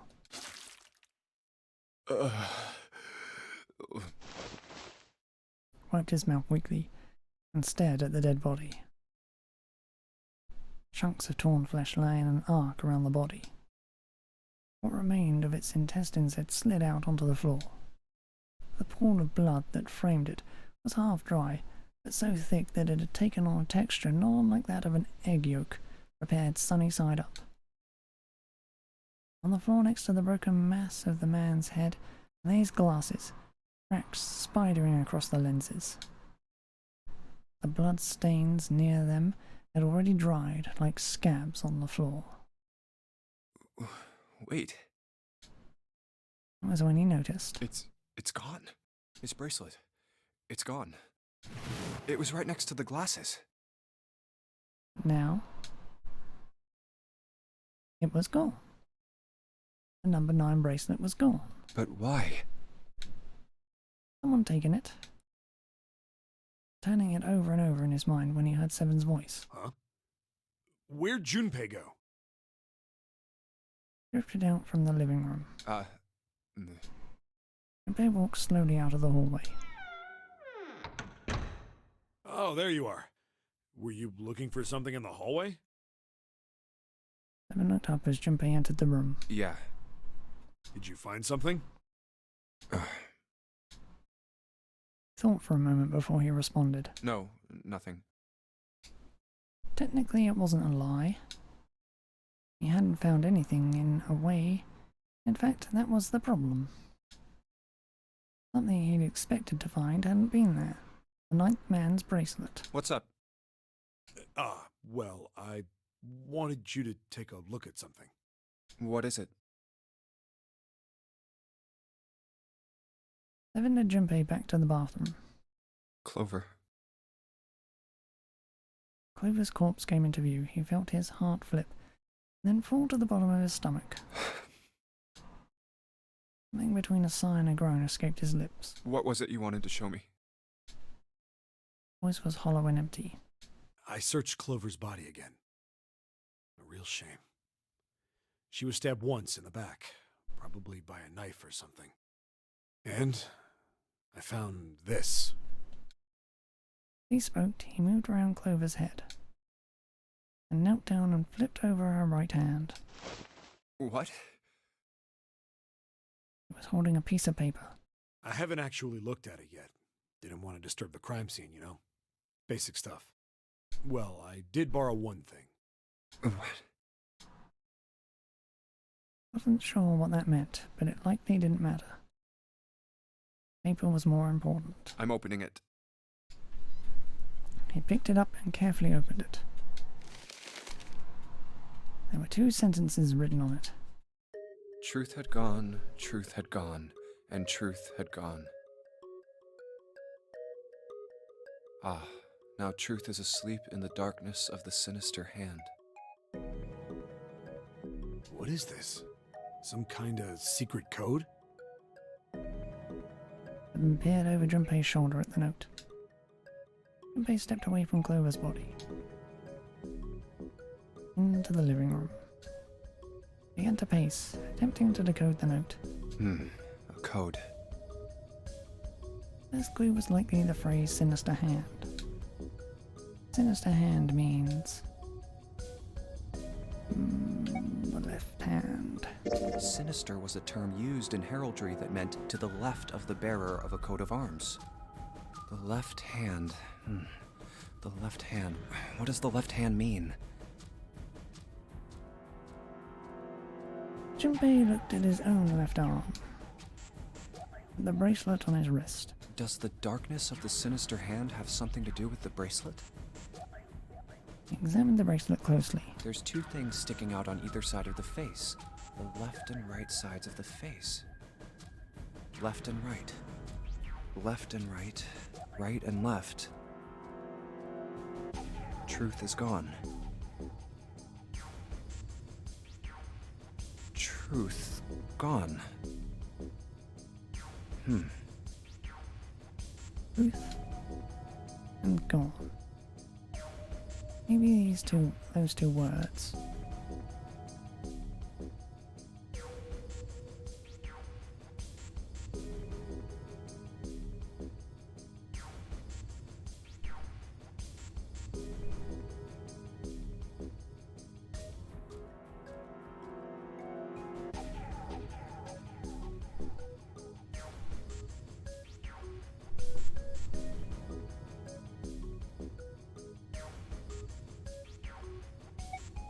How about switching the sentence around? Gone had truth. Well, that makes even less sense. Clearly, switching the words isn't going to help. For a different idea. What else could gone and truth mean? Truth, of course, means something that is correct, something that's fact. In other words, something that is right. You could then safely assume that gone means left. After all, after someone left, they were gone. But in this case, they clearly refer to their directional homonyms. Then truth equals right, and gone equals left. Junpei looked at the bracelet again. The left and right of the bracelet. These two things sticking out. So if I... Press them in the following order.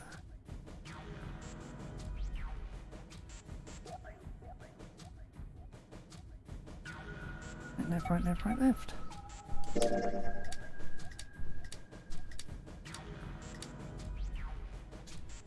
And then...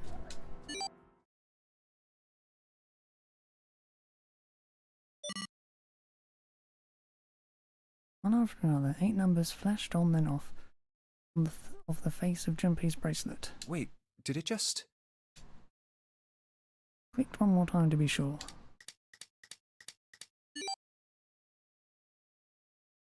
1, 4, 3, 8, 3, 4, 2, 1. 1, 4, 3, 8, 3, 4, 2, 1. Gotta write that down.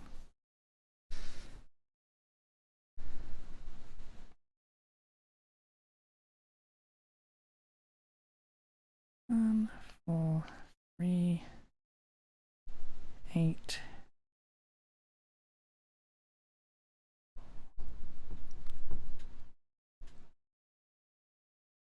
One. Huh? Hey, what are those numbers? Junpei didn't answer. Couldn't answer. He had no idea what they were either. Besides, he was sure he would forget the numbers and the order they came in if he said anything. 1, 4, 3, 8, 3, 4, 2, 1. Muttering the numbers to himself over and over, Junpei headed toward the bedroom. 1, 4, 3, 8, 3, 4, 2, 1. 1, 4, 3, 8, 3, 4, 2, 1. 1, 4, 3, 8, 3, 4, 2, 1. 1, 4, 3, 8, 3, 4, 2, 1. All along he found himself in front of the safe again. It was locked, and the only device he could think of that required a sequence of numbers such as the ones he just discovered. Besides, someone had opened the safe at least once already. Had ever come to the bedroom to open it? Junpei slowly dialed in the numbers the bracelet had given him. 1 to the right, 4 to the left, and... oh.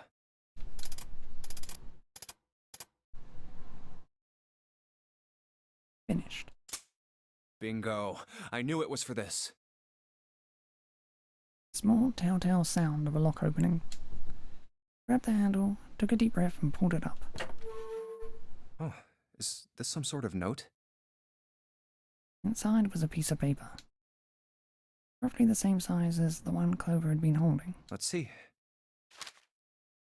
Junpei picked it up. This is what it said. Fact 1. The Nonary game was played once before 9 years ago. Fact 2. The person with the number 2 bracelet attended the game 9 years ago. Fact 3. It was planned by the following 4 people. Cradle Pharmaceuticals CEO, Kentaro Hongu, Cradle Pharmaceuticals Chief of Staff, Nagisa Nijisaki, Cradle Pharmaceuticals R&D Supervisor, Teruki Kubota, majority shareholder in Cradle Pharmaceuticals, Kachika Musashido. I must punish them. The innocent lives they sacrificed. It is the only warning they will receive. That innocent soul might be saved, I now state the truth. 0.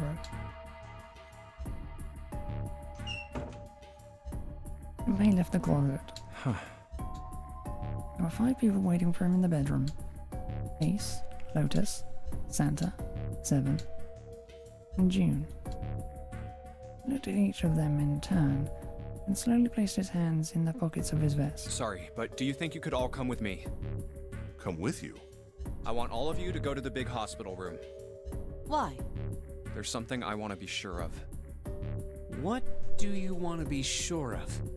I want to know if the person I suspect is really the culprit. Wait, then you're saying... Yeah, I think I've got it figured out. I know who killed Snake and Clover. The atmosphere in the room changed. Grief was suddenly gone, replaced by a tension like a strap of leather stretched to its limit. 5 sets of eyes stared at Junpei. Pretended not to notice. Anyway, if you could all please move to the big hospital room. I'll explain everything as soon as we get there. Then, almost as if on cue, the bell began to ring. They all heard it. It was the bell from the clock in the main staircase.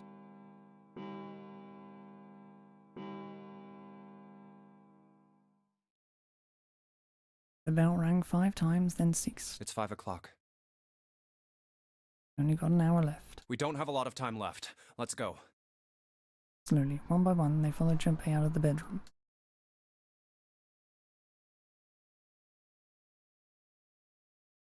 Actually, before we get started, I was hoping you could do something for me. Junpei stopped in front of the door 3 and turned around. Ace, Seven, and Lotus, could you please place your palms on the red? Huh? Why? If we need to get to the shower room, why don't we just... No, we're not going inside. Once you've authenticated, step away from the door. Why? Please, just do it. Or perhaps you don't want to know who killed Snake and Clover. Junpei's implication was clear, and Seven understood perfectly. Fine. What about you, Ace, Lotus? Very well. Sure.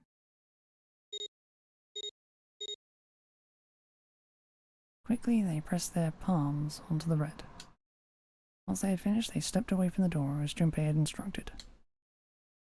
3 asterisks shone from the red display panel. I have this idea. I don't think this device responds to a hand placed on it. It instead reacts to a bracelet being brought close. You don't actually need a hand. Junpei approached it and held his bracelet over the scanner.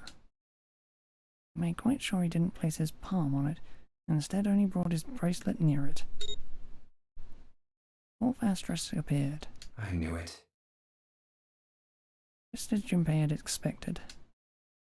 It was possible to authenticate without placing one's palm on the red, so long as the bracelet was brought near it. Junpei pulled the lever down.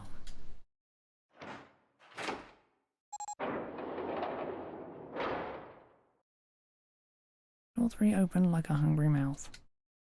9 long seconds passed. And the door shut, unfed. Junpei walked slowly back to the others, who were waiting some distance from the door, talking to one another. Santa and June had joined them as well. Huh? It looked as though they hadn't found a chance to break into the conversation yet. As Junpei approached, they turned to look at him, curiosity playing on their faces. All along the other 3 did as well. What was that about? How should I know? Clearly, they were expecting some answers. Thanks. I appreciate your cooperation. Clearly, they'd hoped for something more forthcoming.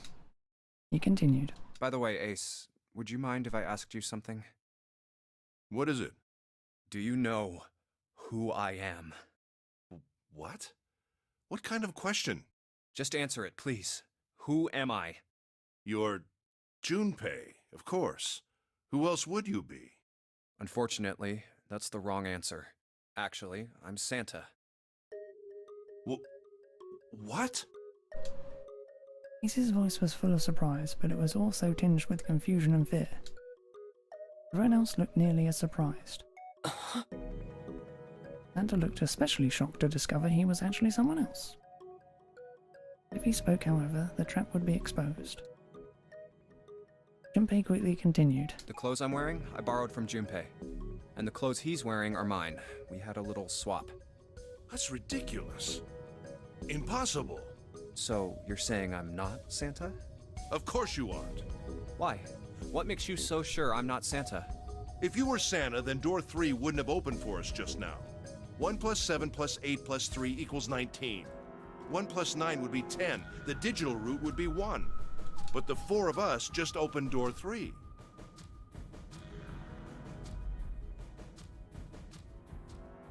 You can't possibly be Santa. Your bracelet number isn't 3. It's 5, right?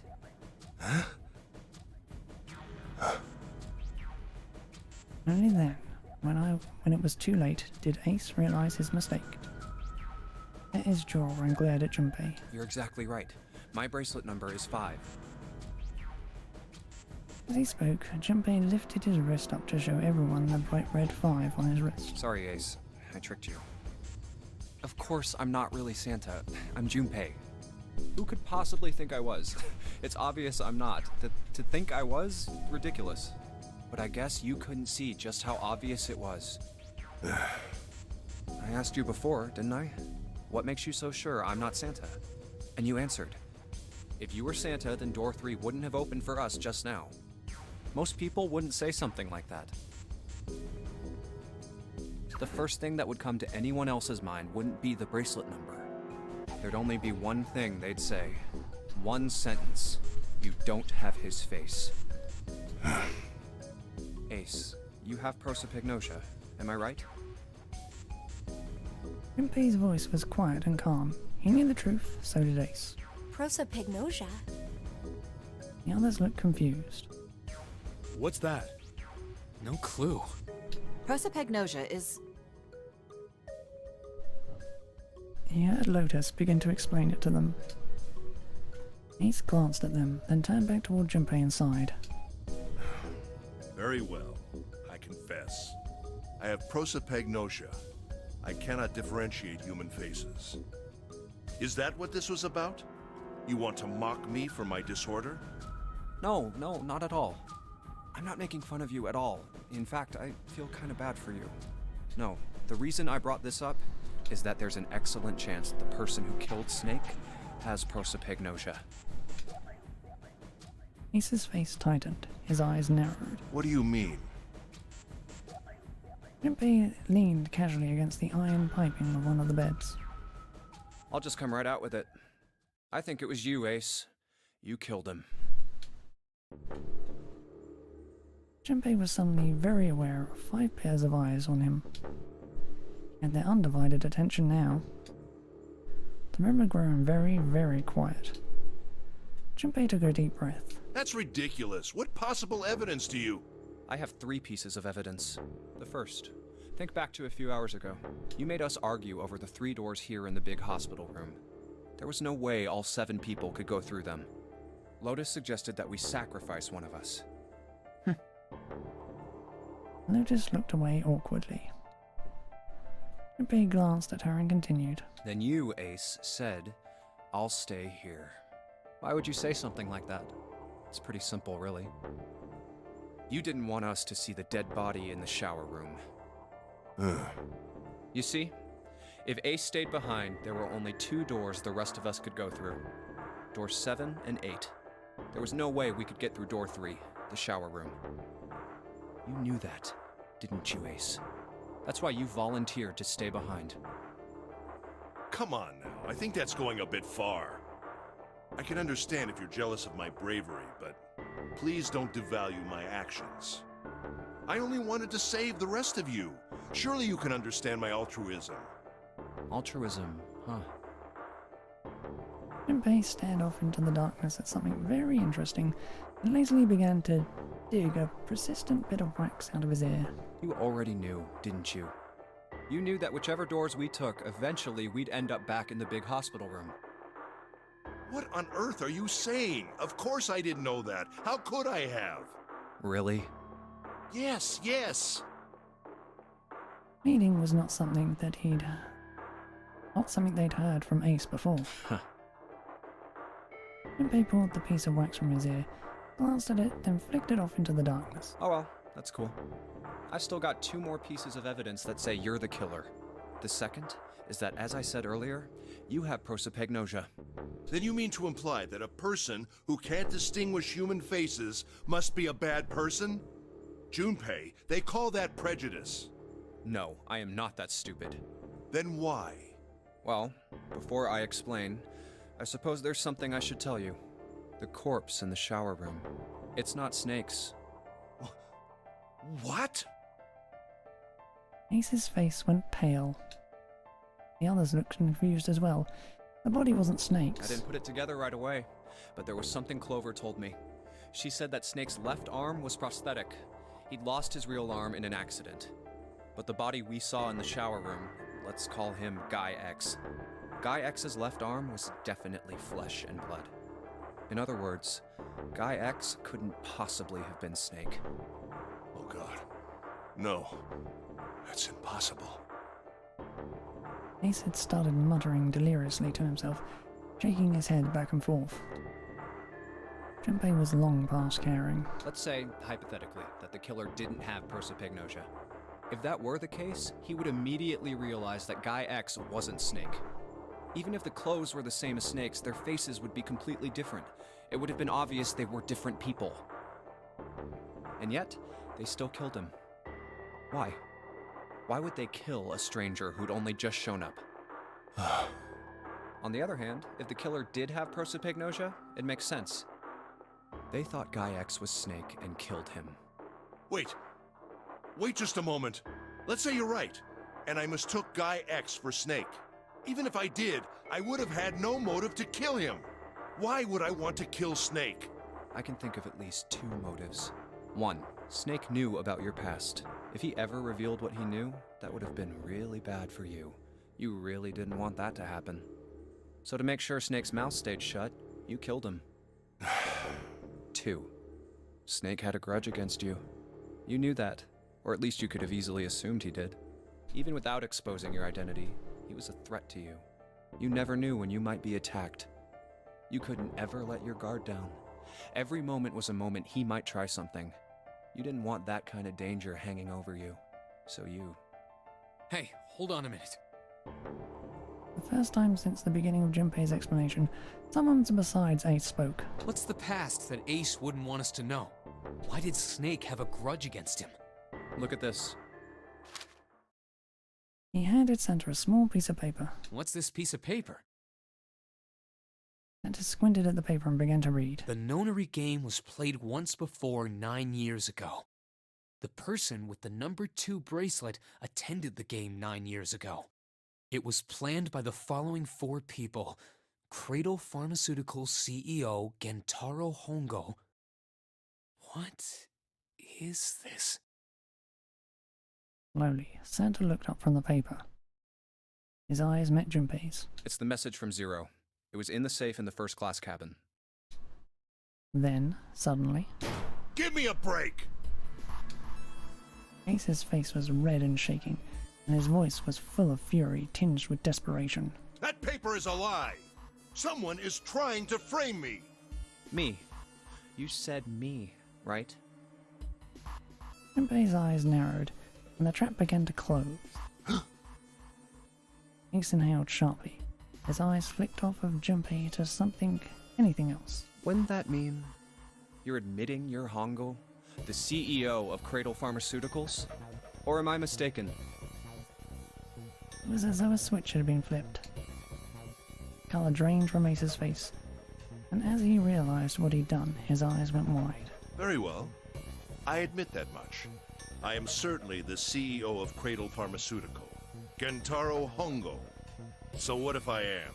I don't know anything about this nonary game that supposedly took place 9 years ago. Everything on that scrap of paper is bullshit. Someone is trying to set me up, you see? First of all... He stammered as he tried desperately to work himself to a more tenable position. Junpei, you're claiming I did this all by myself. Think that over, all right?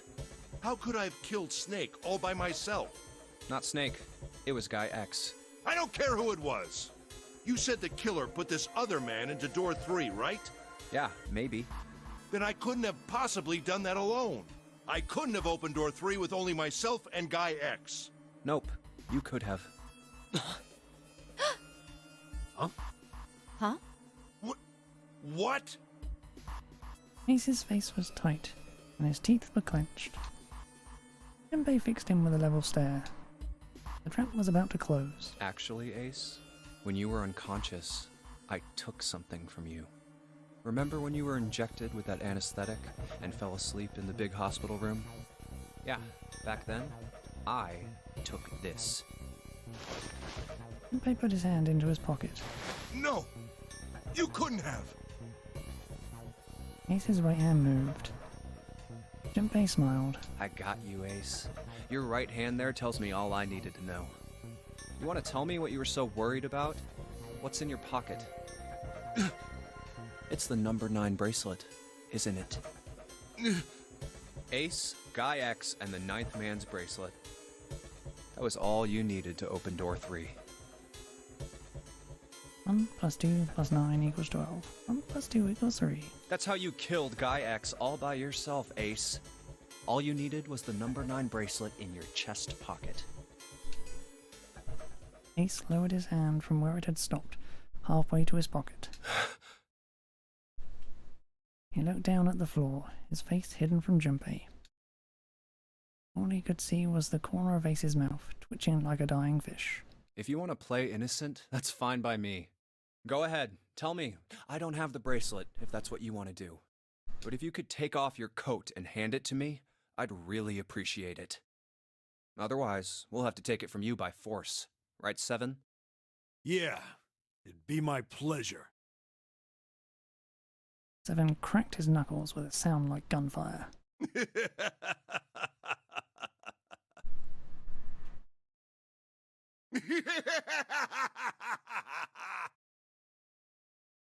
Ace roared with laughter. He threw his arms wide and his head back and laughed, filling the room with a sound that scarcely belonged there.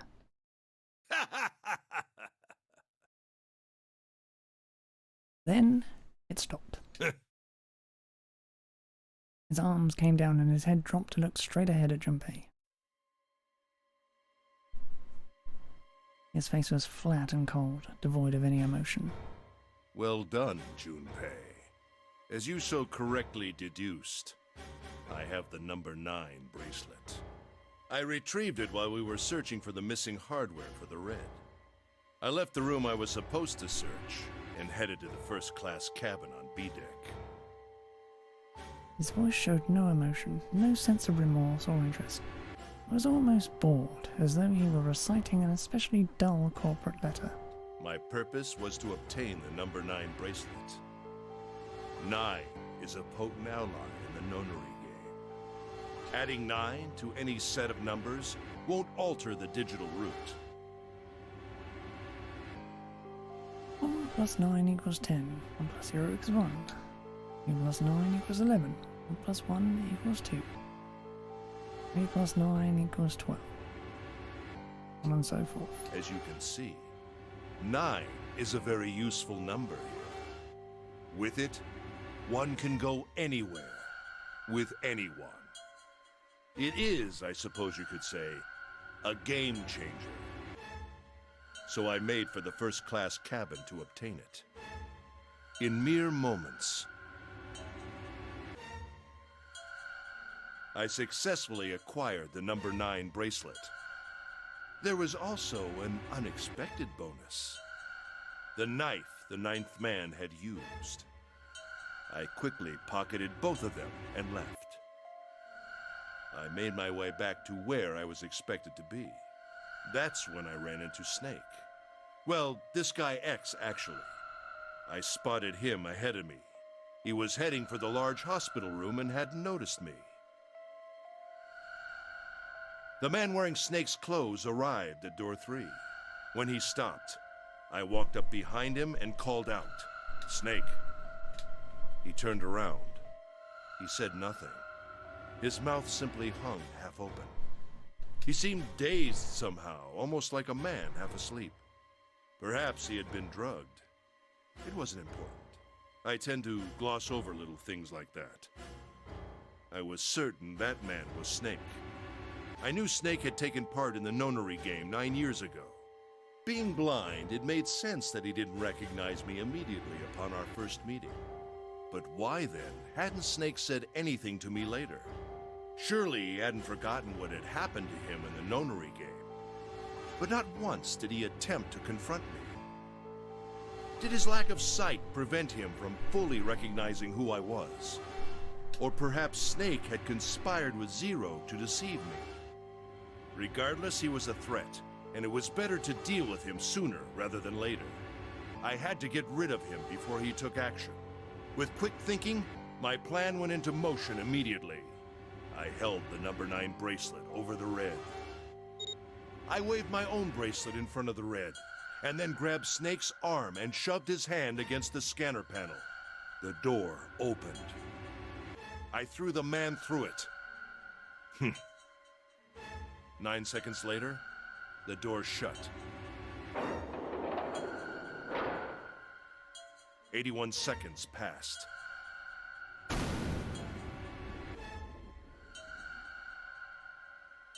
The man inside the door passed away. After that, I returned to my post as though nothing had happened. After conducting my own search, I returned to the large hospital room when the 1 a.m. bell rang. His eyes were cold, and his cheeks were hollow and pallid. When he spoke, only his lips and tongue moved. The rest of his face was eerily still. Junpei glared at Ace, took a deep breath, and then thought about the next question he had to ask. He didn't want to. He knew what the answer would be. Didn't want to hear it. Junpei swallowed, then spoke. Ace, did you kill Clover? Yes. Why? Why did you kill her? She was Snake's sister. It was possible he had told her something dangerous. Additionally, she had gone through door 1. It seemed likely she might have found it. Found what? Why don't you go through door 1 yourself? Perhaps it's hidden somewhere. Seven and Lotus interrupted. Yeah, but Lotus and I went through door 1 too. We didn't see anything suspicious. Yes. I thought as much after I heard your report at the central stairs. I doubt the two of you could find it. Hmm? Huh? But perhaps Clover was different. Perhaps she had found it. I was, therefore, desperate to find her. And at last I did, in the first-class cabin. I spoke very calmly. Did you see it? See what? Don't act as if you don't understand. You were in the captain's quarters, weren't you? Uh-huh. What are you talking about? Very well. By the way, what are you doing here, Clover? What? Nothing. There's blood on your shoes. It looks fresh. Did you go take a look at the 9th man's corpse? I see. Your silence suggests that you noticed. You saw something, didn't you? You saw that his bracelet was gone. No! Clover ran. He made for the exit, but Ace stood in her way. You aren't going anywhere. He caught her by the collar as she passed, and threw her to the floor hard. You're staying here. No! He leapt back and darted past him into the hallway. Ace followed at a run. Don't you run, little girl. He was faster.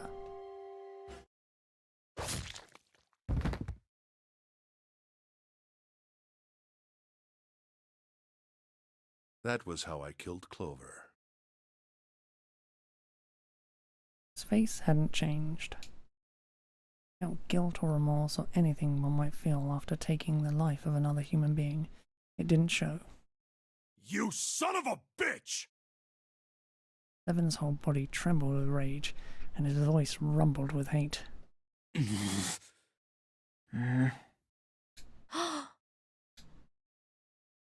Santa's eyes were bloodthirsty, and Lotus and June's faces were distorted by anger and hatred. Ace looked at them and smiled. It was a cold, cruel thing, with no humor in it. He shook his head and sighed. I admit it. I've lost. I have lost. Completely and utterly. Don't misunderstand, Junpei. I didn't lose to you. I lost to Zero, not you. I'm rather disgusted with myself for falling into such a simple trap. I looked the fool. And it was a trap, make no mistake.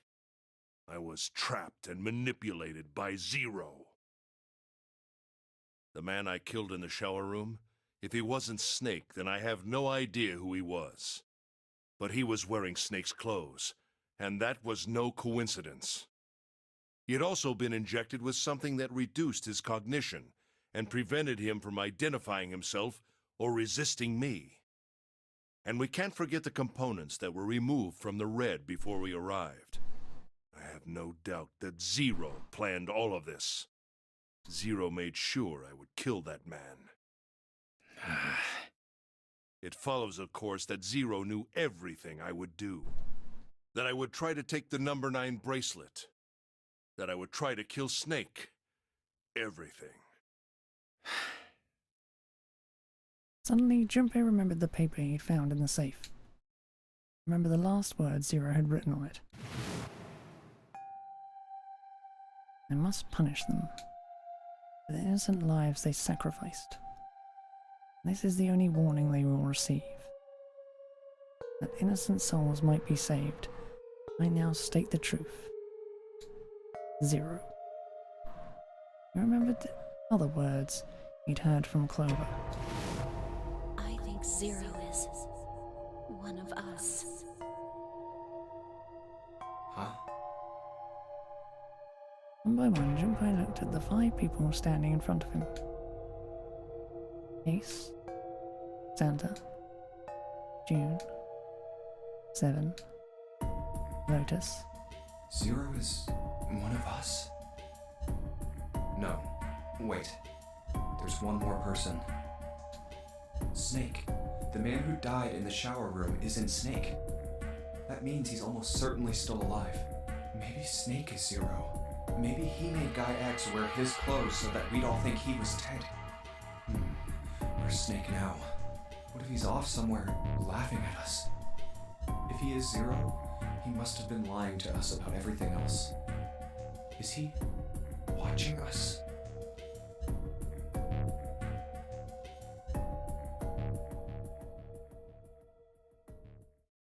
Well, I believe I've finished with my confession. Why don't we get moving? It sounded as if he'd just finished doing nothing more exciting than describing the weather. Santa is the last straw. What the hell is this shit? You aren't going anywhere, you son of a bitch! We're gonna leave your ass here to rot! Why? Because I killed Clover? That's ridiculous. Why are you so upset that I killed the little bitch? She was nothing to you. A stranger you only met a few hours ago. Am I wrong? You bastard! Seven roared and lifted a fist that would likely have shattered Ace's jaw. Someone else was faster. It was Lotus. Stepped towards Ace, raised a fist of her own. Drove it straight into his nose. Blindsiding me with a punch, huh? You've got some fire, don't you? I confess, I rather like a tough woman. He sniffed and wiped a small trickle of blood from his nose with a raised eyebrow. Well, maybe you'd like another one then. Before that, let me give you one of my own. Huh? Lotus scarcely had time to blink. He sneaked his arm around her and pulled Lotus back up against him. In the same motion, he reached into his coat pocket. was a gun. The revolver. Almost lazily, he tilted it to point at Lotus's head. If any of you so much as blink, I won't hesitate to pull this trigger. I've already killed 3 people. Don't think I'm not ready to make it 4. 3 people? What do you mean? Very well. Let me take this opportunity to illuminate you. The person who killed the 9th man was me. Although I suppose to be more accurate, I encouraged him to get himself killed. While we were examining the main staircase, he came to me and told me his name. I recognized it at once. So I gave him a little push. Just a little white lie. It seems the settings for the dead were altered. Now it only requires a single person to deactivate the detonator in the bracelet. Investigate what's beyond door 5. We'll meet again later. And with that... Okay. Have a good one, guys. I'm going off ahead now.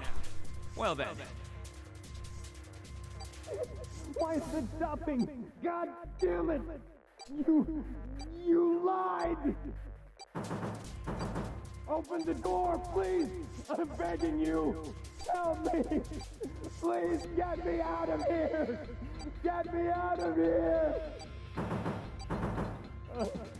Oh my god! There's no time left! Listen! I was lied to! He lied to me!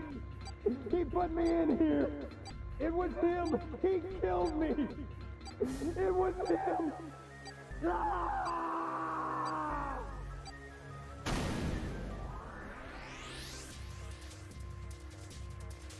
I had 4 reasons for killing him.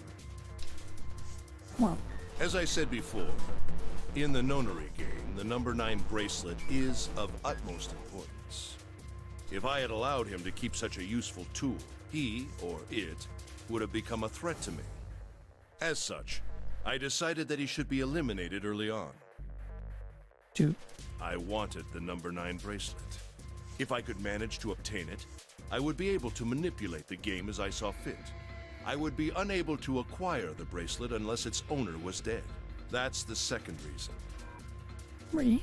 Even setting aside his number, he would have been nothing but trouble for me. He was aware of my past.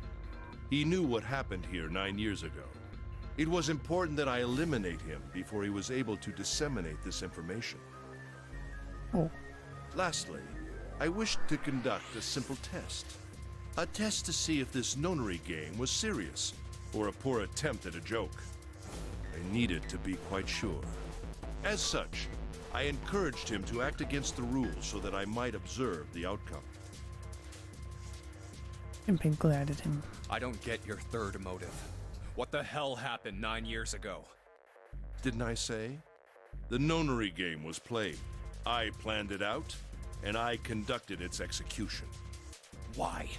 What on earth was it supposed to do? I don't really think I have any obligation to tell you that. Ace smirked, trying to provoke them, and it was working. Although Ace had paid very little attention to Lotus after catching her, the gun had never wavered from her temple. She looked quite pale, and when she spoke, her voice shook. Hey, what's with this gun? Where did he get this?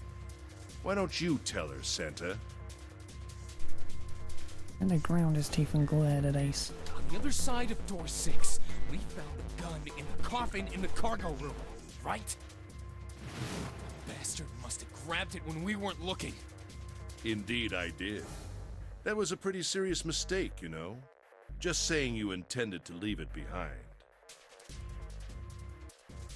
Ace laughed, a short, derisive snort, and gave Junpei a sickeningly pitying look. Well, there isn't much time left. I'll be off then.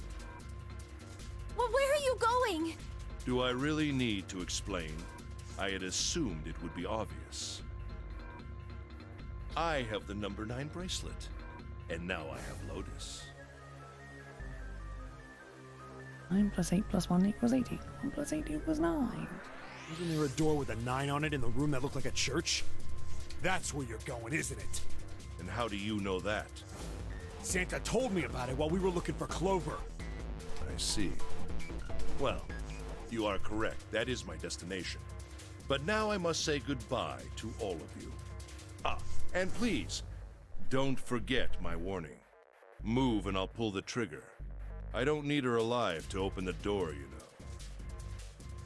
As he spoke, Ace began backing toward the door, practically dragging Lotus behind him. Shit! He's getting away! But we can't risk it. Junpei, Santa, June, and Seven stood, frozen. Ace had the face of a man gone mad. He had no doubt he would pull the trigger. Ace had reached the exit. Now, Lotus, open the door for me if you would. Forced Lotus to open it, then turned and addressed them once more. Goodbye. Then he stepped through the door.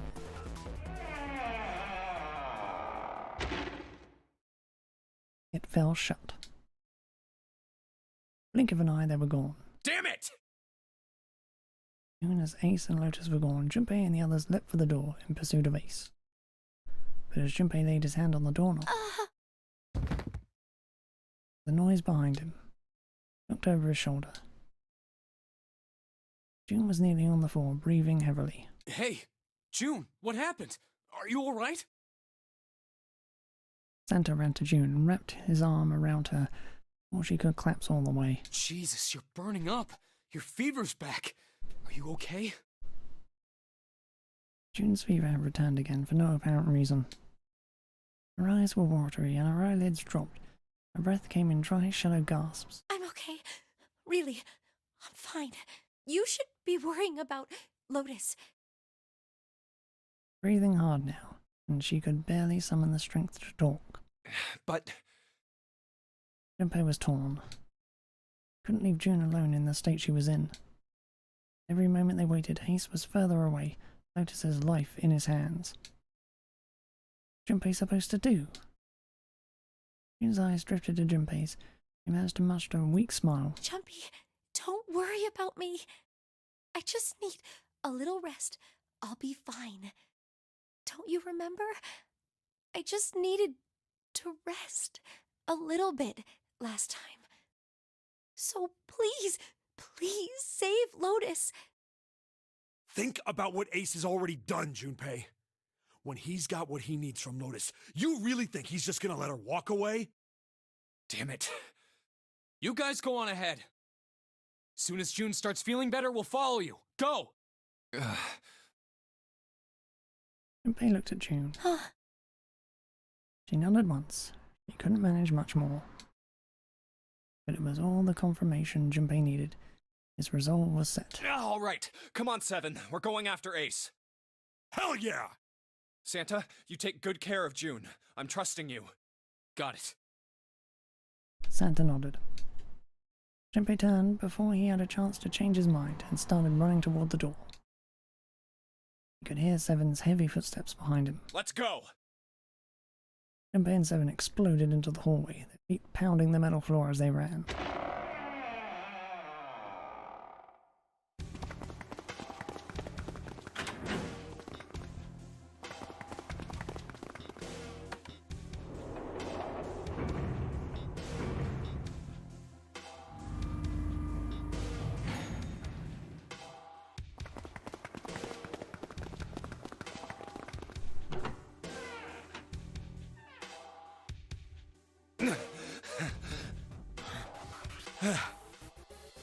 Junpei and Seven had finally arrived at the church, exhausted and out of breath. Their lungs struggled to catch their breath, their eyes frantically scanned the room. Where are they? I don't see them. You think they already went through? He reached up to wipe a palm full of sweat from his brow. Maybe. Even as he spoke, Junpei was already on his way to the larger of the number 9 doors. Let's check the red. The display panel read vacant. Turned around and headed toward the smaller door. The red would tell him if Ace and Lotus had moved to another room. Engaged. It's occupied. That means Ace and Lotus went through here. Yeah, it seems like it. Junpei and Seven stepped away from the door. They retreated to the center of the room and began to talk. What do we do now? Yeah, what should we do? Well, the big door is still vacant, but... The two of us can't do anything with it. Yeah, not even counting how our digital route isn't 9. Just then, as they were pondering what to do next,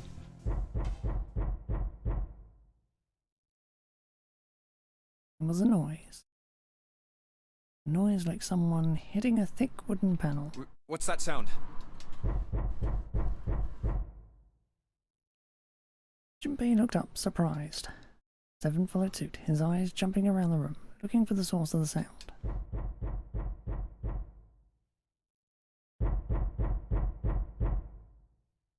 It's coming from over there. It wasn't long before they found the altar. Or more precisely, what was on it. The coffin. Yeah. Let's open it. How? By force! I don't think that's gonna happen. Well, you never know till you try, right? The only necessity for success is the willingness to suffer 1,000 failures. Who said that? I forget. Anyway, we've got to try. Junpei and Seven leapt at the coffin. They grabbed hold of what purchase they could find and pulled.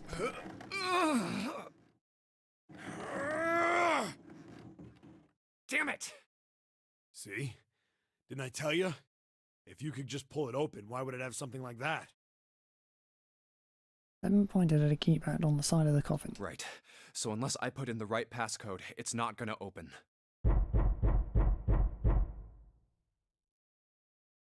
The noise hadn't stopped. In fact, as it continued, it had only gotten louder and more forceful. What were they supposed to do? Junpei wondered. Was there some sort of clue somewhere?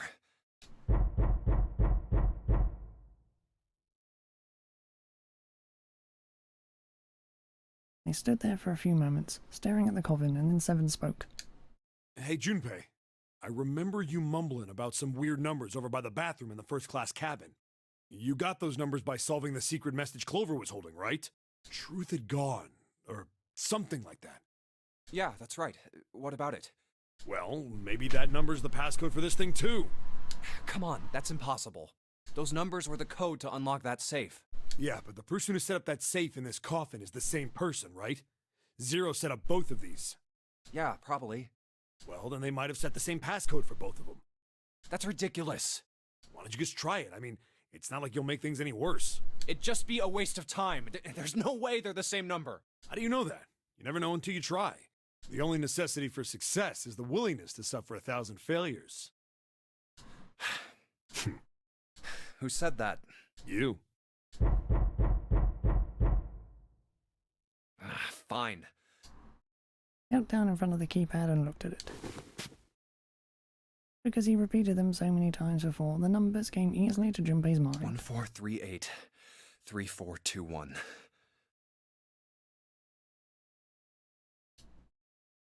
Quickly, he typed them in.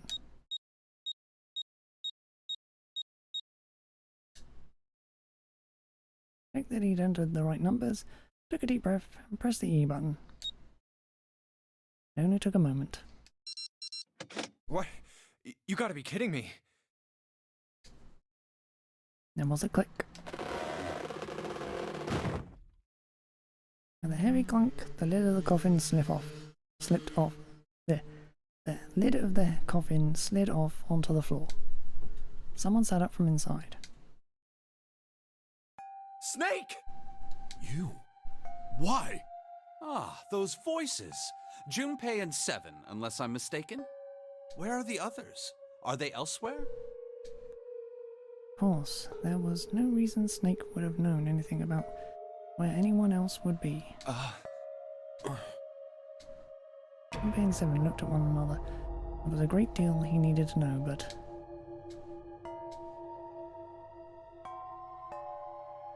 he had to tell him something, so they began to talk.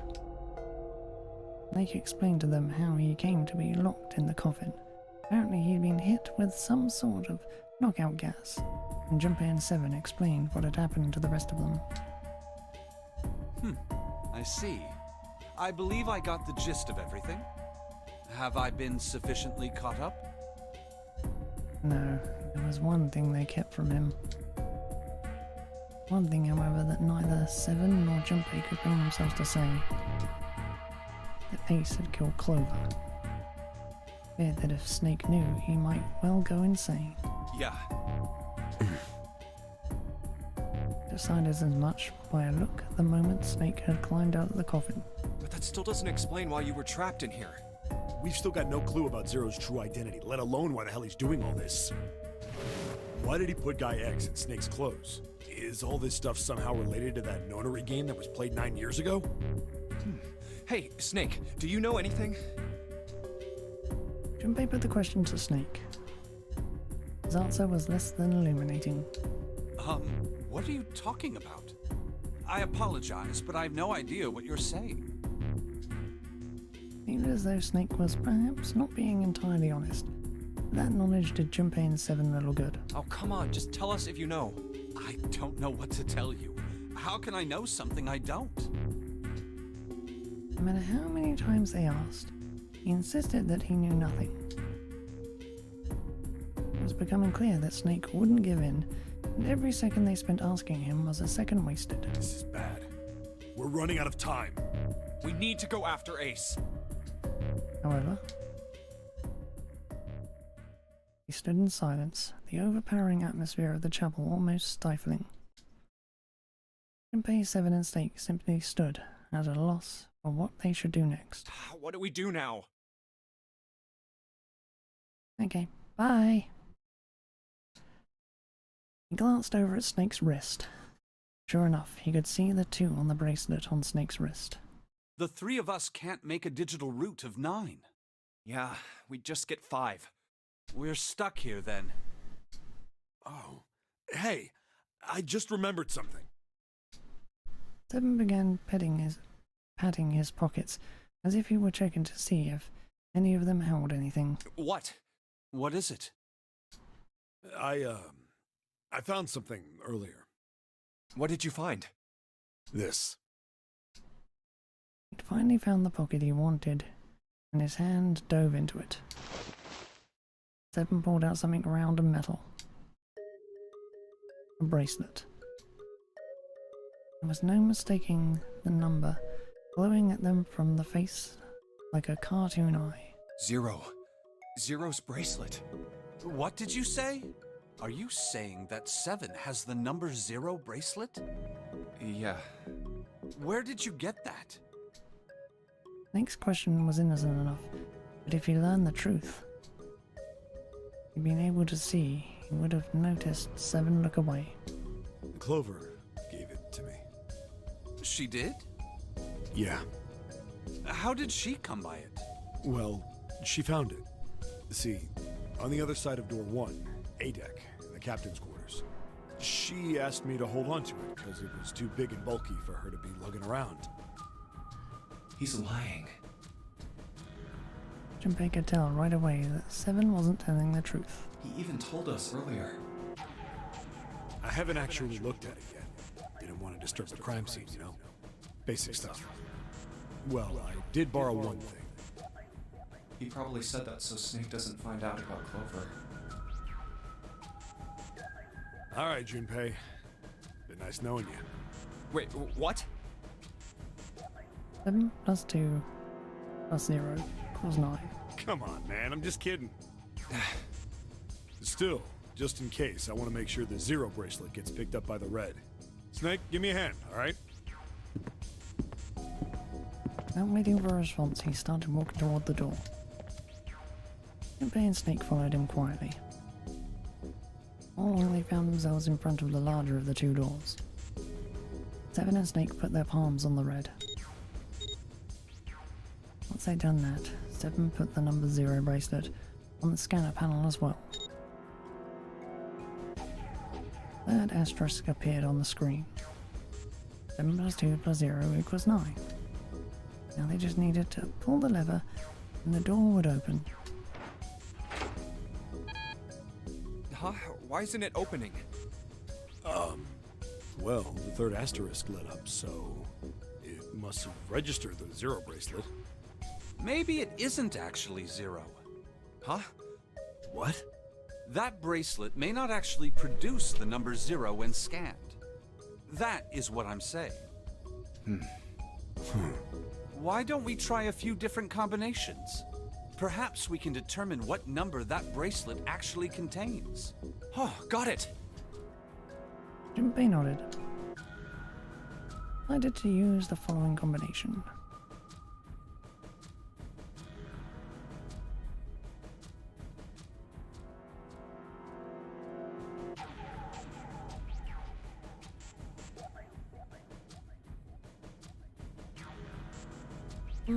Snake, Junpei, and the bracelet. Let's try Snake, me, and the bracelet. Snake plus Junpei, 2 plus 5 If equals this 7. combination works, then the number for this bracelet is 2.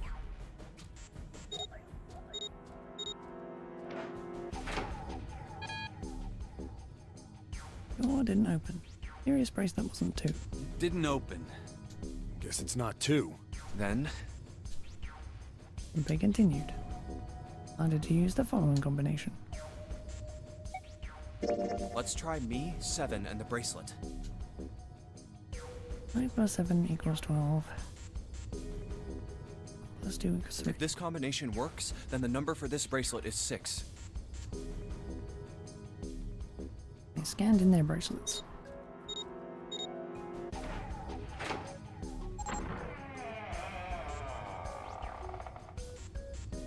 It opened.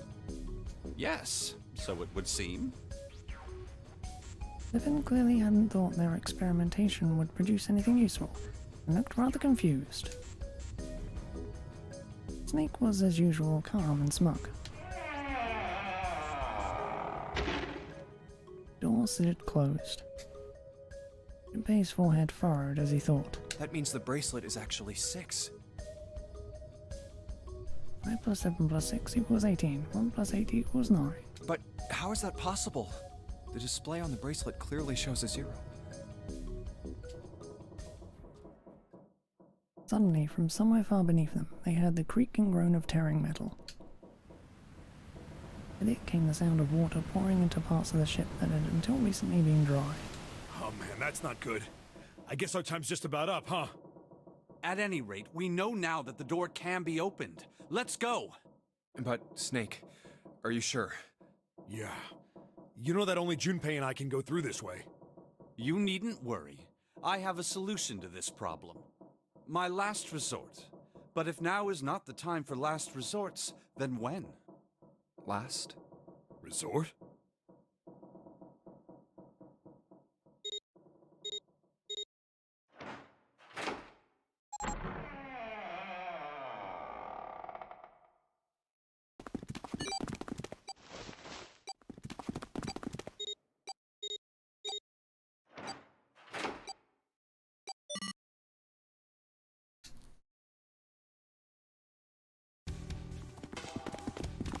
Junpei, Seven, and Snake ran full tilt down a long straight hallway.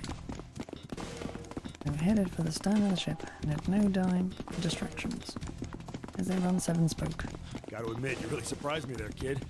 I couldn't figure out how the hell you were gonna get out of that one. How come you didn't do that right off the bat? As I told you, it was a last resort. Had I used it at the beginning of the game, I would have come under a great deal of suspicion. I imagine that most people would have taken it to mean that I was Zero. Once they'd convinced themselves of that, I wasn't optimistic about my chances of making it out of here alive, let alone unscathed. I felt it best to play my cards close to the chest, as it were. That way, if I were in a situation where there was nothing else I could do, I'd have a little trick up my sleeve. I'd just take my bracelet off. Snake's plan had been simple but effective. He simply removed his bracelet. Now, to Junpei it had looked as though Snake had simply crushed the bone of his hand until they were small enough to fit through the wristband. Of course, that would have been practically impossible, so how had he done it? My brother's left arm is, it's not like a normal person's arm. It's fake. It's not a real arm. Snake had slit the bracelet off and tossed it into the coffin. I know this is kind of a weird thing to say, but I'm glad that's a fake arm. You don't have to be afraid of the door if you don't got a bracelet. You are correct. He'd walked through the door easily without authenticating. Stepped out to the other side unscathed and began running down the hall alongside Seven and Junpei. They kept running for a while longer and eventually came upon a set of stairs leading downward on the right side of the hallway. They stopped and peered down the staircase. I think these stairs connect to the bottom deck. Doesn't look like it's underwater. They nodded quickly to one another and jogged down the stairs. It took only a few minutes to make their way to the bottom deck. There was a single hallway in front of them, and at the end of which was a single door. Let's go through that door. Junpei threw it open. Inside was a massive iron gate. Plate was affixed to the top of it.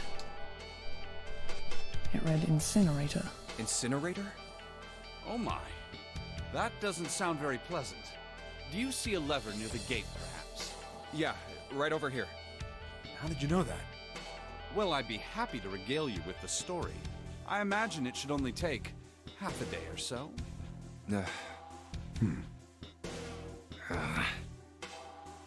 Junpei grumbled, gave Snake a dirty look, and jogged over to the lever.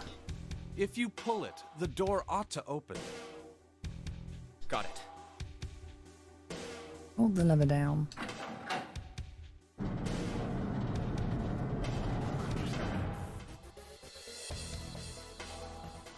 The rumble of an ancient motor, the door opened. There was no need to hold back, and no time to hesitate. Pushed their way inside. Standing in front of them were Ace and Lotus. Ace still held the revolver in his hand. Still pressed hard against Lotus's temple. A small dark bruise had begun to form near the tip. Even from several yards away, Junpei could see that Lotus was shaken. He was terrified. But perhaps more interesting was what Junpei saw behind them. 9. Another number 9 door. What? Why? Why is there another one? The door stopped Junpei in his tracks. It simply shouldn't have been there. As his brain finally began to consider why, the whine of a warning klaxon filled the air, drowning out any thought. Warning. Warning. Emergency incineration command has been acknowledged. Automatic incineration will take place in 9 minutes. Please evacuate the incinerator immediately. Oh my, how exciting. You've run quite a show here, Zero. Terrifying smile twisted Ace's face. What's the matter? Too frightened to understand? Here, let me explain. It's said that the incineration system is about to activate. In 9 minutes, this room will be engulfed in flame. Who are you? You don't recognize me? I'm hurt. It's me, Snake. Snake? Oh yes, you are alive. I'm afraid your bizarre style had me confused. I'm quite glad to see that you're alive. Ace's voice didn't change. Snake ground his teeth. If you don't mind my asking, how did you get here? Snake, Junpei, 7. The 3 of you couldn't have opened a door with a 9. Did you use Clover's bracelet, perhaps? What?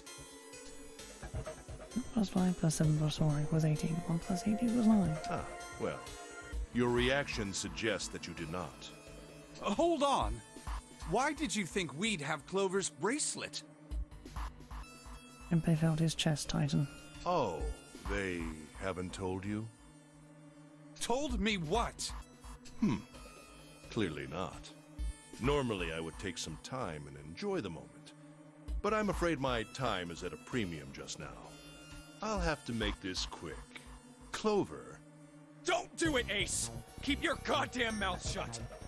Clover. I said stop it! Don't listen to him, Snake.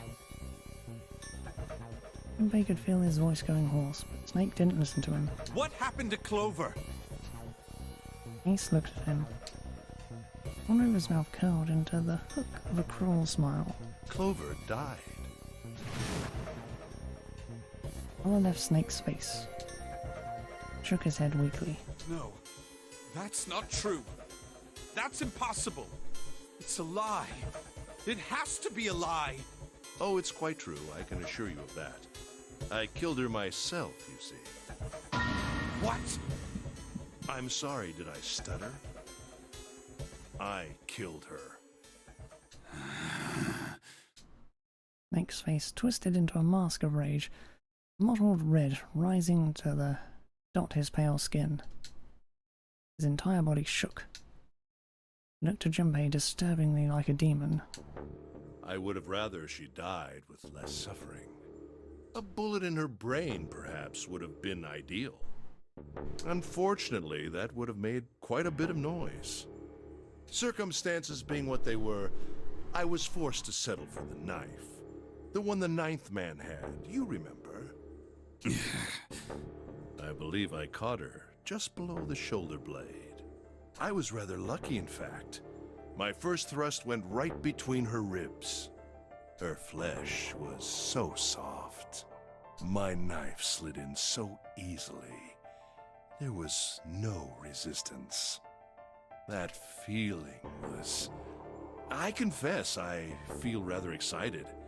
It is a powerful memory. Someday, perhaps, I hope I can feel it again.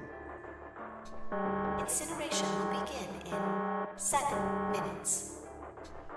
I'm going to kill you. Snake's words were a guttural growl, barely audible. What was that? I'll kill you. I'll kill you. Ah, so you're going to kill me. Please do. Come now. I'm waiting. Don't do it! Don't listen to him, Snake! Stop it, kid. He's screwing with your head. Is there a problem? What are you waiting for, boy? Don't you want me to send you to join your sister? Don't! The snake! Don't do it! Snake could no longer hear them. Snake could no longer hear anything.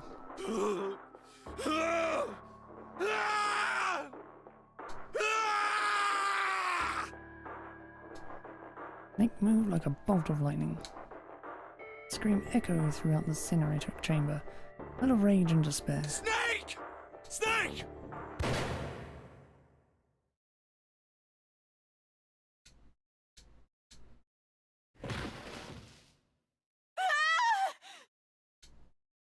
Another scream filled the room.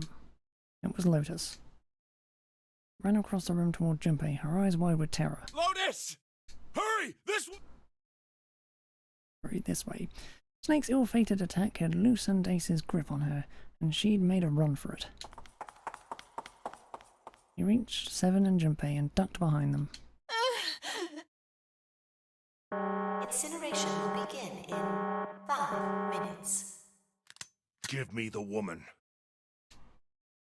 He raised the gun. I need her. Without her bracelet, I will be unable to open this door. 1 + 8 + 9 = 18. 1 + 8 = 9. Quickly now! I don't have time for your shenanigans. In the center of the room, Snake's body lay eerily still. He looked like a human larva, prone and vulnerable on the floor. I see. Then it would seem I have no choice. The rest of you must die as well. Fortunately, I have 5 bullets left. 1 for Junpei, another for Lotus, and the last 3 for that lump of idiotic man you call Seven. I will take Lotus's body with me and leave this room. Incineration will begin in 4 minutes. Well, it looks as though our time together is at an end. I rather enjoyed playing with you. Damn it! Junpei could see his Ace's finger tighten. He could see it begin to squeeze down on the trigger. Body tense, preparing for the catastrophic impact of hot lead against human flesh. Goodbye. Then it happened. Kill you. Snake stood up. What? No, that's impossible. For the first time, Ace's composure broke. With obvious effort, Snake lunged forward, one step closer to Ace. Then another. He looked for all the world like a zombie. I'll kill you. I'll kill you. His voice was the mournful wail of the undead. Stay away from me. Get back. Stop. If you come any closer, I'll... Get away from me. Little by little, Ace was retreating. Snake didn't stop. He continued his stiff, inexorable approach, his eyes twin pools of pure fury. Listen to me. I said don't come any closer. Shit. You bastard. Ace's revolver leapt 5 times. 5 times, the air in the incinerator was split by the crack of a bullet. Snake's body twitched as 5 clouds of blood and torn flesh leapt into the air across his body. Fine pink mist drifted from his body and disappeared.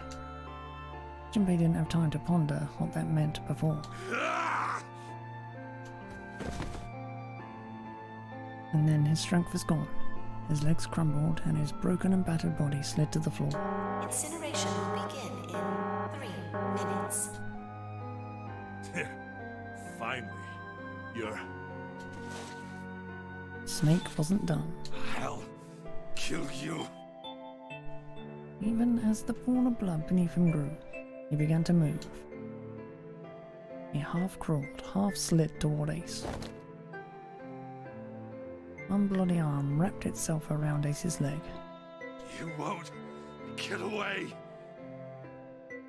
And the other gripped his thigh with strength that should have been long gone. You son of a bitch!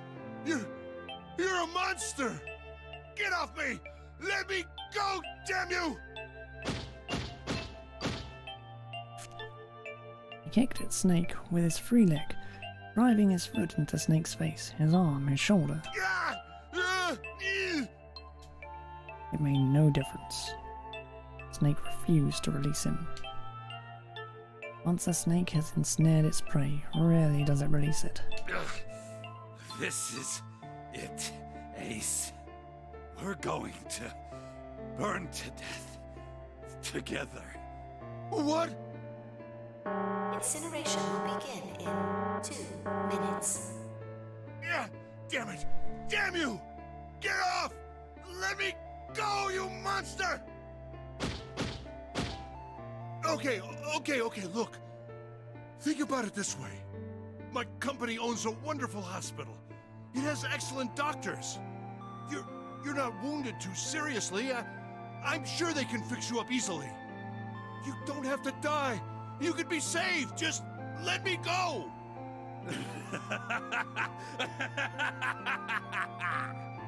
Pathetic. Begging for your life. Then Seven and Lotus began to speak. Jinbei could hear tears in their voices, and their words were strained. Snake, that's enough. You can stop now. Yes! He's right, Snake! You've done enough! Come on, Snake, let's go. Let's get out of here. You have to come with us. We have to leave together. Snake turned toward them. He coughed and blood splattered across the floor.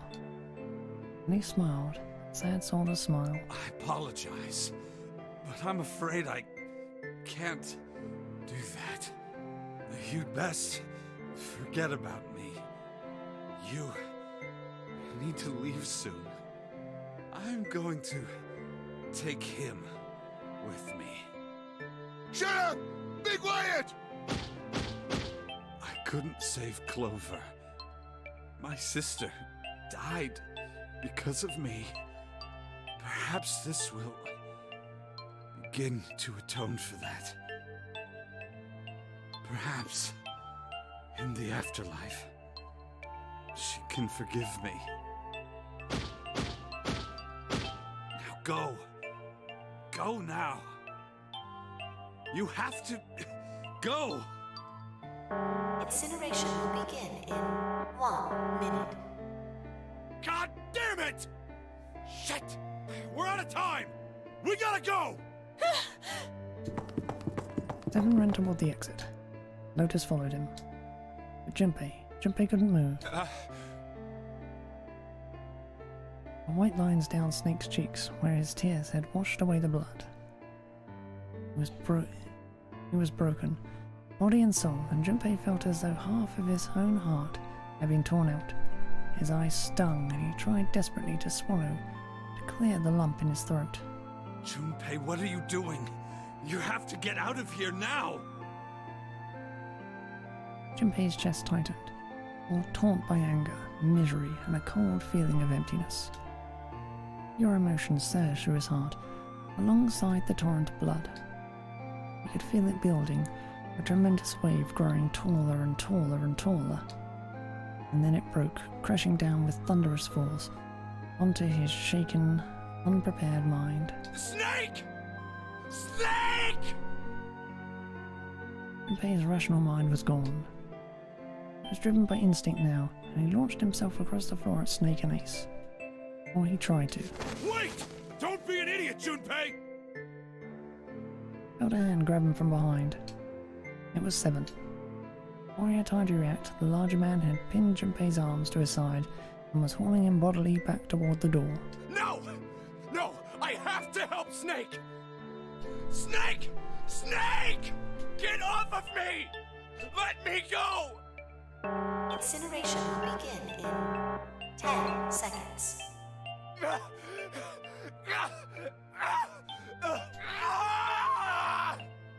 7, 6.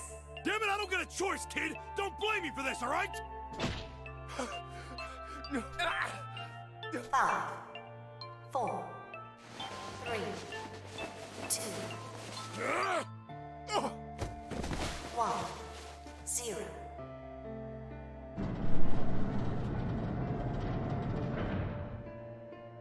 Gates 2 and 3 are locked down. Beginning incineration. Junpei felt Seven's fist bury itself deep in his stomach, and then his legs turned to mush. Seven scooped him up in the same motion and leapt through the door. Slammed shut behind them. Junpei struggled to shaky feet.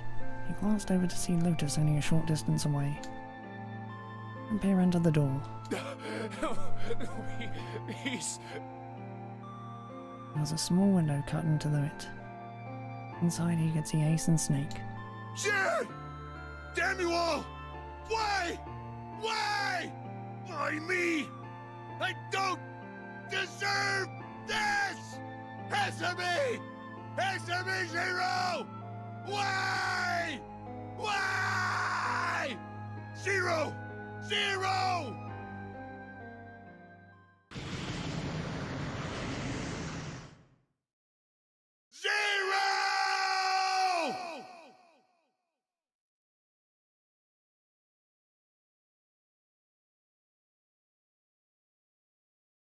He didn't know how much time passed. He didn't know how long he stood there in front of the incinerator. He looked to the side. Noticed his face was ashen. And if not for the hand she'd put against the wall, Junpei didn't think she could have stood. Seven looked old and tired and used. His eyes stared at the floor, seeing nothing. Junpei said nothing. He simply began to walk toward the open door in the hallway they'd come down earlier. Hey, wait! Junpei! Junpei, where are you going? He blinked when their voices broke the silence. He stopped. You stay here. I'll go get Santa and June. You're gonna bring them here? How? Don't worry about that. Just stay here and wait, all right? He began to walk away again. He looked over his shoulder and watched Seven and Lotus grow smaller and smaller. He stared back, not moving. Wasn't sure if they could. and around again. He knew where he was going. I saw an elevator on the way here. If I could get it to work, then maybe... Before long, Junpei found himself in front of the elevator. Next to the door was a button with a triangle on it. Please work. Pushed it, and the door opened.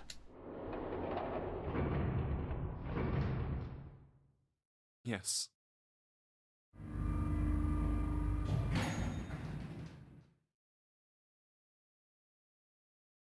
Junpei was in the large hospital room. June! Santa! Kept calling and walked to the center of the room.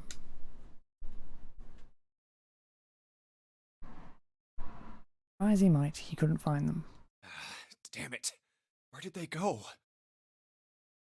Increasingly frustrated and increasingly worried, Junpei left the large hospital room. He had no choice. He would have to look for them.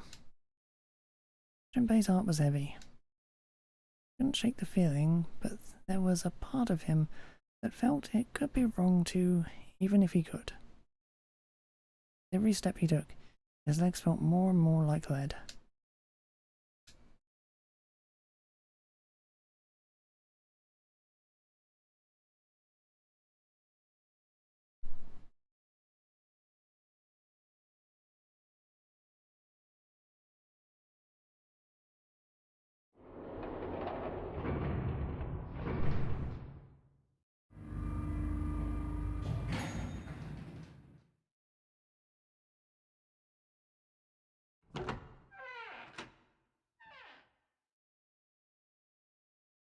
Sometime later, Junpei found himself at the chapel. Stepped inside, expecting to find nothing. There, on the red carpet in the center of the room, June. No, code names didn't matter any longer. It was Kenny. Connie! Junpei cried her name and ran. Like lightning, he ran across the room toward her. Connie! Stumbled to a stop. As he looked down at her body, lying so still on the floor, felt the icy grip of fear upon his heart. She was still, so very still. No. It can't be. It's impossible.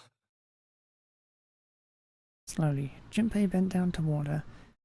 Her hand shook, and he felt very cold and very hot at the same time. Forced himself to look.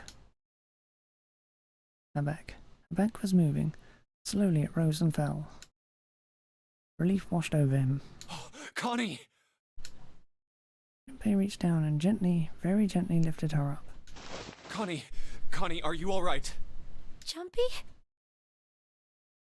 Her face was pale, and her lips were dry and cracked. Her eyes were blank and cloudy. He stared straight at Junpei but saw nothing. Trembling, Junpei wrapped his arms around her back. She was cold. Very cold. Junpei tried to convince himself that it was only his imagination, but she felt as though she were fading away. He could feel his heart pounding frantically in his chest. Oh man. Connie, what the hell happened to you? You feel... Jumpy, I'm sorry. Her voice was very faint. I might not make it. No way I am going to let you die. I am going to save you, I promise. Thank you, Jumpy. Thank you so much for everything. I was really happy to see you again, Jumpy. Really happy. Don't give me that I was crap. You're gonna see me again lots more times. You just gotta hang on, alright, Connie? Jumpy, did you know you meant a lot to me when we were kids? I've liked you for a long time, Junpei. A really long time. Junpei's vision had gone blurry. Took him a moment to realize his eyes were filled with tears. He could feel a piercing point of heat deep in his heart, like a white-hot flame. He looked down at Akane. There was a crack of static from above his head, and a voice spoke. 0. You son of a bitch! Where are you hiding? Junpei frantically scanned the ceiling for the source of the voice.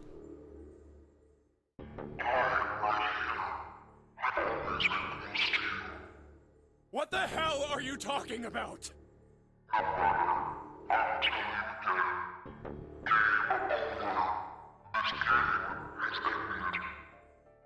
No. No, it hasn't. I'm not gonna let it end yet.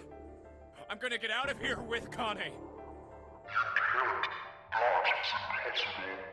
Why? Because you chose the wrong path. The wrong path? That is correct. Your path is inevitable, however. Admit defeat.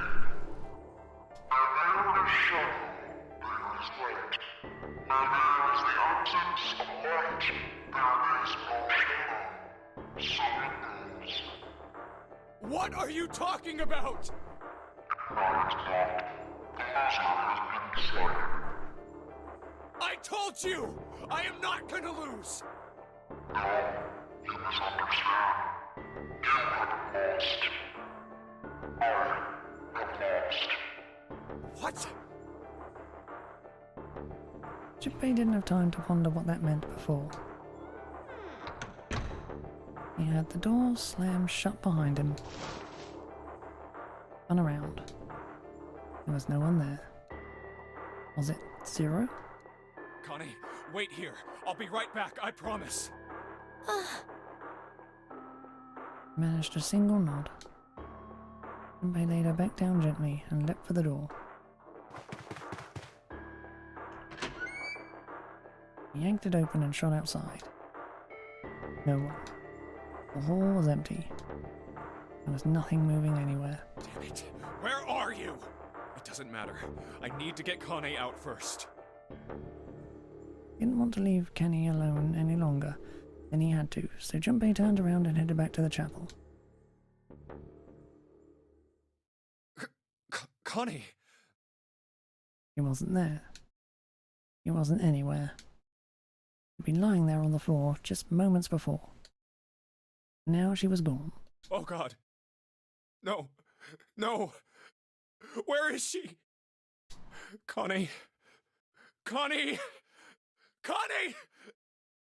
Connie! Cries split the heavens themselves. Screamed until his voice gave out. And he screamed some more. But there was nothing. No answer. His voice faded away, and all that remained was cold, unfeeling silence. That was when he noticed it. Huh? Strange smell. One he'd smelled before. Wait. This is... white smoke. 9 seconds later, Junpei's mind winked out.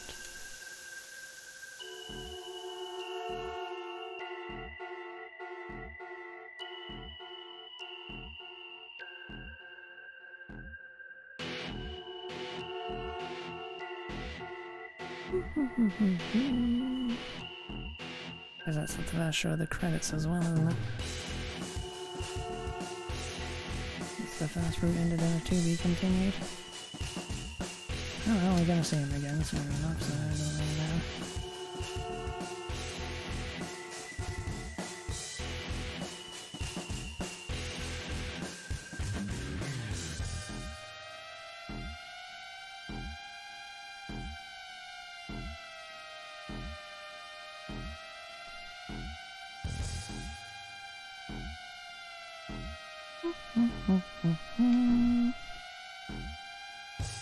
Right, 4 more innings to get. Well, 3 in the true ending anyway. And 2 more number doors to play through, being 2 and 3. nail both of them when we do one of the rooms.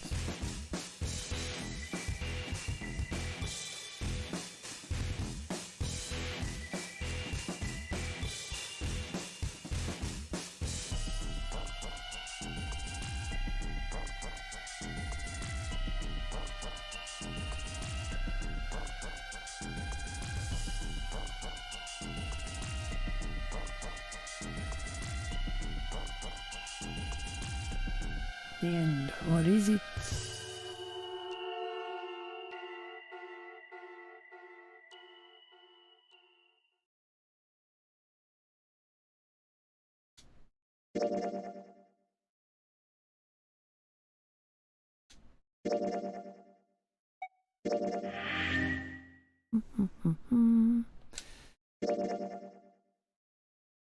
Save done.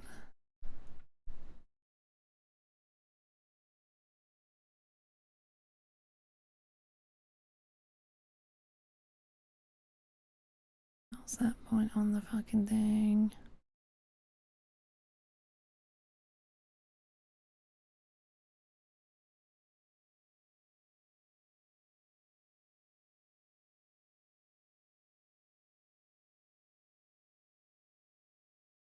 There are some points in this.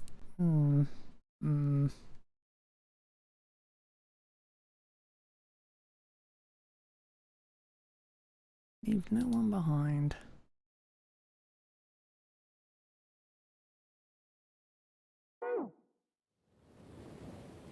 Nope.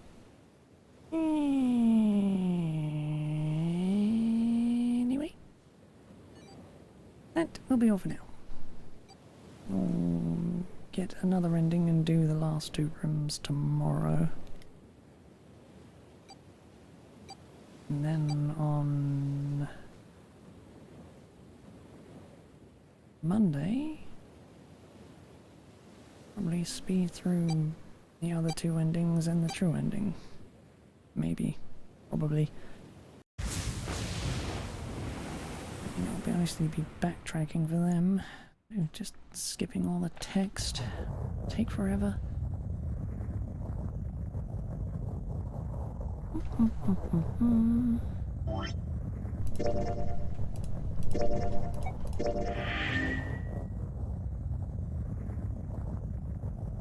Anyway, that will be all for now then. We'll be back tomorrow with more. Bye!